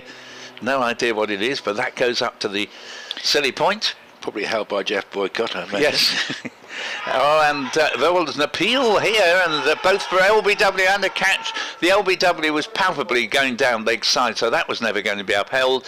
But one of the close fielders leapt forward and did catch the ball, but Chris Watts adamant there was no bat in that, as Wesley went on the sort of pull sweep. There's a bit more intensity in the cricket now that Essex are batting, I have to say. Yeah, oh, definitely. It's good to see. There's a little bit of tension out there. For the first time, virtually. We're having a backward square leg Tom Lammonby coming across from the covers. A big gap in the covers now. Still 5 men round the bat plus the wicket keeper. And Wesley back to the forward defensive routine, so much so that Jack Leach himself can pick the ball up. Now, for Somerset listeners, just to let you know that if Warwickshire lose and Somerset draw, the gap will be 5 points between Somerset and Warwickshire. Leach is in bowls, and this ball is played into the pads of the forward short leg. But Somerset will have a game in hand and a pretty favourable run in September, so it doesn't look too bad. These 8 points will be very useful for Somerset. Leach to Wesley, another forward defensive up to silly point. The over ends with Essex 100 behind after Somerset declared at 605 for 6 and losing Brown for naught are 5 for 1. Just let me read another email from Michael Alexander, who says, and what's rather quaint too, Paul, is that I bowled to Tom Wesley when my North London club toured Cambridgeshire, incorporating Western Colville. All I remember bowling to this talented 14 or 15 year old was getting a little tap, exclamation mark. Lovely club, good memories, says Mike from North London, himself obviously very keen and talented cricketer himself. And so here Essex still 95 behind, and Wesley defending very resolutely out there. So we've got 3 slips, with the first slip back from the other 2, a leg slip and a short leg as Siddle continues, and that's played defensively back down the pitch, and there's no run. So no No Craig Overton just yet, which would be pretty unusual, but he might well get a dart in the next hour.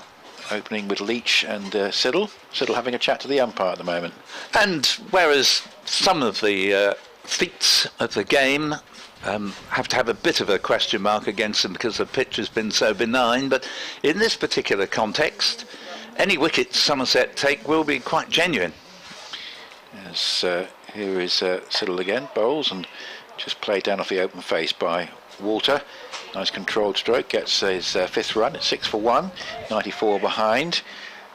And the one other score of note to just update you on is the Lancashire Kent game, where Lancashire have just won.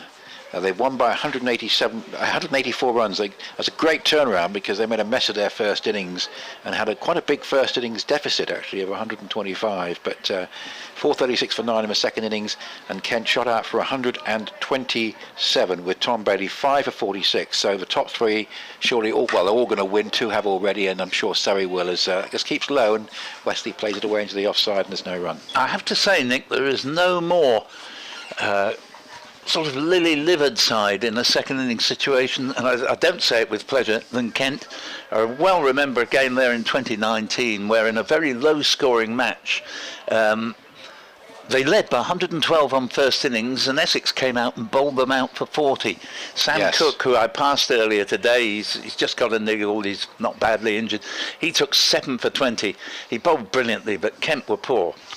As Wesley will just play this from the crease down into the ground, goes to short leg and there's no run. Daniel Bell-Drummond held the fort. He was 69 not out batting at number 3, but not a lot of help really for him in that innings. Yes, none at all. Crawley 0-4 in the game, and for a test match player that doesn't bode well. But on top of that, there is no more craven way of losing than when you've really got a very healthy first innings lead and just go to pieces. And clearly there seems to be a lack of backbone when you think of the number of times that Darren Stevens has come to their rescue. I don't think we're going to see him again, sadly. I'm slightly surprised at how well they're doing in the table, because I keep thinking of them getting hit for 500 every time. As he's cracked away off the back foot by Wesley on the first aggressive shot he's played, but it goes on a bounce straight to cover and there's no run. 6 for 1. Good bit of fielding, that. Yes, we had that stat during the game at Old Trafford in mid-May when I informed my colleague that Lancashire's score, I think it was about 506, the first innings score against Kent, was the lowest first innings score made against Kent that season so far. There have been lower ones since, namely Lancashire's 145 in this match. But it didn't matter in the end. Lancashire have won comfortably. Here's Siddle again, bowls to Wesley, and it's just played off the back foot into the covers, and there's no run. Interesting email out about how the fixtures are allocated, but the thing about having 2 9s rather than a 10 and an 8 is if you play 14 games, it just evens it out a little bit. Yes, there will be a couple of sides you only play once, but you won't have the chance for this big discrepancy that we've got this season. Yes, no, that's right. You get that under the current system where you play 14 games, but with 10 teams in Division 1. It means that you're going to have a couple of sides home and away, a couple of instances where you're only playing a side once, and Essex actually had a bit of the rub of the green this season that way, with avoiding a trip to the Aegeus, from where they seldom return with a win. Has been done. They did it in 2017 certainly.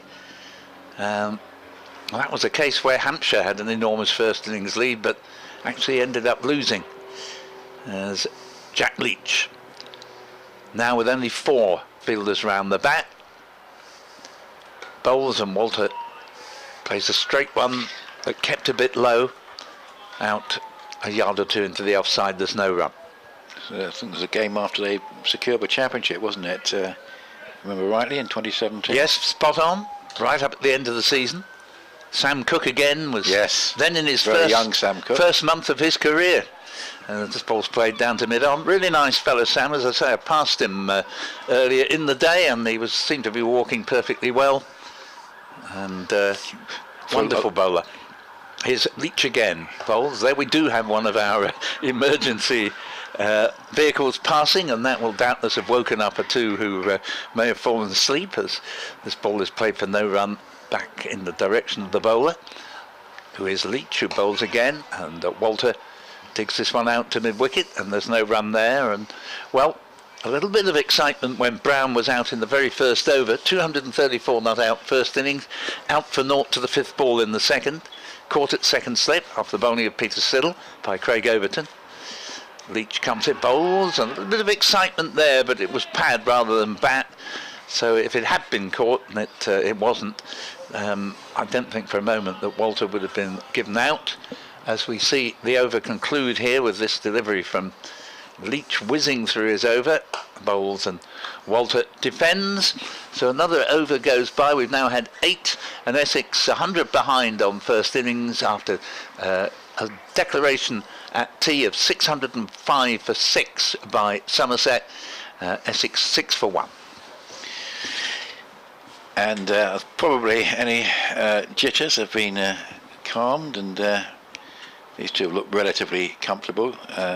Just a little bit of purchase for Leach, one or two deliveries causing the odd bit of concentration to be needed. But just let me interrupt to say it's time flies when you're enjoying yourself. I will, in the anticipation of a 4:50 finish, bid my listeners farewell. Thank you very much, and it's been great to have Anthony Gibson here, whom you can now hear one last time. Thank you very much indeed, Paul. He'll be back, I think, in about a week's time for the Derbyshire 50 over game.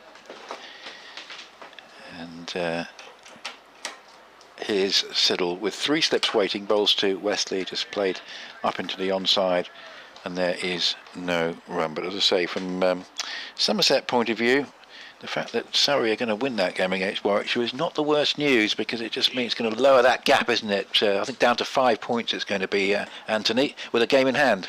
Not heartbroken about the Kent result either. No, and they could get very much dragged into it. So I think they're slightly flattered. A bit optimistic, thinking this will finish at 10 to 5. Somerset take another wicket. Yeah, you can see a few wickets going. Siddle bowls, and Wesley plays it up into the offside, and there's no run. We've still got 33 overs in theory.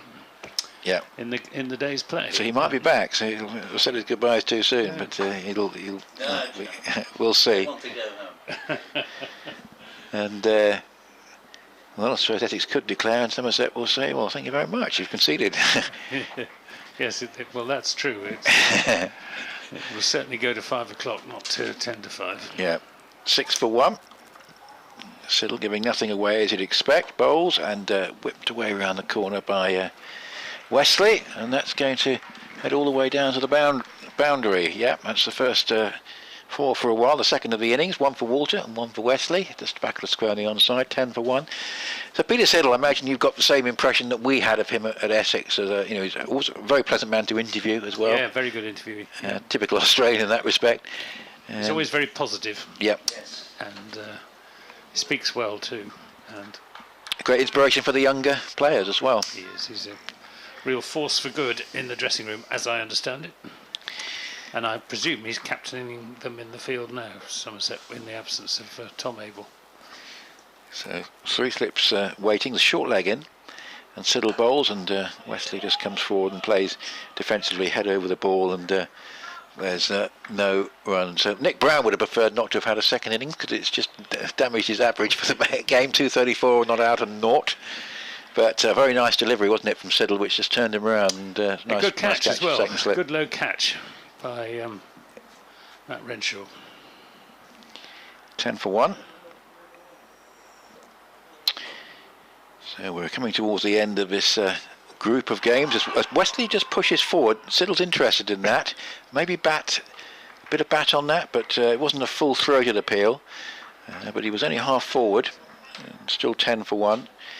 But I think this round of 3 games, which has included obviously a round, certainly the last round starting during a real heat wave, but certainly been welcome. Bit of a break from the relentless white ball schedule, which of course will be back with the 100 and the 50 over competition for the counties as the undercard, and certainly been very welcome over the last 3 weeks. 10 for 1 as Siddle bowls. Oh, that does keep low, and Wesley has to use the back of his bat to keep it out of his stumps. I'm pretty certain that he had a double deflection there, and the second one might have been inadvertent, but it was close to crashing into his stumps. That kept low, and he was in a spot of bother with it. 10 for 1, 5 apiece to Walter and to Wesley. Brown out for naught, and Essex are 90 behind. Well, Somerset giving it everything they've got at the moment. Some tremendous appealing, particularly for bat pad catches off Jack Leach. The one where Tom Banton went plunging across to catch the ball inches from the ground produced the most tremendous concerted appeal from all of the close fielders around the bat, but was answered in the negative by umpire Watts, who didn't move a muscle. He's not the most demonstrative of umpires, unlike his colleague at the other end, Nick Cook, than whom there are very few more demonstrative. So what have we got? We've got a city point slip, forward short leg and a leg slip. So there's no Craig Overton on his knees at close in second slip. And this meets the bat and takes the pad, but the pad is outside the off stump. A little bit of turn there for Leach. Trouble is, he's got the same problem that Yes. Simon Harmer had, though. It's a slow turn. The batsman can adjust, as Walter does there, and plays it to Casey Aldridge at mid-wicket. Leach's last proper workout before the South African Test series. I'm sure he'll be involved in. Well, he's going to be playing in the 100. Does that count as a proper workout for a Test bowler? Yes. He's playing for Birmingham Phoenix, and he can't even get into Somerset. Vitality Blood. Yes. So it's ironic. It's always a bit curious, but he fancies himself as a short form player. Leach bowls. Walter's back on his stumps, adjusting quickly to a ball that turned from outside his off stump. But again, it's slow turn from the dusty bowler's footmarks. Leach bowls, tosses this one up a little bit more, but again it's met with a firm defensive bat by Paul Walter. Jack Leach in his fifth over has yet to concede a run. One more ball in this over, and the field changes. Leg slips coming out. We've got two forward short legs. Bartlett and Banton, the two Bs. As Leach bowls to Walter, who slog sweeps and misses. And Banton is flat on the floor, having taken evasive action as soon as he saw Walter line up to play that shot. He was in the firing line. It's another maiden over for Jack Leach, his fifth in a row. We've had 10 overs, a possible 32 remain, and in those 10 overs Essex have crept to 10 for 1. I just had an email from Gordon saying, Gordon Avery, hello Gordon, he's saying that Somerset are playing 2 warm-up matches in preparation for the Royal London Cup, Cornwall at Truro and Devon at Bovey Tracy on Tuesday, but you were saying the Notts game is on Tuesday. No, it's not on Thursday. Ah, that explains it. So they've got 2 warm-up games, so that's great news for followers in Cornwall and Devon. Both have a chance to see the sides play Somerset, so that's excellent news. Essex playing on Tuesday and Somerset on Thursday, their opening games in the 50-over competition. And going to see Matt Renshaw. Renshaw, yep. Have a bowl, so we've got spin now from both ends. Renshaw's had a pretty good game. Last throw of the dice. Yeah. I think this for Somerset. Let's see if we can get another breakthrough. Slip, short leg, and leg slip. We've got a got a bit of a, well, they're changing the field at the moment. We're going to have a pretty conventional mid-on, a mid-wicket, a backward square, a backward point, a cover, a mid-off, and there'll be a fine leg, I think, out of our sight. Here's delivery to Wesley, who just punches it away just wide of mid-wicket and actually past the fielder as well, but mid-on running across, making sure that there's no more than one. Laramby looked like he was going to stop that, but just got past him, but gathered in at mid-on, and 11 for 1. Craig Overton at second slip in the helmet. As you know, he's going to go to leg slip, although he was going to go down on his knees, a la Marcus Trescott. And Gordon saying he's not going to go to the to the Devon game. He's going to go to the 4 home Somerset games, and that's squeezed away into the offside, and there is no run. And your second point is about the idea that concussion substitute should bat at number 11. He is a like-for-like replacement, and quite rightly can take his place at any stage. I agree with that, and that's played defensively. Squeezed away into the offside, and there's no run. But your gripe, and I could totally agree with you about that call, and it's like for like, and they can just replace them at the time. Your gripe is with fielding sides bringing on replacements willy-nilly, sometimes several, and that basically they can be bringing on much younger players to replace older ones. That's punched away off the back foot, nicely placed, probably going to go for 4 to the mid-wicket boundary. Good attempt to stop it at this stage of the game, saves a run. It's not going to make a huge amount of difference in the context of things, but that was very nicely done out there at deep mid-wicket. Classic Roelof van der Merwe. In fact, he saved a couple, didn't he? Never gives up. Yeah. Never gives up. Shane Warne's motto, never give up. And he didn't give up that chase. 13 for 1, 87 behind. Walter props forward and steers to backward point, and there is no run. You're saying in days gone by, no one ever went off, and you quite rightly say that you could have very young, fit players replacing 1 or 2 older ones, and it could be an advantage in the field. This is an attempt to work the ball off the pads from Walter.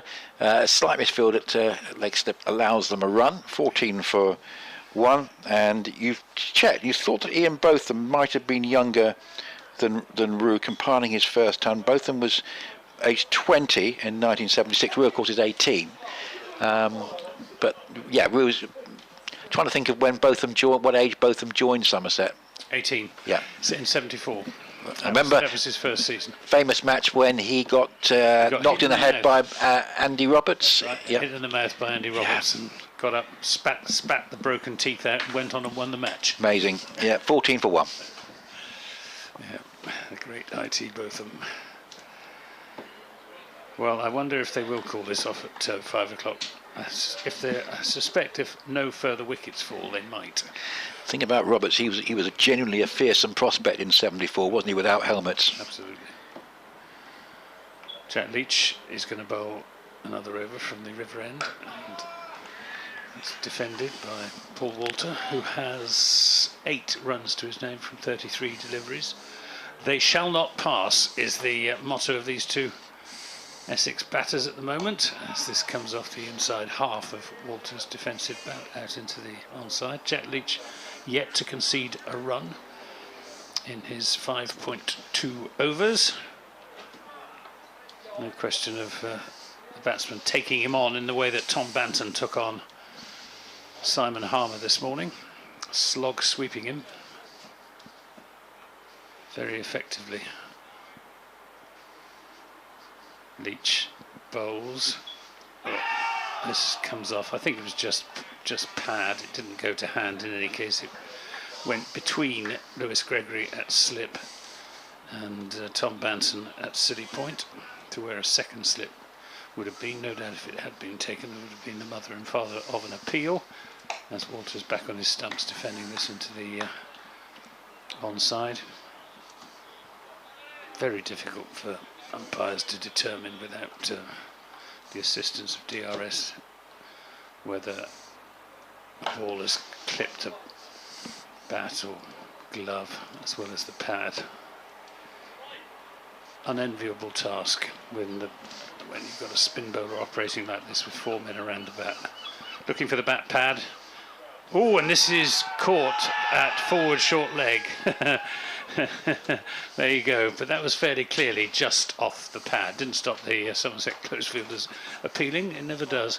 But that was another maiden over from Jack Leach. He's now bowled 6 maiden overs. 14 for 1. And 18 minutes to 5. So we wonder how much longer we shall go on for. Stephen back in touch with us. Stephen Tockley saying nice to see Peter settle back at Chelmsford, and your understanding is Essex offered him a player coach role in the aftermath of Andre Null leaving the bowling coaching role, but Peter still wanted to continue playing, and hence moved on to Somerset. And yeah, so that was very much his choice. He would have been certainly welcome back, Siddle, and it's going to be Renshaw to continue with his spin from the Hayes close end, the dying embers of July first-class cricket. There's more to come in September, Not a lot in August, mind you, as that's played defensively back down the pitch, and there's no run. 14 for 1. Some counties playing 3 games, some 4 in September, and off the back foot, which is cracked away to mid-off, and they're going to be a single there, which allows Wesley to get his 7th run. 15 for 1. You talked about our discussion about the minor counties, and you mentioned the lack of participation for the minor counties in the 50 overs, and certainly I was mentioning earlier it would be great if they had been involved. It would have given a different dimension to the competition. You could have had 6 groups of 5, 3 first-class counties, 2 minor counties, and a knockout phase would have been quite interesting, and a complete different audience appeal to that of the 100, touring around the country and going to all the minor county games. 1 fielder on his knee, that'll be Overton I suspect, and 1 crouching at slip, and that's played by the left-handed Walter up towards cover, and there's no run. 15 for 1. Somerset declared 100 ahead at tee. 6 down, and this just pops a little bit. Walter leaves it alone, flies past the keeper, gathered in at first slip. 15 for 1. A little bit of bounce and turn, but too wide from Matt Renshaw. It's just pushed up into the offside by Walter, and yeah, you're talking about the fact that minor county's getting a good crowd, and you occasionally watch Suffolk at Sudbury, and a certain Nick Brown was opening for them against Cambridgeshire in a 50 over game played during the T20 season. This is a push forward, a tentative one as well from Walter, and Renshaw getting a little bit of purchase here late in the day. 15 for 1, the end of the over. 7 to Wesley and 8 to Walter. And Essex at 85 behind, but realistically just need to probably get through the next 15 minutes. Well, 29 overs in theory remain in the day's play, so were a wicket to fall, I think Somerset would take it a bit deeper. Yes. They've got nothing to lose by taking it as deep as they think reasonable, except that it does mean they'll be back at Taunton a bit late, but with no serious cricket to be played in the next 3 or 4 days for most of these players who won't be in the 50 over. Casey Aldridge will, mind you, and Peter Siddle probably will, and Matt Renshaw, but most of the others, and George Bartlett will be an important part of the Somerset 50 over side. It's Casey Aldridge then who's going to bowl from this river end. He's bowling to Tom Wesley. Short comes so slowly off the pitch. Wesley has all the time in the world to play that from the crease defensively with his bat angled down, and he's not slow, Casey Aldridge. 6'5" or around about 6'4", 6'5". Not strongly built like Craig Overton. More slender. He's got this angled approach. He gets side on in delivery, and this is outside the off stump. And no shot from Wesley. Northampton's 101 for 1, need just a further 101 at Cheltenham, so they're going to have over an hour to do that, and I think if they win that game, Anthony, they're pretty much clear of relegation, and it's probably going to be sort of Somerset, Warwickshire and Kent in contention, with Gloucestershire looking pretty much doomed. Go on the Gloucesters. This is pulled away fiercely. Short ball from Casey Aldridge, and smashed through the onside by Tom Wesley. Take that. He moves on to 11. Score moves on to 19 for 1. No future in bowling short at Casey Aldridge's pace on this pitch, or even at Craig Overton's pace or Peter Siddle's pace. Interesting that Craig Overton hasn't had a bowl. Maybe just keeping his powder dry for the 100, which is coming up. Aldridge to Wesley, and this is pulled away again. Similar delivery. Didn't time that quite as well, in fact, Tom Wesley, but once it had beaten the infield, it had 4 written all over it. 23 for 1. Wesley on to 15. Jack Leach is doing a few practice bowling actions. Perhaps he'll come on from the Hayes close end. Yeah, a little bit of a pressure release here. Wesley just getting into his stride. Yes, enlivening proceedings for the handful of spectators who are still here. Aldridge bowls short again, and this time Wesley doesn't bother with the pull shot. It's too far outside the off stump for him to be able to play that shot with any assurance. Just a handful of people in the Riverside stand in front of us, and in the Tom Pearce stand to our right, scattering of spectators on the far side. I think even tractor drivers gone home. Oh no, there he is. There he is. I can see him.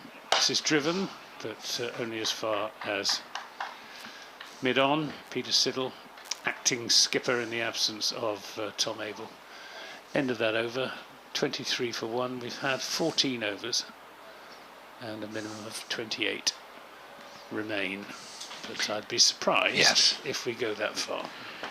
No, it might go just a little bit beyond 5 o'clock. Obviously very much down to what Somerset think their prospects are. And but certainly it's been tight cricket, particularly from Siddle and Leach. And Renshaw has just posed the odd threat as well from the Hayes close end. I think he's going to continue folding to a left-handed Walter. Surrey getting very close now to victory, 230 for 2, needing a further 18 to take a 16-point lead at the top of the table. That's slightly more than they started with at the start of this round of games. And Renshaw bowling to Walter, and leaves it alone outside the off stump. Slip, Gully on his knees, short leg, mid-wicket, mid-on, short mid-wicket, mid-on, and a conventional mid-wicket, as here Walter just squeezes that one up. So yeah, short extra cover, mid-off cover, mid-on, mid-wicket, and short leg, and then a slip and a gully. Yeah, so this is just played defensively by Walter. It's the offside. We've actually got more sunshine and blue sky actually than hitherto earlier in the day. The heavy cloud cover of the morning has sort of broken up somewhat, and we've got sort of strands of blue sky, and the sun is shining at the moment. Walter, a little bit of turn that he negotiates there, plays it back down the pitch. There's no run, 23 for 1. That was a classic example, though, of the problems of taking wickets on this pitch. Yes. You know, even though he's right back on his stumps, and even though the ball turned. Plenty of time. Yeah. Full toss, and that's driven by Walter to mid-off. Misses out on that one a little bit. Hashim Amla 79 not out. Ollie Pope 52 not out. 18 to win for Surrey. Very good win, because that game looked like a draw at the start of the day. Good result for Somerset too. Yep. 23 for 1. So this is driven over short extra, goes up towards wide mid-off. They come through for a single. There's a little element of risk there from Walter, but we're getting quite close to the end here. 23 for 1. 8 to Walter, 15 to Wesley. Brown out in the first over for naught, and we're deficit 77. Yeah, quite a lot of chat on Twitter about this pitch, and a lot of people saying it should be reported as being substandard. Some sympathy with that. Mark Shane saying, surely James Rew is in the 50 over competition. Please not Steve Davis. Well, Steve Davis maybe played as a specialist batsman. I'm sure that, and the other possibility, of course, is that James Rew may be snapped up as a late replacement by one of the franchises. He won't have done himself any harm in that context by scoring 100 today, and he's very much on the radar, having played for the county's select 11 last season against the Indian Tourists, and of course scoring 90 in the final of the Under-19 World T20 Cup back in January. Here's Aldridge in and bowls, and that one bounces a little bit on Walter, takes him on the glove and just drops down into the offside. But Steve Davis did well in the 50 over competition last season, but if he's not keeping wicket, of course he's not the most agile in the field, so it's possible he may keep wicket and James Rew be played just as a batsman. We will see on Thursday, as this is defended by Paul Walter. there's a lot to be said for having a little bit of experience to temper the youthful look of, which is what the team will have. James Hildreth, I'm very much hoping, will come back into the reckoning for the 50 over competition, and Matt Renshaw as well. And mixture of youth and experience could make Somerset a useful proposition. This is driven but not timed. Picked up in the covers by Peter Siddle, the skipper. We've got 3 slips and a leg slip as Somerset continue to press for another wicket.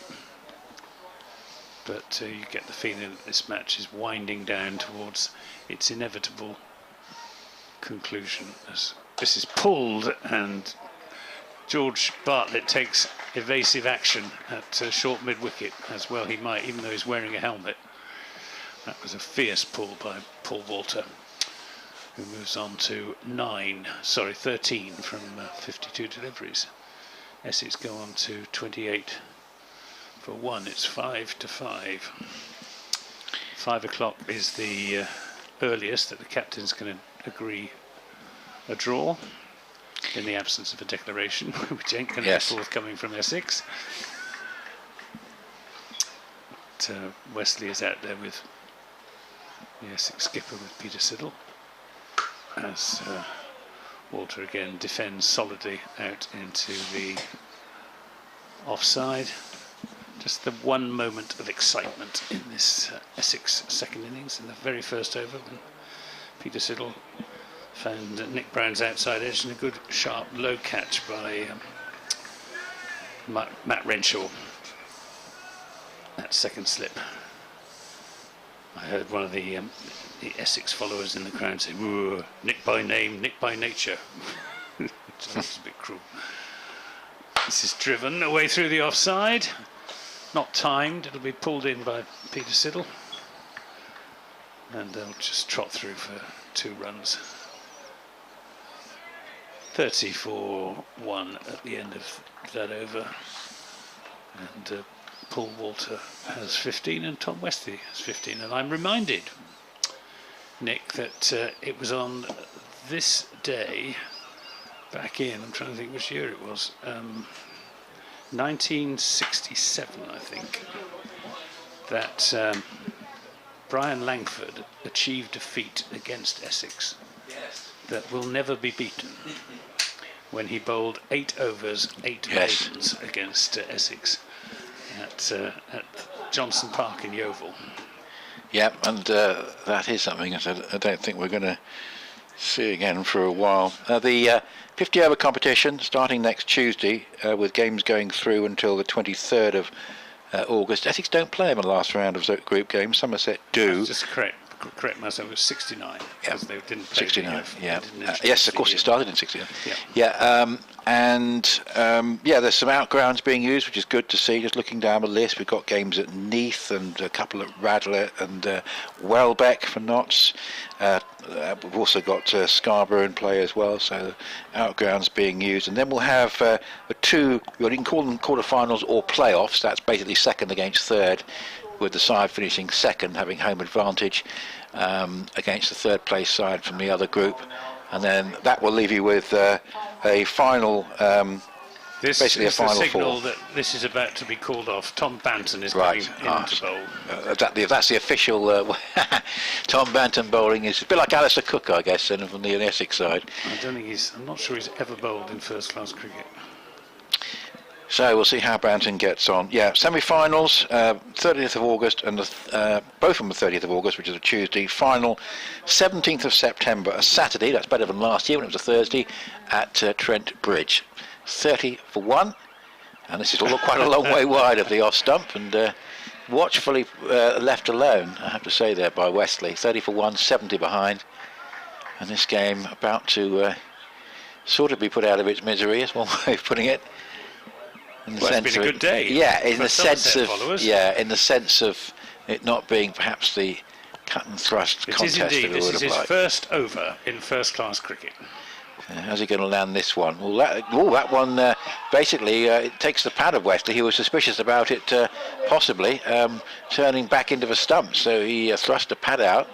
Not really playing much of a shot, but the ball's run down towards short third man, and there's no run. He's happy to continue to face Banton, who's looking quizzical about that one. Certainly. Isn't it very nearly off the cut? Yes. Wesley decided to play it with his pad rather than his bat. He could have played it with his bat, I think, but so at this stage, all he wants to do is concentrate on not getting out.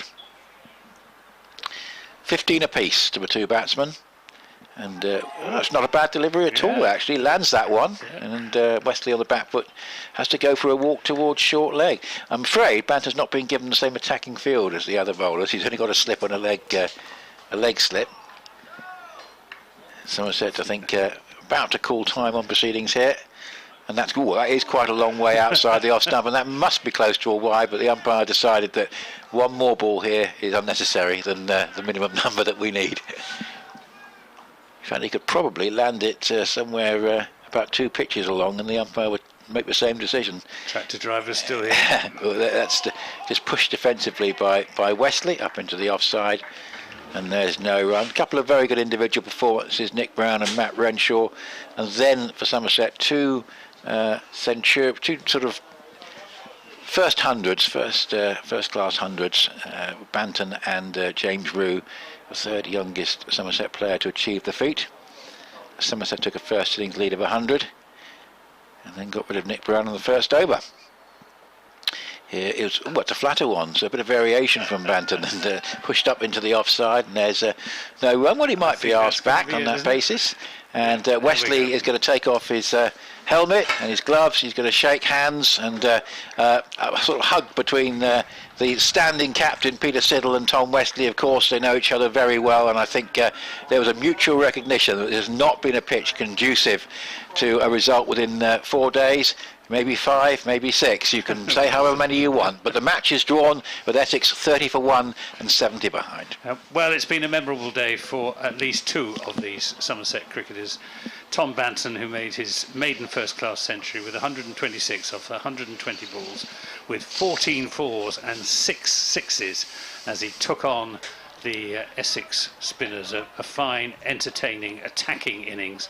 And then James Rew, a very patient, determined, concentrated knock of 101 not out, also his maiden first-class century, scored off 210 balls with 11 fours. Those 2 young men will not forget July the 28th, 2022 at Chelmsford.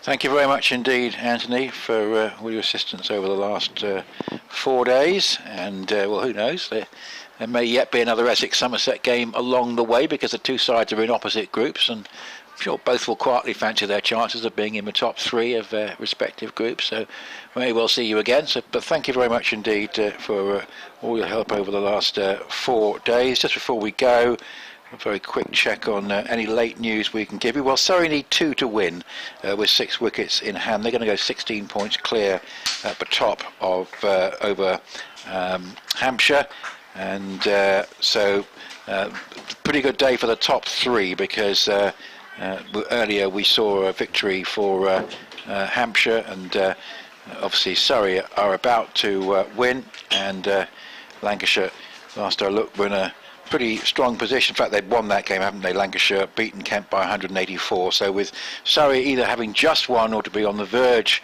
of victory in that game, basically the top 3 all winning and sort of stretching further away from the pack.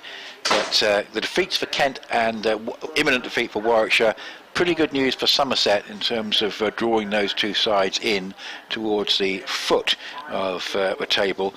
So when we get to September, they have a sort of relatively comfortable run in Somerset, and they'll quietly fancy their chances of being able to reel in one of those 2 sides towards the bottom of the table. But Somerset, I think, pretty satisfied in total with their return from the game, taking 12 points from it.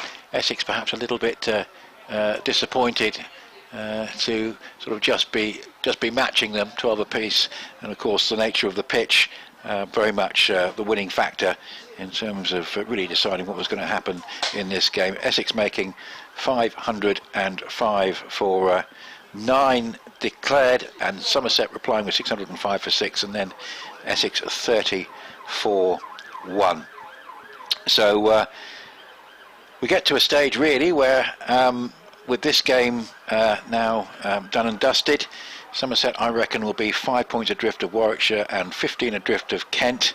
Assuming Northants win, they'll pull clear at the bottom of Division 1. And say Hampshire, Surrey and Lancashire looking very good in the top 3, with Surrey 16 points clear. So that's the news from Chelmsford, and that ends this little sequence of 3 first-class games in July, which has been very enjoyable. So next we've got the Royal London Cup. Somerset start on Thursday against Notts. Essex will start at Sedbergh School up in Cumbria way. I should be there on Tuesday. Have to set off fairly soon. It'll be a long journey, but hopefully the weather will be all right there. And Paul's back on Thursday for a day-nighter against Derbyshire, a Thursday afternoon here at Chelmsford. 4 home games, 4 away games, top 3 qualify, as I mentioned, leading to a final in mid-September. But here, Essex having secured in the end a draw in this game. It always looked to be obviously the most likely outcome in the match, really from the very early stages, because of the nature of the pitch. I think from as soon as Somerset batted well in that final session on the second evening, the die was very much cast that there wasn't going to be any realistic prospect of a result. More credit to Somerset, to Renshaw, to Abel, and to Banton and Rew for managing to bat as well as they did. So Essex they're on 127 points, but an awful long way off the pace, and I say Surrey are going to go with the victory that they'll have just secured to 209. So really a huge gap now between Essex and Surrey, and really it's just a question for Essex of trying to make what they can of their September programme, which they have 3 games away from home and 1 at home. Well, that's it from Chelmsford. Thanks very much indeed for listening over the last 4 days. From myself, Nick Leadhill, from Paul Newton and from Anthony Gibson, thanks a lot for being with us, and enjoy our coverage of the 50 over competition in August.